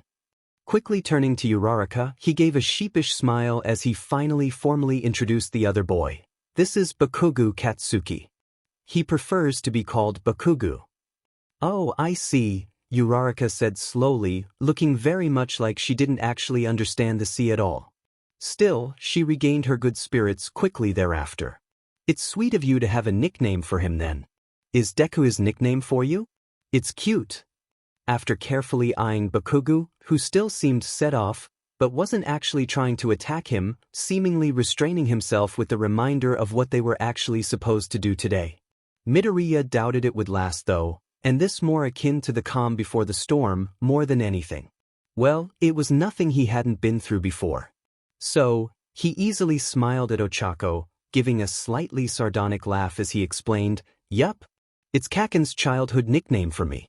He thought it was just hilarious, when it turned out you could read the characters for my name as the word for useless too. Of course, at that point, he'd done so because he thought he was quirkless, and then because he had a useless quirk. Even when it turned out to be the exact opposite, even after the two had become friends again, the name had stuck. Half in revenge and half out of habit, Midoriya never stopped calling the blonde by his cutesy childhood nickname either. And it's effing hilarious, yeah. Bakugu defended, before giving a quick and frankly villainous-sounding laugh. See, Deku? That this is exactly why people call you a villain, Kacchan. Midoriya merely said with another shake of his head. An eye for an eye, a terrible nickname for a terrible nickname, he supposed. In the end they both hated the names they gave one another, so it sort of evened out. Besides, by now, they were both so used to it, he wasn't sure they'd even respond if they ever called each other by anything else. Oh, but I still think it sounds pretty cute. Uraraka frowned at the explanation for a moment, before shifting in her usual cheerful self as she added. It sounds like Dikairu to me. Like you can do it. You know. Izuku blinked in surprise. He'd never heard it quite like that before. I guess it does sound like it, now that you mention it. Sure, Bakuga didn't mean it like a real insult these days, not anymore, but that didn't erase its history or what it meant. But this was something he could happily instead of just resignedly accept.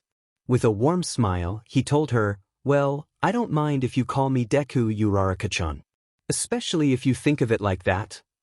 Giving a side eye to Bakugu, he added, "I mean, I'm pretty used to it now anyway." "Okay then, Deku."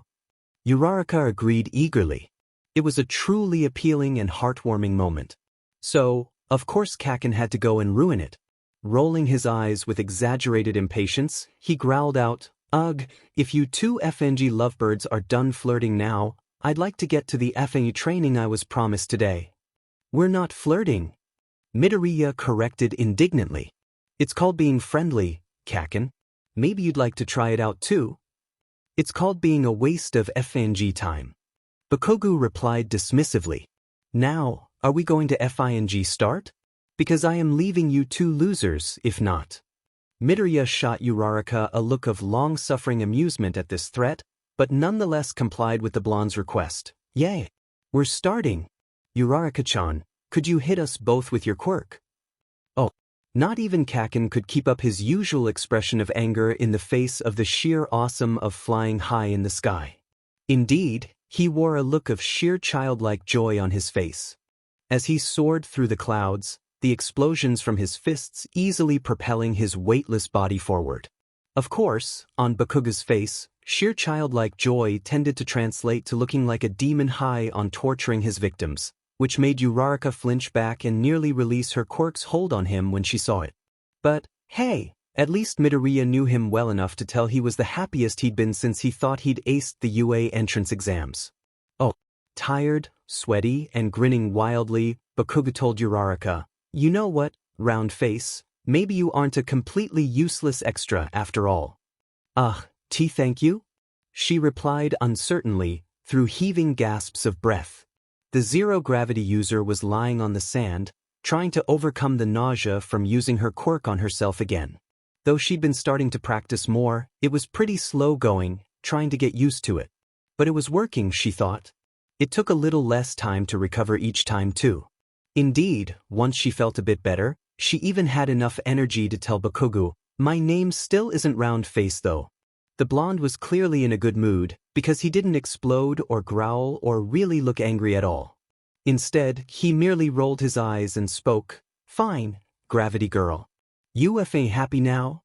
Did I guess that sort of better?" Uraraka seemed to realize this was the best she was going to get, but she clearly wasn't afraid to push it either, as she calmly added, with a sweet smile that was at odds with the devious glint in her eyes, "You're not too bad yourself, Kacchan." "The F, did you call me?" Bakugo growled, though with only half of his previous fire. Either he was tired, or he realized he couldn't antagonize the girl who allowed him to fly too much. "See, Kacchan?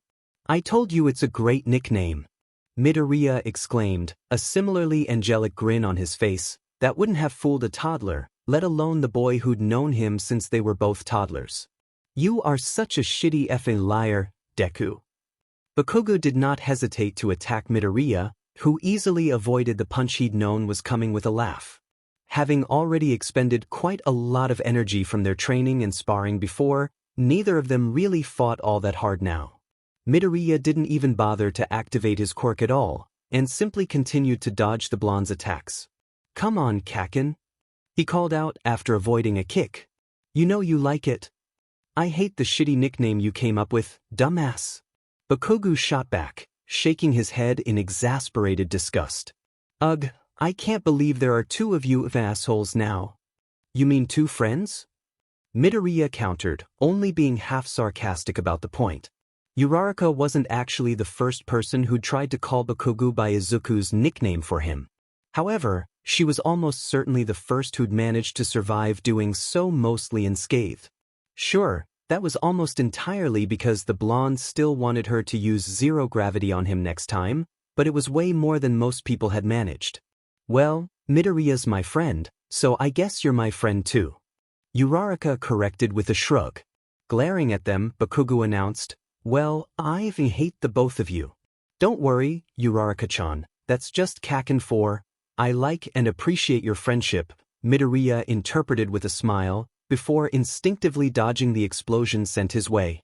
"Oh." Midoriya Izuku added Bakugo Katsuki and Uraraka Ochako to a group chat. Midoriya. For all. Uraraka, hi. For all. Bakugo, what the F is this? Midoriya, a group chat. Nabla.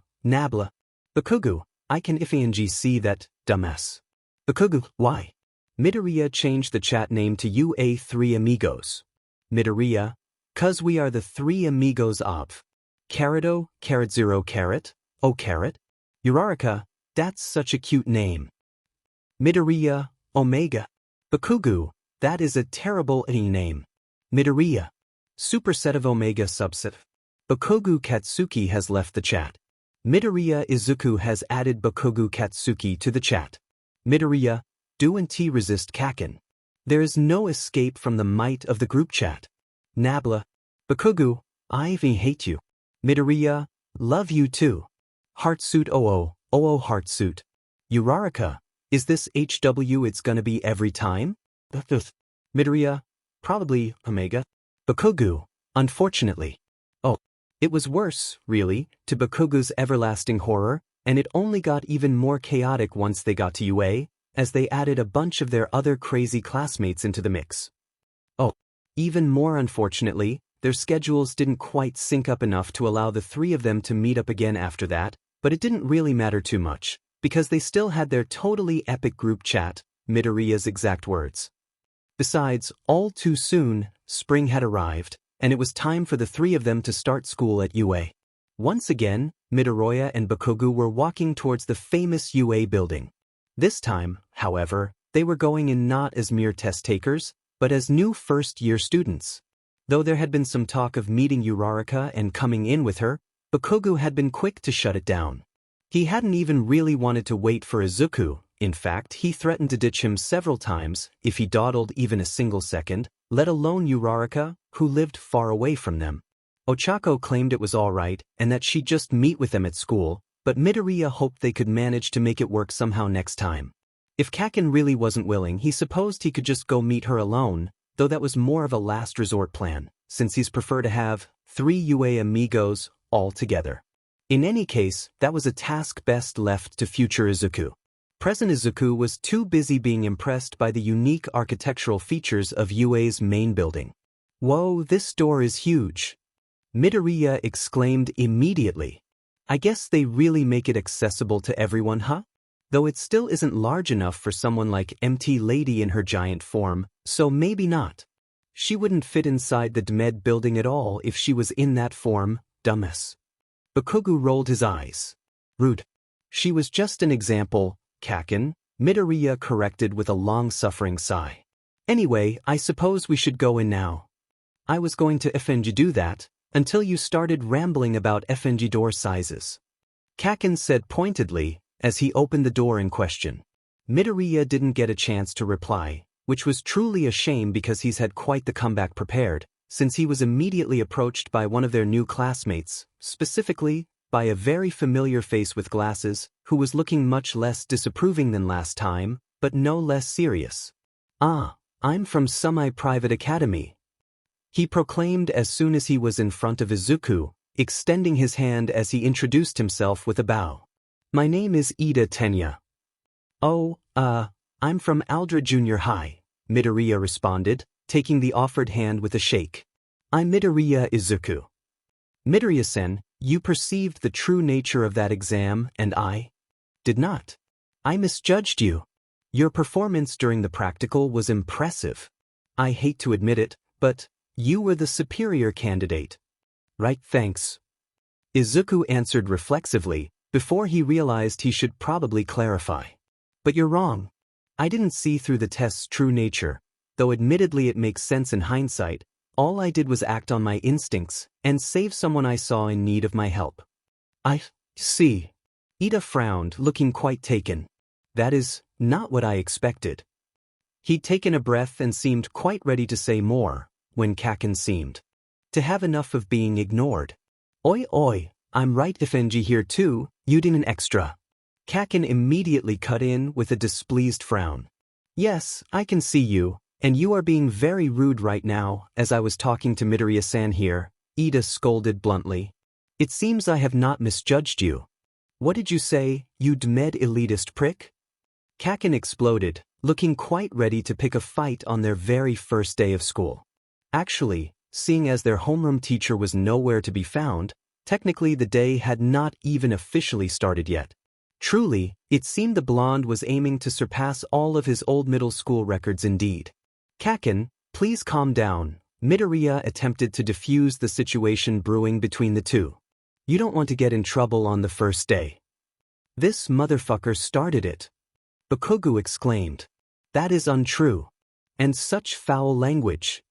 Ida protested immediately, making Midoriya sigh, as he realized the other boy was clearly going to keep this going too. Shaking his head, he informed him, Ethan, the language is a lost cause. I've been trying to get Kacchan to stop swearing since we were literally toddlers. Before Ida could even attempt to reply to this, or Bakugu could blow up in anger again, the door opened again, and Ochako stepped in. Once she saw them, completely heedless of the tension clearly emanating from both Bakugu and Ida, she immediately smiled, greeting cheerfully, Morning, Deku. Turning to Bakugu, and utterly unfazed by his glare, she also greeted him, Morning, Kacchan. Oi, Gravity Girl, how many effing times do I have to effing tell you? The name is Bakugu, not effing Kacchan. If looks could kill, Uraraka would be dead where she stood right now. Merely shrugging, Ochako pointed out, well, my name isn't Gravity Girl either, but I've stopped complaining about that. My nickname isn't completely FING stupid, Bakuga retorted, giving the boy who gave him the nickname a steely glare. Midoriya pouted, Kacchan is a great nickname. You just have terrible taste. The blonde's anger was now fully on him thanks to that comment, but before another fight could break out, a voice cut through the chatter immediately. If you're all here to socialize, get out. Oh, it turned out that their homeroom teacher was in the classroom all along. Also, he was a caterpillar. What yeah no. But he was definitely kind of a weirdo, and it wouldn't really have surprised Midoriya if it were true at this point. In any case, Aizawa-sensei was clearly the strict no-nonsense type of teacher, as he very quickly had them all changing to their P uniforms and going outside for what was basically a pop quiz of sorts on their first day. Plus ultra. Indeed, Midoriya thought. Oh, Kacchan was chosen to be the guinea pig for Aizawa-sensei's demonstration, and he managed to throw an incredibly impressive 764.5 meters once he used his explosion quirk on his ball throw. Everyone in the class exploded into various cheers and mutters at that. Giving an impressed whistle, Midoriya raised his hand for a high five, which the blonde returned with a cocky grin. Beat that, Deku. With elemental CYCL still as his quirk, Izuku was actually feeling fairly confident about his chances for that. So, giving a confident grin of his own, he stated, "Just don't be a sore loser when I do, Kacchan." Unfortunately, that would have to wait, because despite being part of the demonstration, their actual test would not be starting with the ball throw. Oh well, there was little doubt that Bakugo would find some way for them to compete scores in all of them anyway. Though not quite as obsessed with winning, Izuku was hardly going to just give first place to the other boy without a fight either. Alas, in many cases, neither of them even came close to reaching first. 50-meter dash. Unsurprisingly, thanks to his quirk, Ida was incredibly fast and managed to easily take the top spot with an impressive time of only 3.04 seconds. Though his quirk wasn't obviously geared for it, Bakugo was able to make it in only 3.78 seconds by using his explosive hands to propel himself forward. It was a technique he frequently used in fights to give himself some extra speed and mobility, so he was well versed at pushing it to the limits. Too bad it wasn't quite enough. Poor Uraraka's quirk wasn't really the most help with this, at least, without any support equipment. If she managed to get some kind of propulsion, she could easily zoom to first place by using her quirk on herself. Unfortunately, she had none, and Midoriya wasn't really allowed to help. So, instead of making herself weightless, she merely lightened her clothes to try to minimize resistance as she ran, resulting in a fairly average 6.85 seconds. It was faster than middle school at least. Her training, especially after meeting with Midoriya and Bakugo, had paid off. Much like Ida, this test was also quite optimal for Midoriya's current quirk, and he was easily able to zoom across the finish line by utilizing his strongest winds to propel himself forward, much like Kacchan with his explosions. This did result in some blowback that sent quite a few leaves flying off the nearby trees and creating many a messy mane for the poor students who'd been too close to him. A little too much power, perhaps, but he managed to get 3.12 seconds out of it. This was still a bit behind Ida, unfortunately, though it was close. Midoriya wasn't too surprised or disappointed though, since the other boy had much more experience using his quirk to its fullest extent. Besides, he still managed to beat Kacchan, who was frowning harshly at him. He sent a wide grin and a waggle of his brows in response. The blonde merely scoffed, "Wait till the next one before you celebrate your win, Deku." Oh, grip strength. The clear winner of this event was a girl who was literally able to create a clamp that all but broke the machine. Midoriya could already hear Kacchan calling her a cheater in his head. A boy with multiple arms was able to reach an impressive second place with his grip alone though, managing 540.0 kilograms like it was nothing.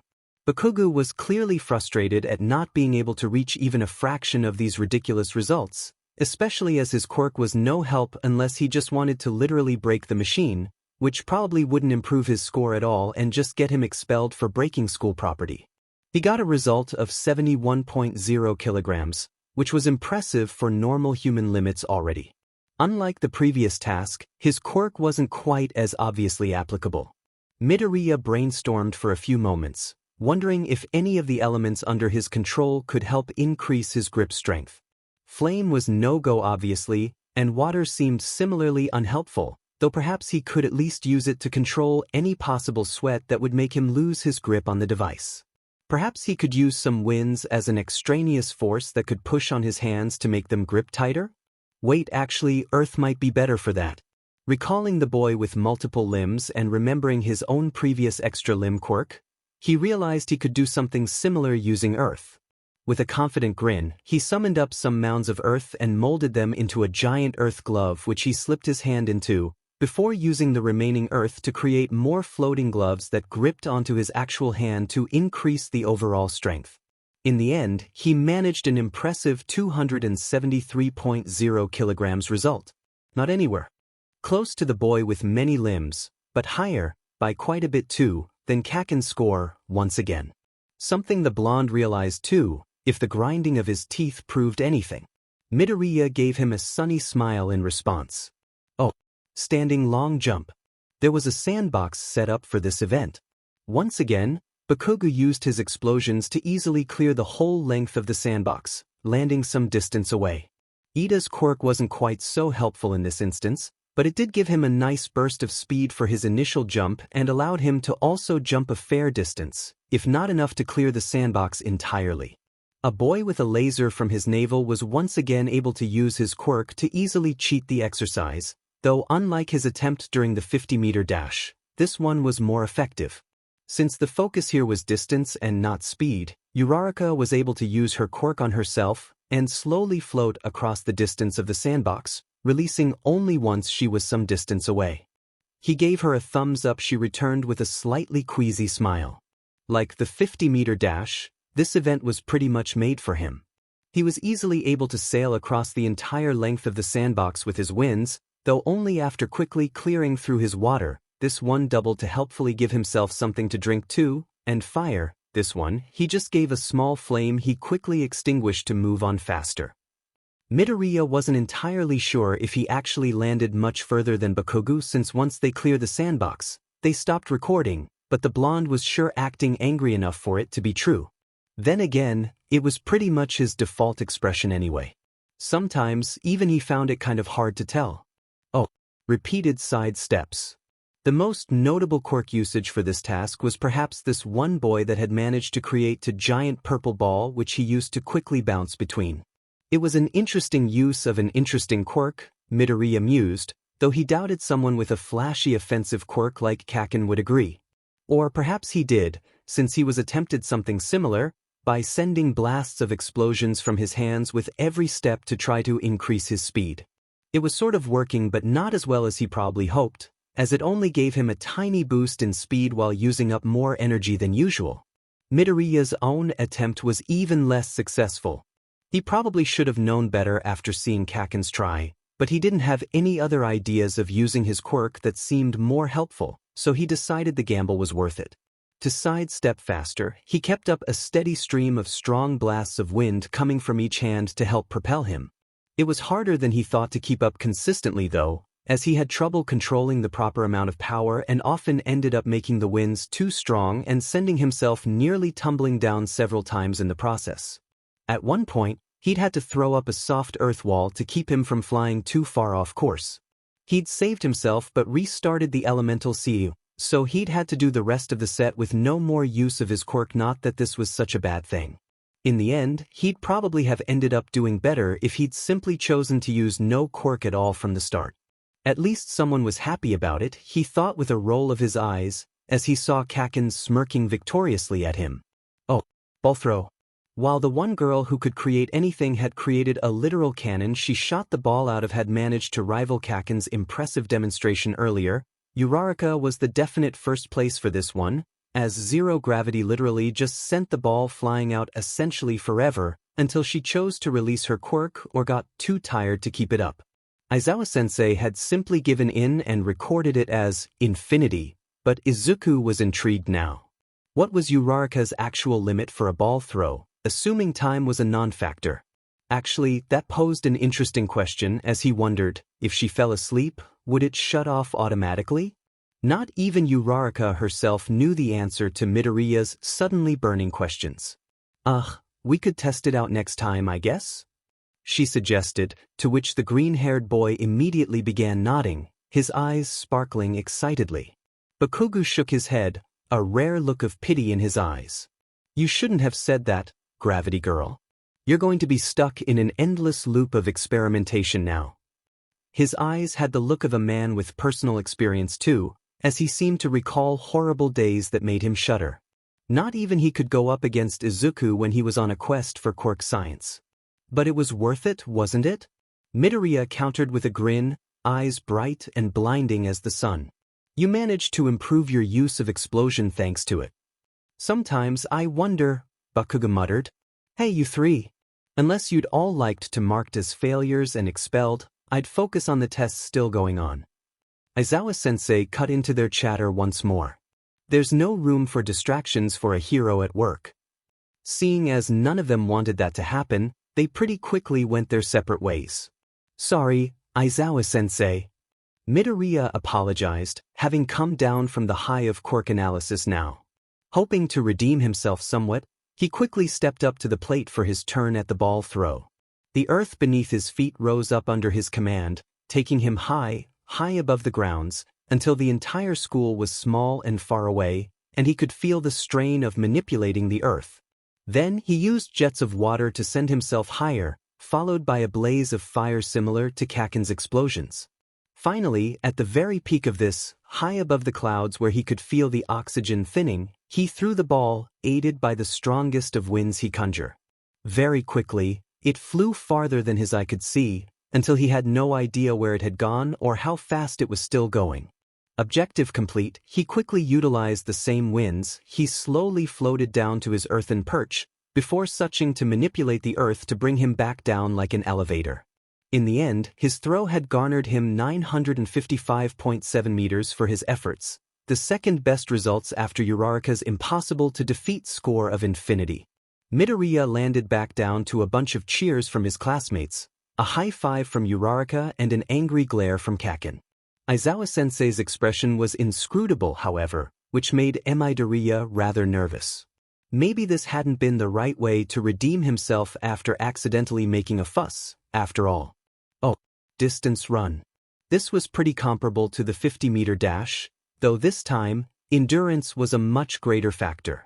The boy with the navel laser definitely wasn't doing so hot, or rather, he'd likely gotten too hot from using his quirk so much. By the end, he'd resigned to rather slowly jogging the remaining distance left while hugging his midsection and looking slightly less sparkly. Ida still managed to easily clear the task thanks to his quirk, while looking only a little tired for it too. Though first in sheer creativity with the task once again belonged to the girl who seemed to be able to create just about anything with her quirk. This time, she produced a literal bicycle that she used to run the course. That seemed sort of like cheating, but then again, that was the whole point of this exercise, so she was doing pretty incredible. Like the 50-meter dash, he was easily able to use his winds to soar through the course, once more beating out Kacchan, as he had a much harder time keeping up his explosions constantly and needed to stop now and then, unlike him. Paying more attention to Aizawa-sensei's reaction this time, he noticed him eyeing everyone with the same unreadable expression. Honestly, it was hard to read any emotion on the man's face except from general tiredness and annoyance with all of them. Midoriya wasn't sure what to make of him. Oh, seated toe touch and sit-ups.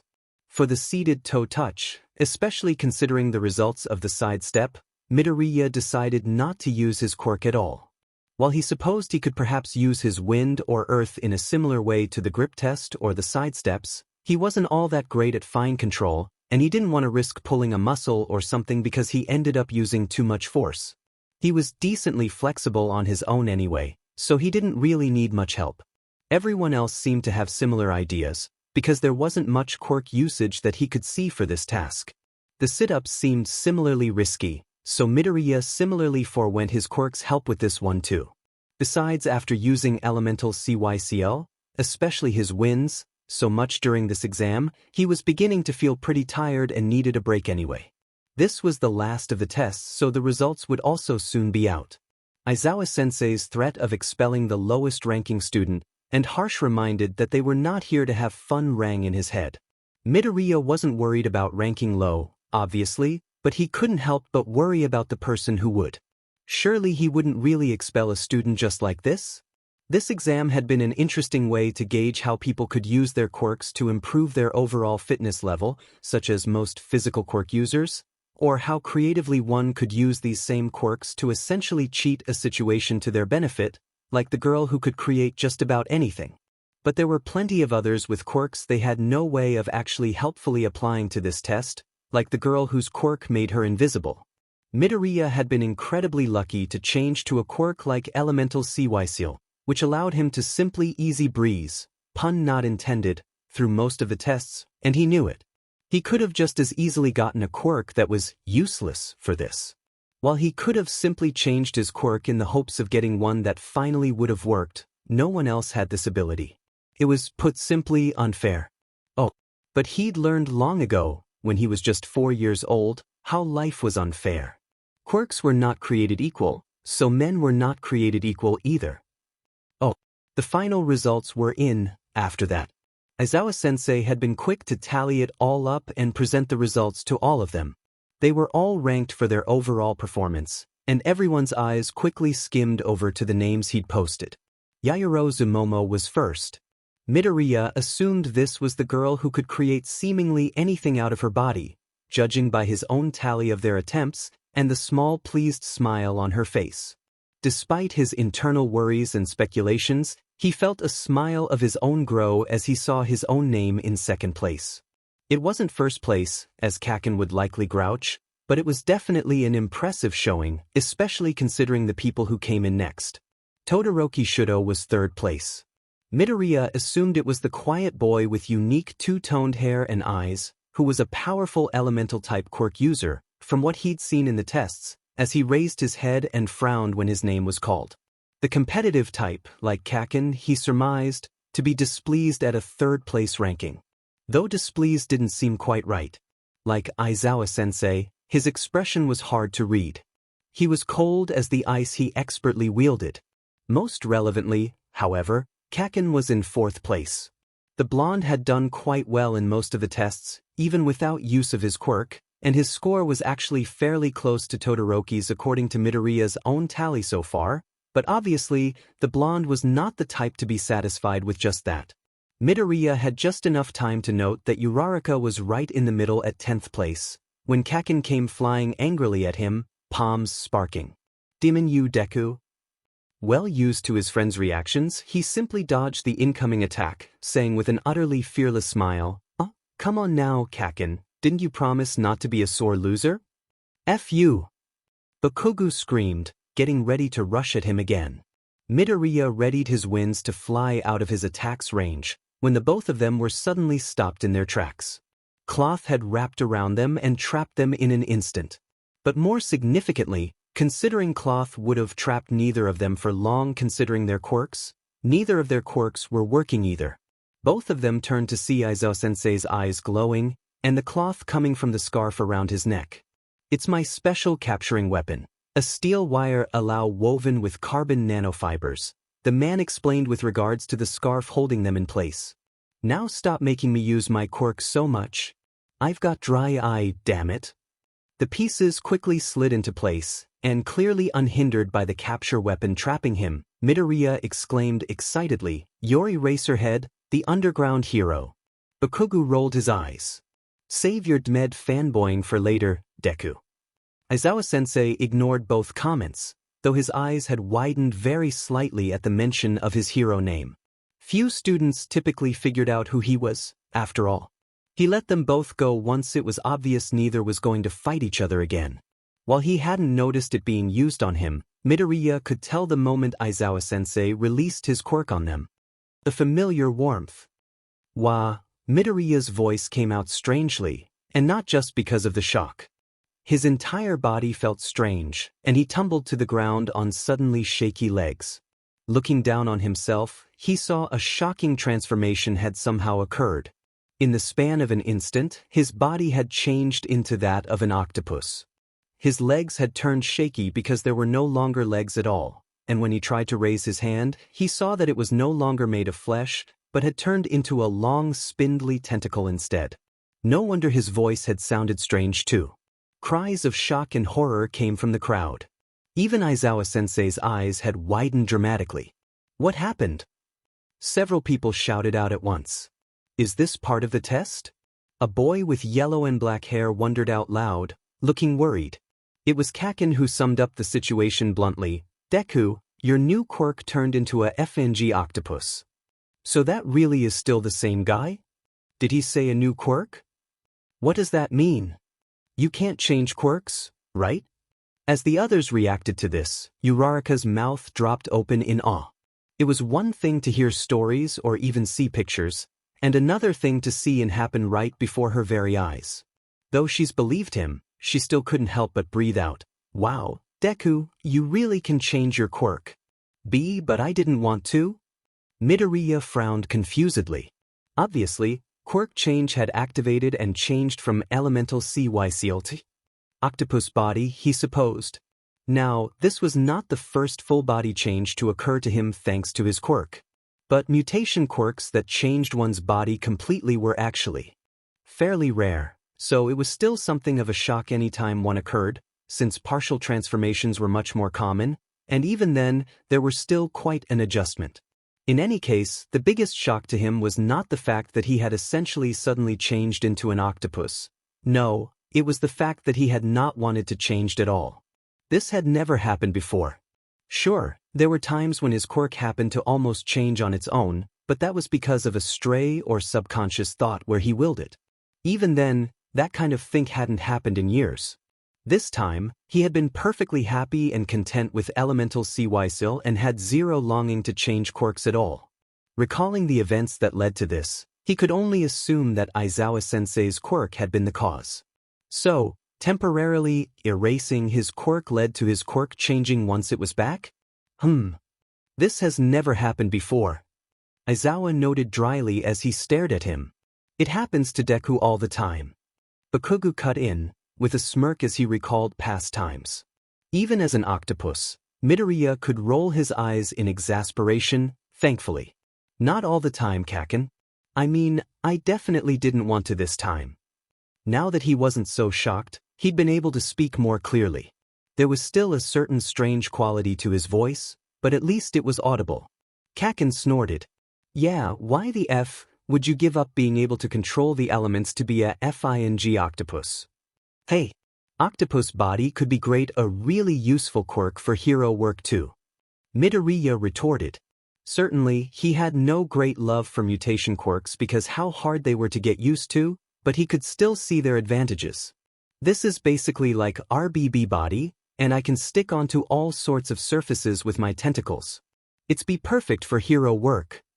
As he rambled on, he forgot the rest of the class aside from Kacchan, Uraraka and likely Aizawa-sensei, still had no idea what he was talking about. Until they very loudly reminded him. What are you guys talking about? Dude, why are you not worried about becoming an octopus? This is weird, right? I can't tell what's weird and what's not anymore. Looking embarrassed, though it was hard to tell on his octopus-like face, Midoriya turned to everyone and explained, sorry, we didn't exactly do a class introduction so there was never a chance to say it, but this is my real quirk's fault, basically.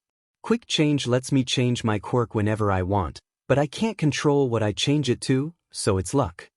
Or, well, maybe not, he internally clarified. Izuku was still working on testing it though, so he didn't want to speak the theory he had out loud yet about it maybe not being so random, after all.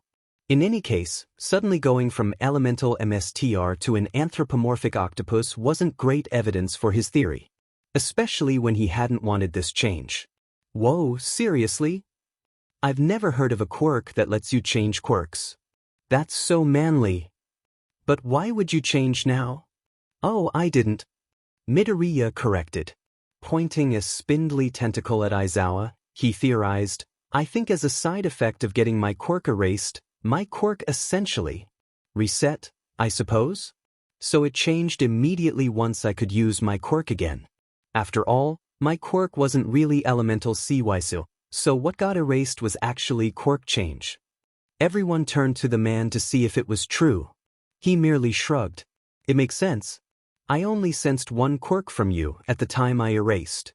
Then, giving a slight cough, he continued on, anyway, back to your results.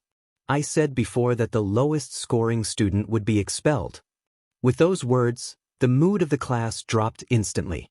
All the chaos and chatter Midoriya's quirk reveal caused dissipated in a flash. It was almost like a quirk, to be able to command such instant silence. It'd be named Mood Killer, maybe, Izuku mused, a little hysterically. At the bottom of the rankings was the boy who had been able to bounce between two large purple balls during the side step, Mineta Minoru. There was a sense of somber sympathy from most everyone as they watched the boy tremble, looking ready to cry or shout as he realized his position. Izuku frowned, feeling a pang in his heart as he watched the other boy. He wanted to speak up on his behalf, somehow. It wasn't fair that he got expelled after a single trial like this, after all. Before anyone could do or say anything though, Aizawa-sensei broke the tense silence with an absolutely sadistic smirk, or so it seemed as he declared, "I was lying about that. It was all merely a ruse to bring out your full potential." Wait. The general mood of the class was shocked disbelief, though Yaoyorozu only raised her brow, pointing out, "Well, of course it was a lie, if you thought about logically." Of course, Midoriya thought, with a sigh of relief. Obviously UA would not expel a student who had passed the entrance exams just because of a bad showing on a test that did actually allow them to showcase their full potential for actual hero work. He should have known better, after learning about the hidden rescue points, that nothing was so straightforward. Later, Midoriya would learn that Aizawa-sensei's so-called logical ruse was merely another ruse, and he'd been fully planning on expulsion for any student who failed to meet his standards, after all. This would not be the only time the man would lie to his students for their benefit, and for his own sadistic amusement, either. It was sort of a wonder class 1A didn't all develop trust issues after all of it. After that, the rest of the day was much less exciting and challenging. Or at least it should have been. For Midoriya, who was now spending the rest of the day as an octopus, it was perhaps even more exciting and challenging than the entirety of the quirk apprehension test. With his strange new tentacles in place of his feet, learning to walk even a short distance was quite a feat. He felt like a toddler taking his first shaky steps all over again. "Do you need help?" Uraraka offered, after watching him stumble again for the upteenth time. But even reaching for her helping hand was quite a task, and once he did, it turned out that he couldn't let go. This was quite a problem, since he ended up tripping soon after, and brought Uraraka down with him, until they were a strange tangle of fleshy limbs and sticky tentacles that looked quite unsettling to everyone who saw it. This included a good chunk of the class still, as quite a few of his classmates also remained behind to watch and talk to him, mostly about his quirk, understandably. Wow, this is way too manly. Whoa, this is seriously eki. I'm so glad I didn't get expelled. Both Midoriya and Uraraka were now flushed red with embarrassment as they desperately tried to untangle themselves from each other. Being the completely horrible friend and person that he was, Bakugo didn't even bother offering to him, only sighing impatiently as he told him, "Deku, just F&G change your quirk already." "But Kacchan, think of the possibilities." Midoriya protested, his voice sounding a little smushed from where his cheek was pressing up against a tentacle that was also sticking to Uraraka's arm. In his rush to defend himself against his friend, he quickly forgot about trying to free himself from his current embarrassing position. "You know I have to try a quirk for at least a week. You know we have our first class with All Might tomorrow, right?" Kacchan pointed. "Are you seriously going to show up like this?" It seemed this thought had not quite occurred to Izuku until the blonde had mentioned it. "Okay, maybe you have a point." "We'd be able to get free too," Uraraka pointed out, clearly much more aware of their current situation and very eager to get out of it. "Right, sorry," he apologized sheepishly, before quickly calling onto his quirk again. Oh. In an instant, the tentacles were all gone, leaving Midoriya and Uraraka to tumble to the ground from the suddenness of no longer being entangled by strange limbs. As the two slowly stood up again, more questions were quickly peppered at them, though mostly against the Quirk Change user, with Uraraka simply being unfortunately close. Though there was some chatter, the main question on everyone's mind was simply, "So, what's your quirk now? So, what's your quirk now?" In the face of everyone's expectations, Midoriya could only shrug apologetically. "I don't know yet." His quirks weren't always so easy to figure out. Every time he changed was literally a gamble, after all. Mutations were the most obvious, of course. It was hard to miss a sudden transformation into some strange new form, after all. New additions or deductions to his usual body were pretty easy to spot. Even the more subtle ones that weren't noticeable to other people at first glance were pretty obvious to him, since he could feel that something was different. Transformation-type quirks were also fairly easy to test, if not as immediately clear. After years of countless experimentations, he'd realized the sensation of using transformation quirks was incredibly similar to the one of changing his quirks, so it was usually a simple matter of willing or wanting a transformation to occur and observing what changed after. Emitter type were the true puzzles, the ones hardest to figure out. They were also either fortunately or unfortunately, depending on how you looked at it, the most common too. At least he was pretty used to being stumped on whatever his new quirk was at first. Because emitter quirks had the most variation, and their activation rules were similar all over the place, it could be quite a Herculean task to figure it out sometimes. Oh, by the time the first day at UA had ended, Midoriya still had no idea what his current quirk was. Then again, he hadn't been able to experiment much in the confines of the school campus, and they'd been basically free to go after the quirk apprehension test, so it wasn't like he'd had all that much time to puzzle it out anyway. Regardless, now that he was free to do what he wanted to experiment to his heart's content. He could barely contain his excitement, and nearly rushed out the gate, held back only by his friends walking alongside him. Having missed them on the morning, Uraraka was taking full advantage of the opportunity to walk out with them this afternoon, at least. Testing could wait just a little longer, as the three UA amigos enjoyed having just successfully completed their first day at UA together. I can't believe the first day is over. Uraraka echoed his thoughts aloud. So many crazy things happened. Yeah, that quirk apprehension test was really crazy. Midoriya shook his head. Thank goodness his threat of expulsion was just a ruse. Not that you were in any danger of failing, Deku. Uraraka teased. Besides, the craziest things involved you. I can't believe the way you threw that ball into the air. Or how you transformed into an octopus at the end. Hey, you managed to throw the ball into infinity, so I still lost.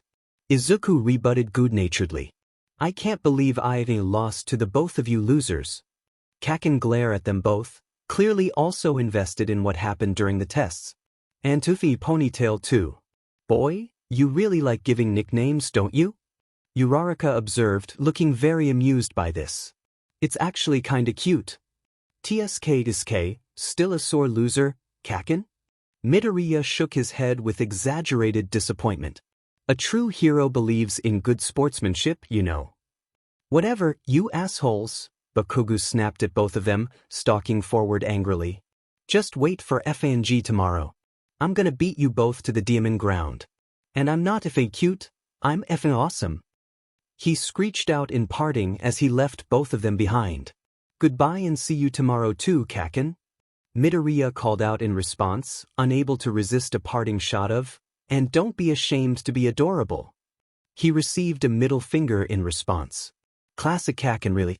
Shaking his head, he turned to Uraraka. Well, I guess this is where we part ways. I still have to figure out my quirk before tomorrow. Oh yeah, I promised to meet up with my parents after classes were over. The girl replied. See you tomorrow, Midoriya-kun.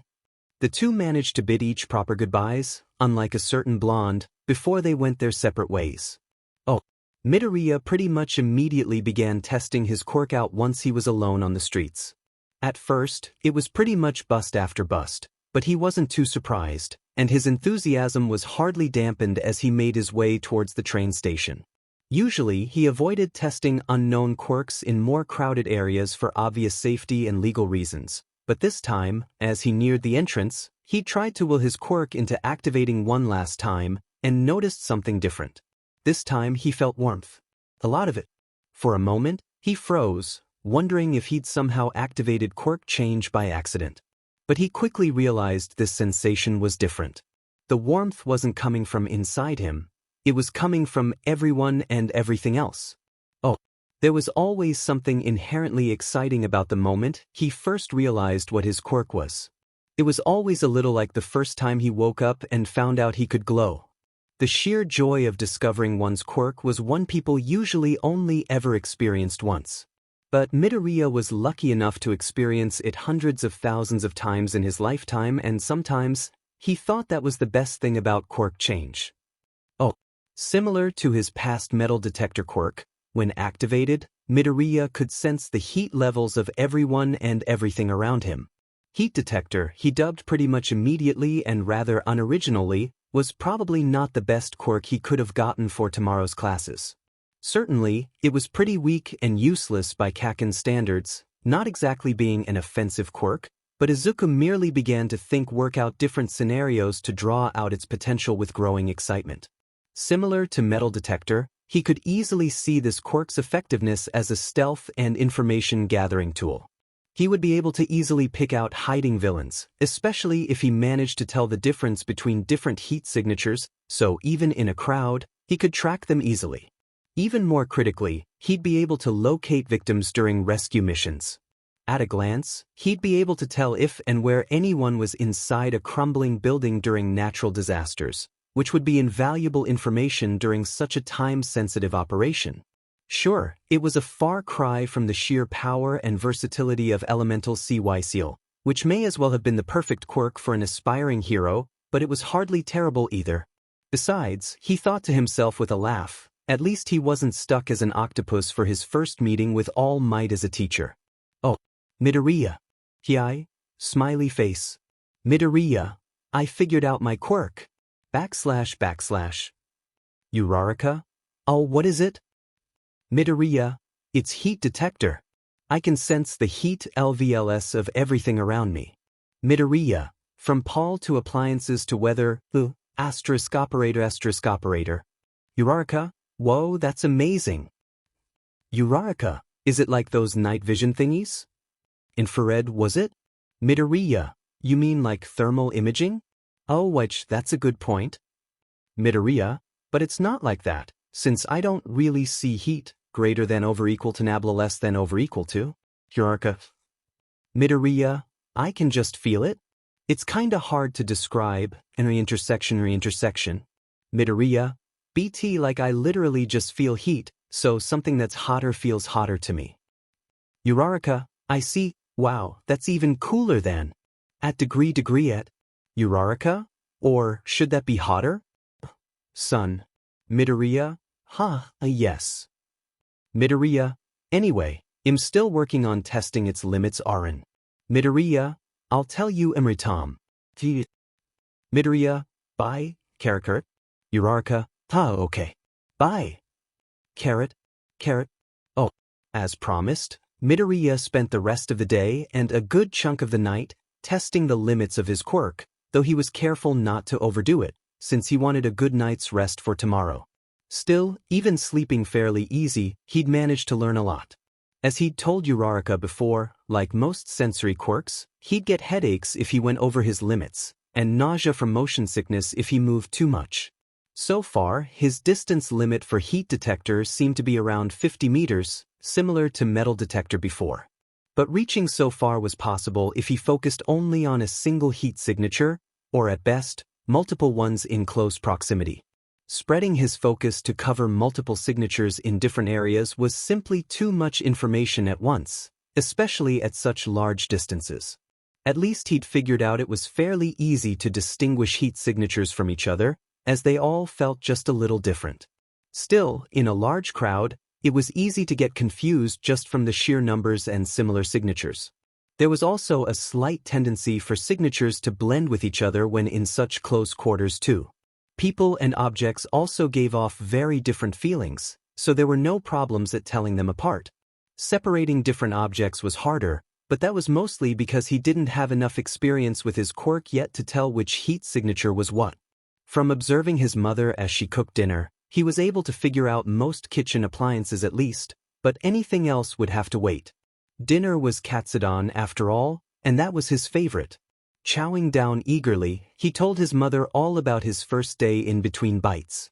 He'd have time in the future, he figured, not too concerned with further experimentation. As he got ready for bed, Midoriya's thoughts were, for once, not filled with his quirk, but with anticipation for tomorrow's classes at UA. Oh, the next day was both less and more exciting than their first. There were no surprise tests, with threats of failure this time. Instead, there was only the all-too-familiar classes that were extensions from middle school. English, history, math, science, all the usual subjects that were covered were also tackled at UA. It would have been pretty boring, and Midoriya might have been tempted to zone out and just work on his quirk like he often did in middle school, but unlike back then, all his teachers here were pro heroes. Being the hero fanboy that he was able to stay awake and focused through all the lessons, which were mostly just filled with introductions and overviews, since it was only their first day for those classes, after all. Of course, he may have spent half this time awake spouting facts about each pro hero to Kacchan, who only rolled his eyes most of the time, and Uraraka, who responded with enthusiasm or confusion, depending on who the hero was. Occasionally, he made a little too much noise and drew Ida's scolding. When this included Bakugo too, it tended to dissolve into a fight that made more noise than Midoriya's initial eager deluge of hero facts, until it got so bad it drew the teacher's attention, and they all ended up in trouble. At least it had only led to a scolding and nothing worse, though Ida had seemed greatly affected regardless, looking quite horrified at both his actions having led to a disruption and Bakugo's total lack of care about the whole thing. Midoriya had given him a consoling pat on the back, internally wondering how soon Kacchan would drive him into a mental breakdown over his attitude. It was only the second day, and things were not looking too good for him. At least there was something to look forward to. Though by the time they took a break for lunch, they'd already experienced some excitement. Everyone knew the best was yet to come. While most of the subjects taught at UA were fairly typical, were certain subjects that were unique to the school and to the hero course in particular. Namely, hero fundamentals, taught by the number one hero himself. Obviously, everyone, including Izuku, was most eager for this subject. Most of the chatter at lunch was about the topic, and the table of the three UA amigos was no exception. Not even Kacchan could put up his usual veneer of indifference at the thought of what the class would bring. "This time, I'm definitely beating you, Deku," Bakugo promised fiercely, before smirking confidently, "Not that it'll be much of a challenge with only weak-ass heat detector as your quirk." Midoriya gave a long-suffering sigh at this.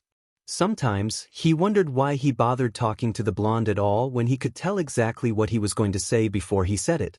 Not for the first time, he told him, "It's not elemental C, sure, but it's still a powerful quirk in its own way, Kacchan." The blonde merely scoffed disbelievingly, giving a sarcastic retort. "Yeah, and I'm a fairy princess." At least Uraraka was positive and enthusiastic as always. "I believe you can do it, Deku. Heat detector is an amazing quirk too."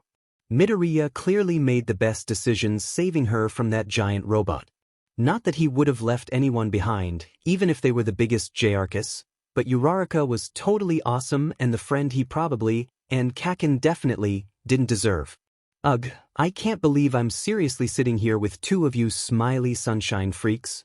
Definitely didn't deserve. Oh. Someday, he would finally get to working on all those nasty little lingering issues with Kacchan. That day was not today. Not yet. Neither of them were really ready to open that can of worms, or drag anyone else into their mess. But that day would be coming far sooner than they expect. Oh. Finally, it was time for Hero Fundamentals class. It did not disappoint. The hero everyone was waiting for burst through the doors, wearing his classic Silver Age costume and beaming his signature smile at him. Midoriya was not ashamed to say he fanboyed at the sight. A lot. Even though he'd known All Might would be coming in to teach this year, it still hadn't quite hit him as a real thing until now. Possibly even more exciting than the introduction of the number one hero, however, was the news he brought. He wasted no time in telling them all what their first lesson would be. Battle training. Everyone broke into excited chatter at this announcement. But the excitement didn't end there. Together with the news of what they would be doing for the lesson came the additional fact that they would be doing it all in their very own hero costumes. They'd all sent in their ideas and drawings to be turned into very real objects by a support company so they could use it during their time at UA. It was one of the best pros about studying at UA. Even as students, they'd be able to get professional-grade equipment and costumes. Boy, had Midoriya abused the hell out of that privilege. He'd sent in just about every wild and stray idea he'd accumulated over the years, which was no small collection. Being the aspiring hero he'd always been, Midoriya had been designing variations of his hero costume for years, growing greatly in complexity as he grew older. Despite some of the more challenging aspects of his requests, it seemed the support company had done incredible work. There was a note saying how some of his requests were still being worked on and wouldn't be available until later on, but for the most part, everything he'd asked for had been achieved. When he saw the results of his drawings and notes, Midoriya was very impressed, letting out a low whistle as he changed into the costume and looked at himself in the mirror. Despite undergoing many changes, the general aesthetic had always remained mostly the same. Considering Quirk Change and its unique, luck-based powers, Midoriya had found himself inspired to base his hero name and look on something similar. So he'd taken cues from the Joker card in classic games, drifting to court jesters from medieval times they were inspired in turn from, before also looking at carnival clowns and magicians as well. In the end, he'd come up with a costume that was sort of a mishmash of looks from different ages. Covering his eyes and the bridge of his nose was a black domino mask. His wild green curls were mostly covered by a floppy red and black striped jester's hat that he thought had sort of looked like All Might's hair, so his fanboy self hadn't been able to resist throwing it in there. Continuing the Jester-Joker theme, his top half consisted of a long-sleeved shift-like shirt in a black and red diamond pattern, while the accompanying breathes were made up of colorful stripes in various colors. While he'd considered defensive armor, it would have been nice but completely impractical for his quirk, unfortunately, and focusing on mobility and flexibility was a perfectly acceptable strategy too. The actual material of the fabric was light, breathable, and super stretchable, to hopefully accommodate for any drastic changes in body shape or size as a result of changing his quirk. He'd included a request asking the support company for help in designing a fabric which could somehow withstand huge changes in anatomy, which was what the company's note stated was still a work in progress. As of now, his costume would hold decently well if the changes weren't too big, but would definitely rip if he changed into something like Minotaur body again. Holding the two pieces of his outfit was a plain black utility belt containing all the various support tools he'd asked for, all disguised as something else. In the guise of multicolored juggling ball, he had various different types of bombs. He had red for some classic smoke bombs, yellow for flashbangs, blue for sleeping gas bombs, and green for a special bomb that dispersed a capture net on impact. There had also been a request for a literal grenade to be included too, but this had been rejected for being too dangerous and lethal. Midoriya thought that was a little silly considering they had admitted a student whose quirk was literally explosion, but he supposed he should have been happy to receive most of his other requested bombs. Aside from the bomb ball, he also had a long string of colorful handkerchiefs tied together for rope, and small metal playing cards that were sharp enough to function as small knives for cutting or as a throwing weapon in a pinch. His main weapon, which could be equipped to his belt, was a magic wand that could extend into a bow staff with a hidden SWH. All in all, he'd managed to get nearly everything he'd asked for, and the company had gone pretty crazy with his chosen theme, making him look straight out of the pages of his inspiration books. Oh, like most, Midoriya would change his hero costumes several times over the course of his career, from his time as a student, to his debut, and through the many years he was active. Thanks to his own experience and the advice of various support personnel, including one handsome May, he'd add a variety of other useful support tools to his arsenal, including the actual bombs he'd always wanted. But the general motif of his costume would remain the same, one inspired by both his quirk and his wish to make people smile when they saw him, the same way All Might did. Oh, needless to say, Midoriya was grinning ear to ear as he walked out of the locker rooms in his costume, feeling like he could be exactly the hero he'd always wanted to be, wearing a costume straight out of his childhood daydreams. Clearly he wasn't alone though. Everyone looked great in their costumes, really. There was an incredible variety in the aesthetics and themes they'd all chosen, which only made them all look more amazing as they stood next to each other. Though not everyone agreed, it seemed. Mine's cooler. Kacchan claimed immediately, showing off his grenade-inspired design proudly, before he shook his head with a sigh. I keep telling you, you look like a FING clown with that design. And I keep telling you, that's the whole point. Midoriya replied exasperatedly. You do realize you look like a villain with your costume, right? I want a design that makes people smile, not cry with fear. That's what all the FING villains will do too when they see you, dumbest Deku. Bakugo countered, and, hello, I want the FING villains to sheet themselves in fear when they see me. Kacchan, I mean the civilians you're supposed to be helping too, obviously. Midoriya sighed, long-suffering, you'll make the guy mean to save cry when you rescue them too. Who the F cares if they do, so long as I effing save them anyway?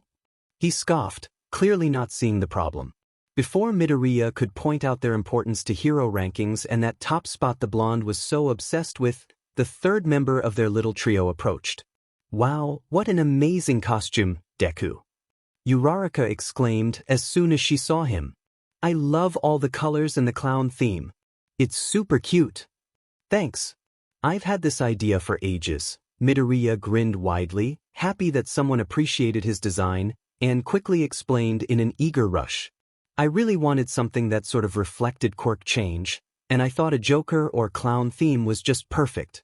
I love the idea of them being able to bring smiles to people too. Yeah, I can totally see that.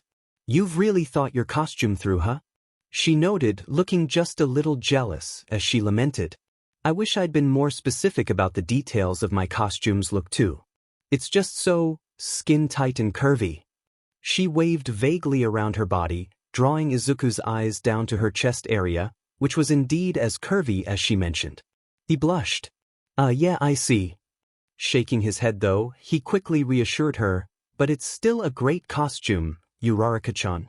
The space theme is cute, sure to be a hit with kids, and super appropriate for your quirk too. Thanks, Deku, Ochako replied, looking unusually shy and embarrassed at his gushing praise. I'm just telling the truth, Izuku replied, flushing slightly as he realized he'd been a little overenthusiastic, perhaps. Wow, aren't you two just adorable? Mina commented with a sly grin. You make such a cute couple. From beside her, Kaminari whistled, impressed. Demon dude, you move fast. So manly. Kirishima spoke admiringly, his cheeks pinking slightly, as he remembered their little incident yesterday with the tentacles. So unfair. Mineta cried out, tears in eyes as he looked at the green-haired boy with deeply jealous eyes. We're just friends. She's not my G-girlfriend. The two people in question quickly exploded into denials at the same time, faces both red as a tomato they did so. Why did everyone keep thinking that? Why did people keep speculating about his love life at all? He wondered despairingly, as recalled his middle school classmates' words on his last of class. You dumbass, Deku's not that kind of guy. Kacchan defended him with shocking fierceness. He's gonna be a FING hero with me, obviously, he doesn't have time for that bullshit. Kacchan.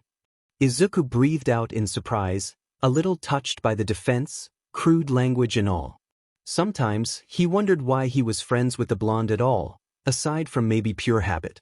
But moments like this, he remembered. Underneath it all, Bakugo was actually a good guy. Unfortunately, some people took his words entirely the wrong way.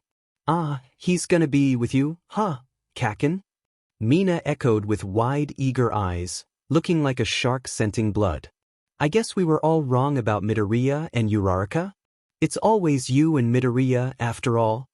Oh yeah, aren't you two like childhood friends or something? Jairu joined in with a raised brow. Pretty classic setup there. Wah! Izuku gasped out intelligently. The F, are you saying? Kacchan exploded, starting to angrily stalk toward the two girls.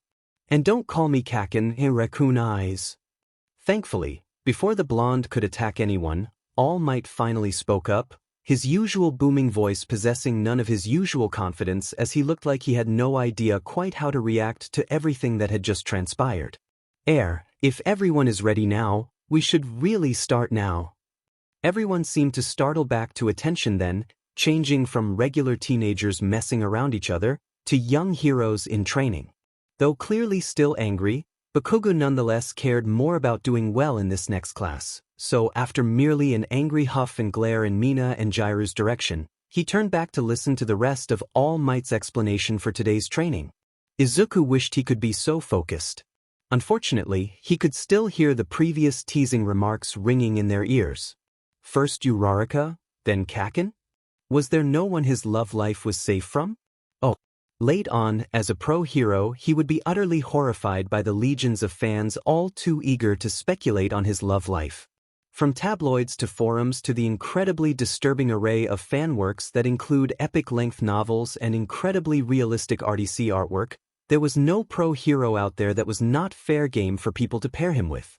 To his everlasting horror, this included even people like All Might or Aizawa. He'd even seen one pairing him with Principal Nedzu, and at that point he may or may not have simply given up on ever understanding anything about all this craziness. Oh, as Ida quickly pointed out, for the battle training, they were using the same area the entrance exam took place in. Unlike the exams though, it was quickly revealed that their opponent would not be giant robots, but each other. This declaration finally tore Izuku out of his horrified musings. Nothing like a fight to get his attention. Kacchan may have rubbed off on him a little too much. Still, thinking about the setup this time, Midoriya was torn between excitement and disappointment. It would have been interesting to try fighting against the robots again with his new, and far less offensively powerful, quirk. He had some ideas that he would have liked to test out to see if they worked out, such as if he could sense the robot's weakest or control points by tracking areas with the most heat and using this information to his advantage. But while that would have been interesting, fighting against live opponents would be even more interesting, he thought. There was a reason he was always fighting Kacchan to test out a new quirk, and it wasn't just because it was his way of humoring his friend's crazy bloodlust, though it was certainly that too. They were the most effective way to simulate real-life situations where his quirk could come in handy. Robots were rarely found in the realities of hero work, after all. Even better, Midoriya mused, this time, he'd get to fight someone other than the explosion user. Oh, Midoriya spoke, or thought, too soon, clearly. Someday, he would learn to stop tempting fate. Oh, it was him and Uraraka as the heroes versus Kacchan and Ida as the villains. For a supposedly random matchup, it sure seemed fated. Midoriya wasn't quite sure how to feel about this. He'd been hoping to fight some new opponents, so this was a bit of a disappointment. Even though there was still Ida in the equation, he had little doubt Kacchan would be zeroing in on him and making it a one-on-one match regardless of the actual scenario. Not to mention, while on the one hand, knowing everyone involved in this match at least meant they had the edge on information, on the other hand, they may have also all known each other a little too well, especially him and Kacchan.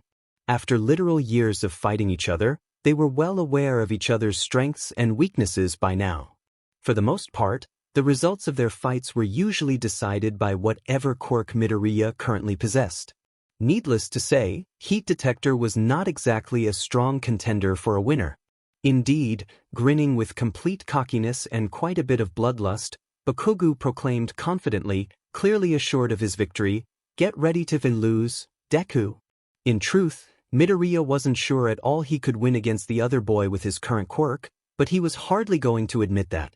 Instead, he merely shrugged, acting like he had no worries at all. "We'll see, Kacchan." Maybe he didn't have the ideal quirk for this scenario, but that didn't mean he didn't have any ideas at all. Especially with Uraraka as his partner, he thought there was a good chance that maybe they could pull off a win after all. And all without changing his quirk too. They had a bit of time to plan before the test officially started, and Midoriya immediately put it to use, as they quickly hashed out what to do.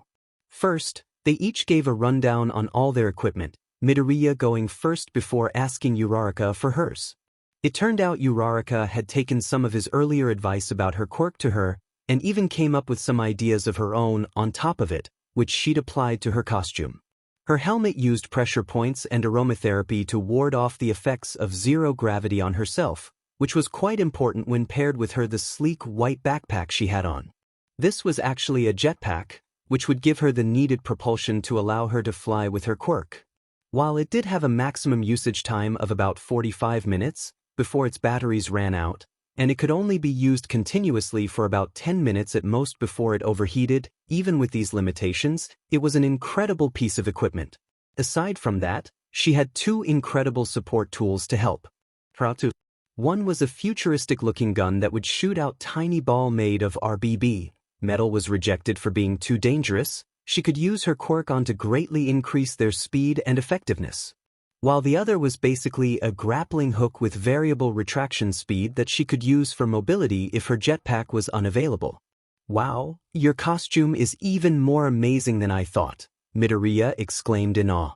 I can't believe you've actually got a real-life jetpack as part of your costume. Yours are cool too. Especially those different bombs of yours. Uraraka returned the compliment earnestly, adding, and I wouldn't have gotten that jetpack if it wasn't for your advice about my quirk.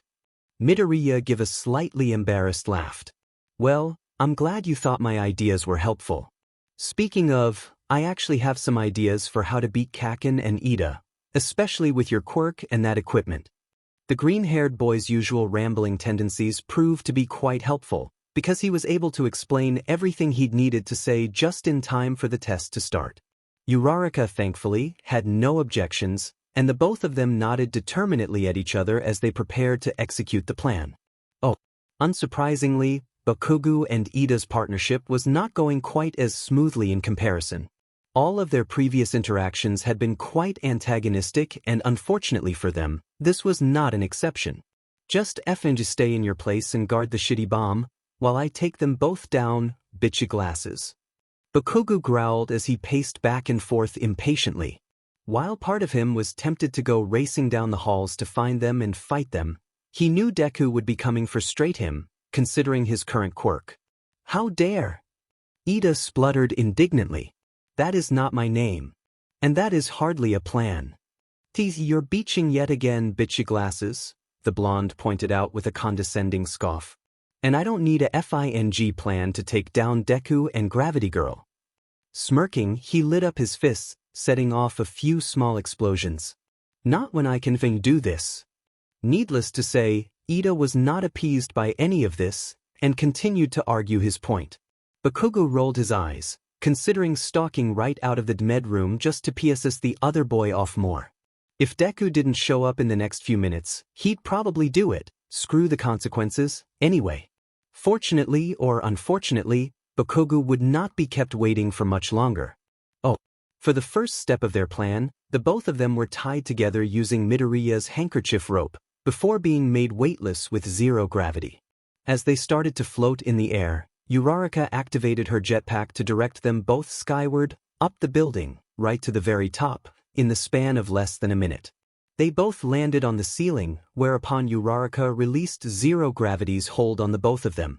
There was a slight tinge of green on her face after she did so, but it only took a few deep breaths before she was back to normal, and giving Midoriya the okay to proceed.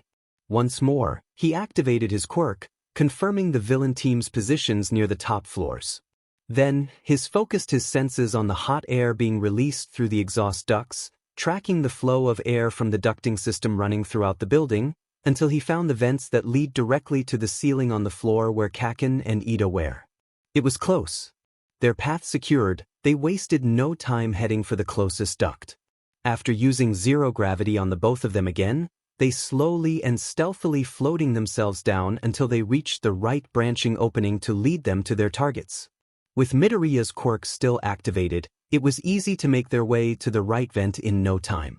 Through the metal slits, they could glimpse Bakugo and Ida down below, looking more like they were getting ready to fight each other than the hero team. As Uraraka quietly released her quirk and regained her bearings, Izuku pulled out one of his metal playing cards and began to unscrew the vent as quickly but sneakily as he could. They only had one chance to do this sneak attack right. Once he managed to get the screws off, he carefully slid it aside open just enough to be able to drop one of his bombs into the floor below. Namely, his blue sleeping gas bombs. Oh, what on? FND cheat. Oh, immediately upon impact with the hard ground, the small blue bomb exploded and released the gas into the air. As the sleeping gas worked its way into the lungs of the two people on the ground, Midoriya and Uraraka were safe in the vents, each with a colorful handkerchiefs tied over their nose and mouth to make sure any stray fumes didn't affect them. Once the lingering smoke dissipated, they would drop down from the vents and make their way over to the bombs, having bloodlessly secured the villains with a sneak attack. Or, at least, that was the plan. Instead, while Ida began to droop, clearly affected by the gas, Bakugo fiercely resisted the effects, and with a wave of anger-fueled strength, sent an explosion from his hands right at the ceiling above, straight for the vents Midoriya and Uraraka were still hiding in. Thankfully, with heat detector activated, Izuku had been able to sense the buildup to his explosions, and he was able to quickly drop down, pulling his partner down with him, just in time to avoid most of the blast radius. Less fortunately, they could not quite avoid some of the debris, or the sheer concussive force of the explosion blowing them away from each other, and the bomb they were aiming for. Midoriya was now experiencing some serious throbbing at his side, and quite a few cuts and scratches from the debris. Unfortunately, Uraraka had gotten off far worse, having been hit in the head by some of the debris during their fall, and so, was momentarily down for the count. Hopefully, she would stir soon, because he could really use her and her quirk right about now. At least Ida had been taken out too, as he was lying on the ground, fast asleep from the gas and completely unaware of what was happening, though how long that would last with all the noise and damage they were making was another matter. Because Bakugo, who was quickly rushing at him with more explosions coming from his hands. "You damned cheating Midoriya avoided the initial swipe thanks to years of experience, and managed to dodge most of the attacks that followed too, in part thanks to his quick allowing him to easily track the other boy's body and movements. But he knew that if he didn't show something different, it would only be a matter of time until Bakugo took him out with his superior firepower by sheer brute force. So, during a pause between attacks, he took the chance to throw his smoke bomb, creating the perfect cover for him to run as fast as he could for the bomb. After all, the point of the exercise wasn't to beat the other boy in a straight-up fight, but to secure the bomb. Unfortunately but unsurprisingly, knowing him all too well, Kacchan had anticipated this move, and he'd started heading for the bomb too as well. "I'm not letting you get away, Deku." Using his previous knowledge of the location to rush at him with his explosive hands, Bakugo could effectively cut him off. Midoriya was close to the bomb, but still not close enough. Knowing he wouldn't make it in time now that the blonde was flying right at him, Midoriya quickly decided to change strategy and go for the attack instead. The smoke was already beginning to get dissipated by the shockwaves created by the blonde's explosions, so he only had a small window of time to make use of the smoke's effects still. Good thing, he had just the thing to help him out. He threw the capture bomb next, hitting Bakugo right in the chest and causing him to suddenly get enveloped in a net. The suddenness of it threw his existing momentum into chaos, and he tripped on his next step, the explosions in his hands sputtering out. Giving a victorious grin at the direct hit, Midoriya nonetheless did not wait to see the results, and quickly ran for the bomb. He was close, and all he needed to do was run a little bit closer. For a moment, it seemed like he would make it, as his hand hovered a scant few inches away from victory. But a series of explosions reached his ears, quickly followed by a large ball of heat coming his way which blared like sirens on his quirk-enhanced sense, and he was forced to quickly dodge the oncoming blast instead. He managed to roll out of the way just in time to avoid it. Boom! By his estimation, the explosion had been almost perfectly sized to avoid the bomb itself getting caught in the radius. It was enough not to cause him to lose this exercise, but it would have still certainly been a suicide move if this were the real scenario. Midoriya had little doubt breaking the spirit if not the letter of this exercise was going to get Bakugo much points, but regardless, he was now back to nearly step 1 again with this move. The smoke from his bomb was gone now, and Bakugo had managed to break free of the capture net by letting loose an explosion close to himself, judging by the slightly singed state of his costume.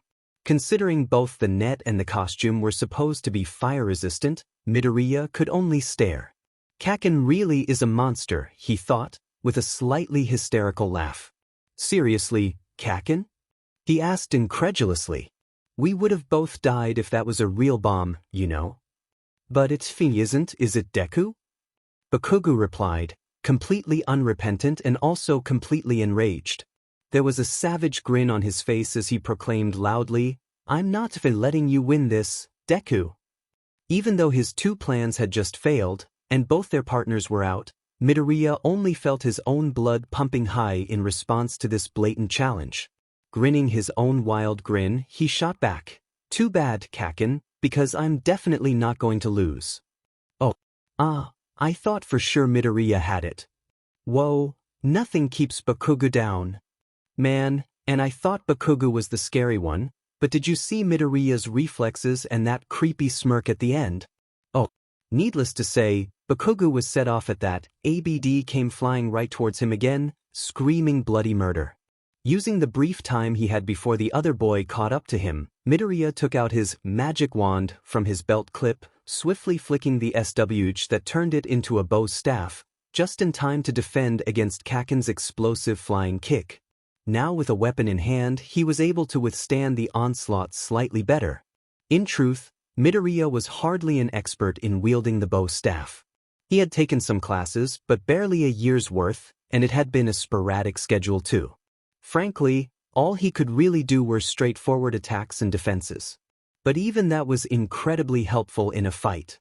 Considering this Bakugo, the monster who resisted sleeping gas, dissipated smoke and escaped fire-resistant nets, he needed all the edge he could get. Teach, Bakugo scoffed. Using a FING weapon now? So you know your quirk is weak as sheet, after all. Why don't you just FING change your quirk already? Kacchan, are you actually giving me advice in the middle of a fight? Midoriya asked, knowing that it would irk the other boy. F you. The blonde screamed right on cue, following it up with a particularly violent explosion Izuku just barely managed to dodge. I just want to fight you at your effing best, dumbest Deku. He added with a huff. Winning against you when you're weak is obviously FING pointless. Coming from Bakugo, that was actually a pretty sweet sentiment. Not that Midoriya agreed with it at all. You know, Kacchan, just because my quirk isn't offensively powerful doesn't mean I'm weak. Midoriya explained calmly, following his statement up with a sudden jab of his staff, knocking Bakugo back, and sending his explosions briefly sputtering out. Besides, you realize I nearly won a while ago, right? All using heat detector as my quirk. You tried to knock me out with sleeping gas, and then you threw a smoke bomb and a FING net, you dmed shitty cheater. This explosion was followed up by a literal one that came far too close for comfort, but Midoriya was hardly intimidated, and he shot back, exasperated. And you sent an explosion right next to what is supposed to be a nuclear bomb? That is way worse. Kacchan didn't bother replying this time, aside from another fierce attack Midoriya had to fend off, that is. Despite all his words, he was well aware that if he did not do something soon, the other boy would end up winning this exercise after all. At this point, the only support tools he hadn't used were his playing cards, which weren't much use at close range, and his flash bomb. Perhaps he could temporarily blind him long enough to try another rush to victory? Or he could just use his capture bomb again, since he did still have a few more of those, and while Kacchan could get free, it still took some time, and hurt himself in the process. Midoriya quickly ran the different possibilities in his head, careful not to let himself get too lost in his thoughts as he kept up the fight with the other boy. Even with a weapon, he was just barely managing to defend himself, let alone actually counterattack. All he needed was an opening to win. But Bakugo was not letting him have one, as he kept up a steady onslaught of attacks that left no opportunities for him to go for his support tools. To make things worse, Midoriya could also sense Ida's form, growing steadily more erratic as their fight dragged on and the noise grew louder, but he could hardly worry about that, because he noticed another figure nearby was also stirring. To his relief, Midoriya realized that Uraraka was regaining consciousness. To be precise, he could sense her heat signature gaining energy and movement, meaning she was awake, but he couldn't actually see what she was doing. Part of Midoriya was tempted to look and try to somehow signal her to go for the bomb while he kept Bakugo busy, but he knew it was way too risky. The fact that Kacchan had yet to realize she was back in the game was their biggest asset right now. If Midoriya wanted to keep it that way, he needed to make sure the blonde's attention didn't waver from this current fight. Good thing that wasn't exactly hard to do. Didn't you say something about me having no chance with my quirk being heat detector? Midoriya asked lightly with a taunting smirk, right after avoiding a swipe from the other boy. As predicted, Bakugo exploded right on cue.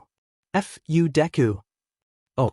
Uraraka woke up with a throbbing at the back of her head. It wasn't the usual headache and nausea she'd come to associate with her quirk, but the kind that came from hitting her head hard, she realized, as everything that had happened came rushing back to her. Battle training.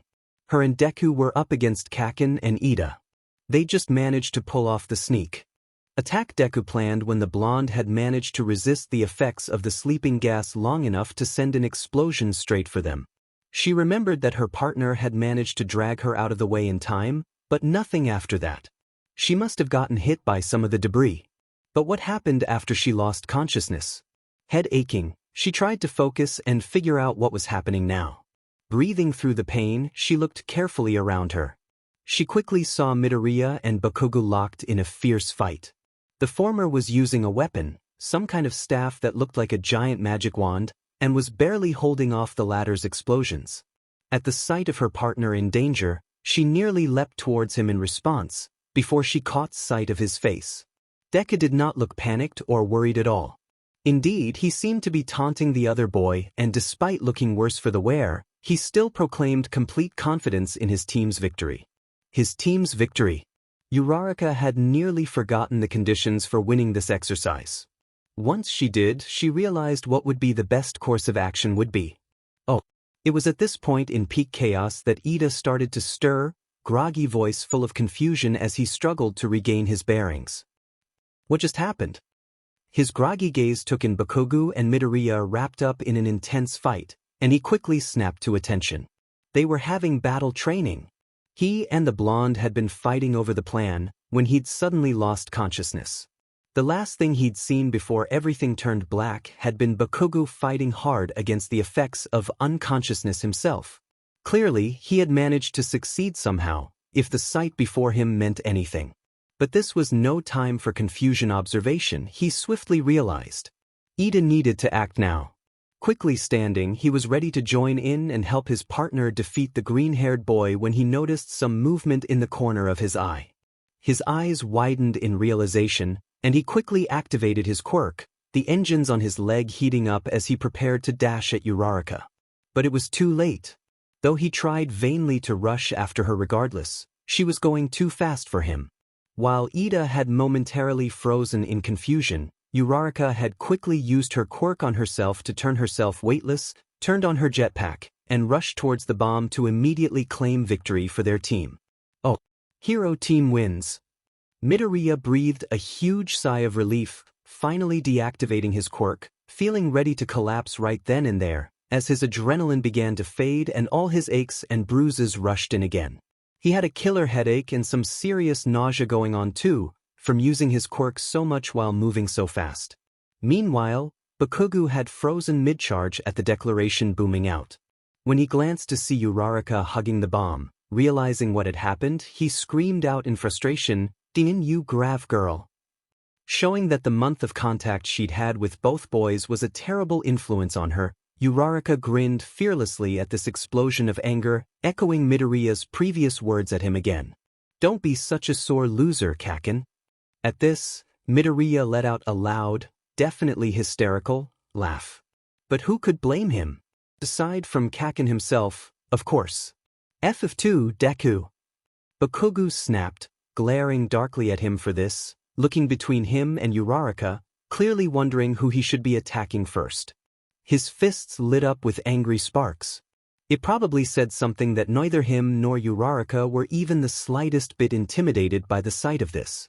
The three UA amigos descended into full-on chaotic banter at this point, with Bakugo looking like he was going to keep fighting any second now despite the exercise being over. Meanwhile, in his own sad little corner, Ida could mutter a series of increasingly stern reprimands against himself. Oh, the four of them were back in the viewing room with the rest of the class, after that. Both Midoriya and Uraraka were looking slightly worse for the wear, but neither of them were really hurt beyond some cuts and scrapes. Their worst issue was some quirk overuse. Meanwhile, both Bakugo and Ida were completely unharmed. At least, physically. Their emotional state and egos were definitely feeling thoroughly bruised after the exercise. Though the blonde looking angry wasn't too unusual, poor Ida looked like he was ready to cry at any moment after he realized what had happened during the match. Once everyone settled down some, All Might began the discussion for the match. That was quite an interesting match. Who would you say was the VIP for the battle? Certainly not me, Ida muttered dejectedly. Feeling a little guilty considering it was his plan to use the sleeping gas bomb, Midoriya gave him a consoling pat in the back. Honestly, Ida's response was perfectly normal. Kacchan was the monster who could somehow resist the effects of the gas. It's gotta be Uraraka. Kaminari suggested confidently. She was the one who got the win by touching the bomb. But Midoriya nearly won all on his own before. So manly, Kirishima added, with an admiring grin. Though Bakugu's counterattack stopping him then was super manly too. Midoriya was the one who led the initial sneak attack, and managed to keep up with Bakugu's counterattacks after long enough to give them the opportunity to win. Tsuyu pointed out bluntly in response. If it weren't for him, Uraraka would not have been able to get to the bomb at all. Indeed, both members of the hero team displayed admirable planning and adaptability. The decision to use a sneak attack was wise considering the superior offensive capabilities of the villain team. Yaoyorozu commented, summarizing the match neatly as she continued. Ida was taken out almost immediately thanks to this plan, and though he was able to quickly take in the situation and nearly stop Uraraka at the end, it was not quick enough. While Bakugu was able to resist and counter, even taking out Uraraka in the process, he clearly ignored the scenario's conditions. Creating such an explosion so close to a nuclear weapon would have been incredibly dangerous, after all. At the criticisms, Ida drooped even more, while Bakugu gritted his teeth, glaring darkly at anyone who dared to look at him. Yaoyorozu didn't even seem to notice the reactions as she went on explaining.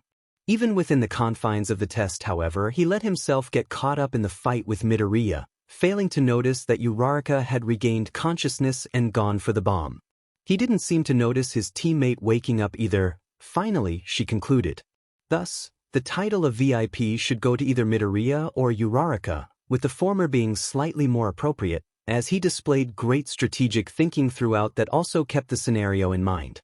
While he did seem to get a bit caught up in the fight with Bakugu, this worked in his favor as it allowed Uraraka to freely reach the bomb and ensure that they won. There was a moment of silence as everyone registered this rather long-winded answer before All Might reacted. Indeed, that is correct. I would also add that the villain team should not have been fighting with each in the beginning and taken the time to plan like the hero team instead. I agree. We must all start at the bottom and work our way up together. Yaoyorozu nodded seriously. If we do not earnestly help and cheer each other on, we will never be top heroes. Everyone gave a vague smile or cheer at this, but no one even half as enthusiastically as Midoriya. Plus ultra. Midoriya cheered, sending the girl a smile as he told her. That was an impressive summary and analysis of our fight, Yaoyorozu-san. You really noticed a lot of details and make quite a few accurate inferences from what you couldn't see too. She gave a smile in response. Thank you, Midoriya-san. Your plan was good, and you managed to react well to the unexpected. Though your quirk is completely different from yesterday, you managed to use it remarkably well. I also noticed you pulled out a bow staff during your match with Bakugu. Thanks. I've had a lot of practice with my quirk changing all the time, so I've become pretty good at adapting to new quirks by now, Midoriya explained with a grin. And yeah, because my quirk is so unpredictable, I wanted to have a backup plan of attack, so I thought of using a weapon for times when I don't have a good offensive quirk. The bow staff seemed like the best choice. It's great for extending my reach, functions well for offense or defense, and it's an effective enough weapon even with only a little training.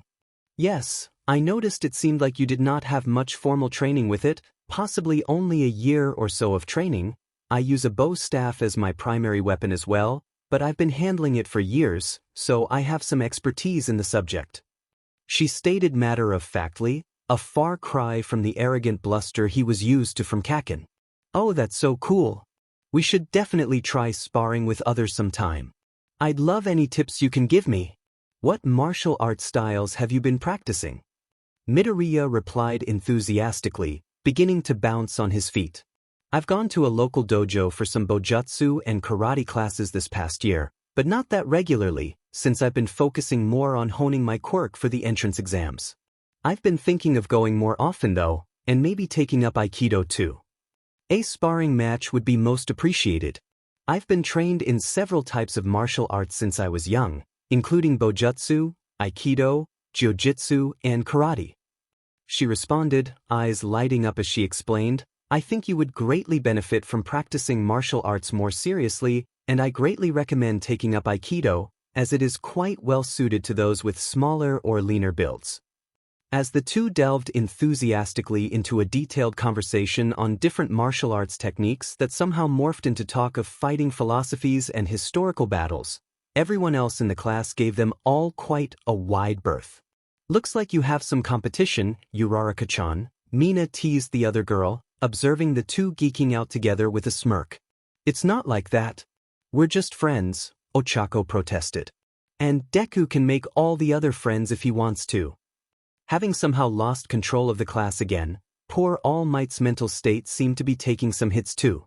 Thankfully, he managed to pull himself together and regain the students' attention, coughing loudly, before somewhat awkwardly announcing, "Anyway, now that the discussion is over, the next match will begin now." Oh. Midoriya watched everyone else's fights eagerly. Compared to his own, the other matches went by in what seemed like a flash. Lamenting his lack of a physical notebook, Midoriya made several pages worth of mental notes keeping track of everything happening. He and Yaoyorozu traded off making the most detailed analysis of each match's strategies, successes and failures. Often, they added upon one another's words, bouncing ideas off each other and building a clearer picture of the events together. After a while, All Might had simply let them take over the bulk of explaining each team's actions. The most interesting match was probably Todoroki and Shoji versus Ojiro and Hagakure. Though really, it was basically just Todoroki against literally the entire building, as he encased literally everything in ice, completely incapacitating the enemy without engaging in combat. It was Midoriya's intentions, but executed with incredible power. Though he'd managed to beat the other boy during the quirk apprehension test using elemental CYC, even if he still had that quirk now for battle training, Midoriya didn't think he'd be able to match that sheer power. What would the result have been if he had fought Todoroki instead? Truthfully, Midoriya didn't like his chances at all. From the way Kacchan was gritting his teeth, he was clearly thinking the same thing. "The other recommended student, huh?" Midoriya mused. "He's definitely got a great handle on his powerful quirk." From beside him, Yaoyorozu nodded in agreement. Indeed. During the recommendation entrance exam he did quite well in nearly all areas. "I'm not surprised.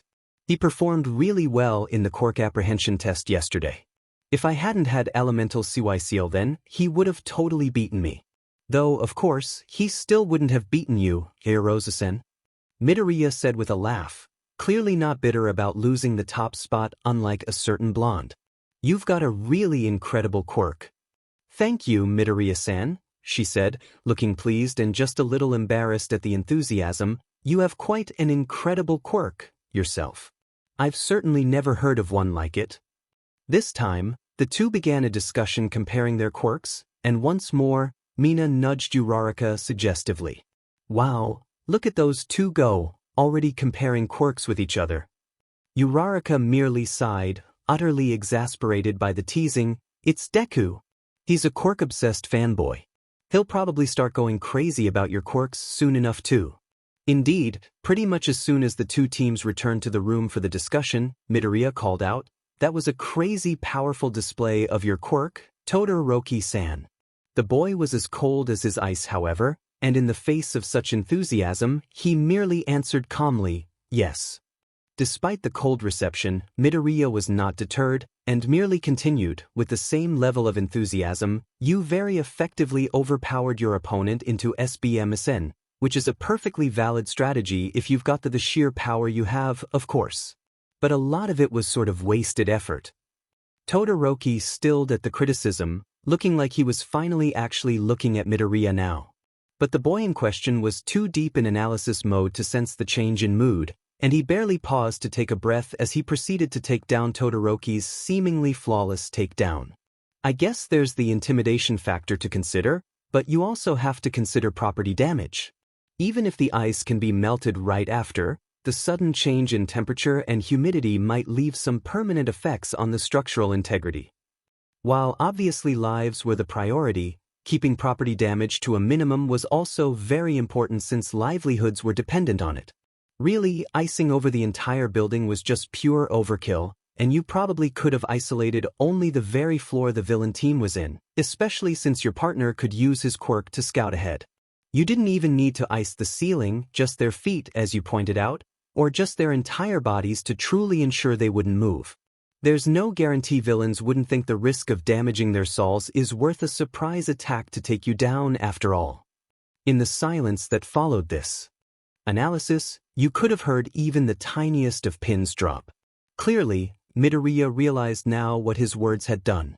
Looking suddenly sheepish, he faced Todoroki again. Well, that's what I think you could do to improve next time, anyway. You've still done a pretty amazing job, of course. Definitely the fastest one we've seen in this exercise so far. For a long moment, Todoroki only stared at the other boy. Before finally, he replied, somewhat ominously, "I'll remember next time."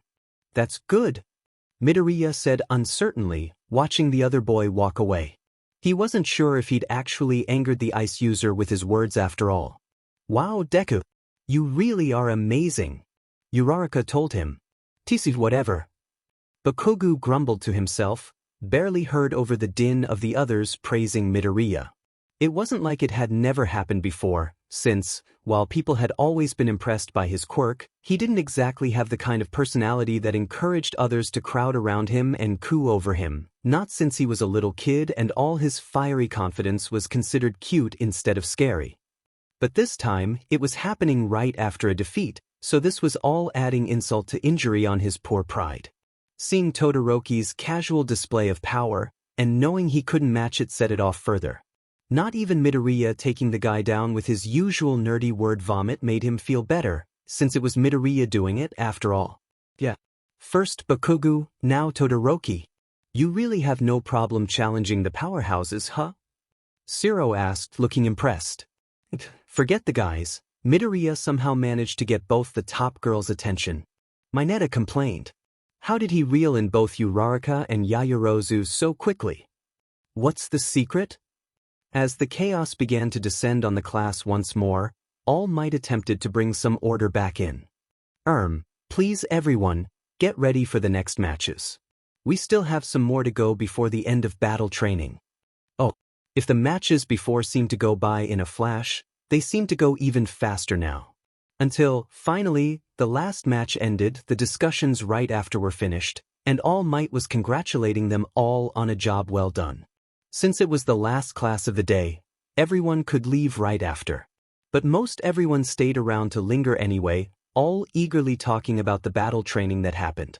Midoriya was, unsurprisingly, the subject of many a talk. Well used to it, he let himself get dragged into the crowd of admirers, happily talking himself up. Kacchan was a bad influence on his ego, really, though he made sure to point out all of Uraraka's contributions too. Really, the only reason the initial plan worked so well was because of her, and she basically got the winning point for us too. The praise and talk about how well the two worked together as a team drew more teasing from the girls. Though this time, they included Midoriya and even Yaoyorozu in them too, making the green-haired boy seriously wonder why his love life was such a favorite topic of people. Popularity was such a double-edged sword, he mused as the boy. You and Bakugo really went at it, huh? I can't believe you managed to face him head-on in a fight like that. He literally shrugged off sleeping gas like it was nothing. Yeah, honestly. You know, despite everything and literally knowing him since we were toddlers, even I was surprised by how he managed that, Midoriya admitted, before giving a smirk. Well, not that it helped him in the end. Ugh. What a burn. Dean Midoriya, you are one serious badass. It was then, seeing no explosions come his way after his comment, that Midoriya realized Bakugo had long abandoned them all to go home. Oh, damn it, Kacchan. We were supposed to go home all together this time, Midoriya groused to Uraraka later, as the two of them packed up to walk to the station together. Though they lived fairly far away from each other, they could at least walk to the closest station together and part ways there, at least. Well, he is pretty impatient. Uraraka pointed out, knowing this fact clearly after only a month. I'd be more surprised if he did wait for us. Yeah, I guess. But still. Midoriya shook his head. Honestly, he's probably just sulking about losing the battle training. So he's being even more of a JRK than usual. Oh, the UA3 Amigos chat. Midoriya, you left us behind. Bakugu, because you both were being slow as sheet. Bakugu, talking to all the FNG extras. Uraraka, wait both? Degree. Uraraka, did you just acknowledge me as not being an extra? Omega. Bakugu. Bakugu, whatever. Bakugu, you make a decent sidekick, Grav girl. Midoriya, wow, that's Kacchan speak for. Midoriya, you're awesome, so I'm acknowledging you now. Uraraka, Deku, no need to translate. This one's pretty obv. Uraraka, did I also just get another nickname? Sigma. Uraraka, are you SRLY too impatient to use my full nickname now? Bakugu, I hate you. Midoriya, Uraraka-chan, you got another nickname too. For Midoriya, W8, I just realized I don't have a nickname for you. Uraraka, Deku, why not? Bakugu, BC, he's a loser. Bakugu, with sheet taste in nicknames. Midoriya, hey. Greater than over equal to less than over equal to. Midoriya, I can't believe you are ganging up on me. Final Sigma. Midoriya, if I should feel annoyed or proud. Uraraka. Midoriya, how about Yura-chan? Oh, carrot. Midoriya, sort of has an Yua feel to it. For all. Uraraka, like D-Kairu for Deku, at carrot. Uraraka, I like it. Bakugu, that's basically just her FNG name. Uraraka, OMG, did you just acknowledge that you actually do know my name? Midoriya, you are just jealous she likes my nickname better than URS. Alembic. Bakugu, I hate the both of you. Midoriya, you totally love us. Midoriya, even if we did beat you in the battle training. Uraraka, Bakugu, you dead. Bakugu, I'll be the NO. One hero and I'll beat you Grav girl. Bakugu, and everyone else to do it. Midoriya, I'm glad to see you've got UR energy backed. Midoriya, I was kinda worried TBH when you didn't insult me at all. Midoriya, or try to attack me during the discussion after. Midoriya, you didn't even get angry at Yaoyorozu for criticizing you? Midoriya, and then you just got all quiet. Midoriya, which is so unlike you? Uraraka, why even I know that. Bakugu. Whatever. Bakugu, so I was having effing off day. Bakugu, don't let it get to your med head. Bakugu, I'm effing beating you both and all the other shitty FNG extras in Class 1A in the next one. Midoriya, wouldn't have it any other way, Midoriya, BC, it's so much more fun to beat you when you get angry ABT at Victory Hand. Bakugu, F die in a pit Deku. Uraraka,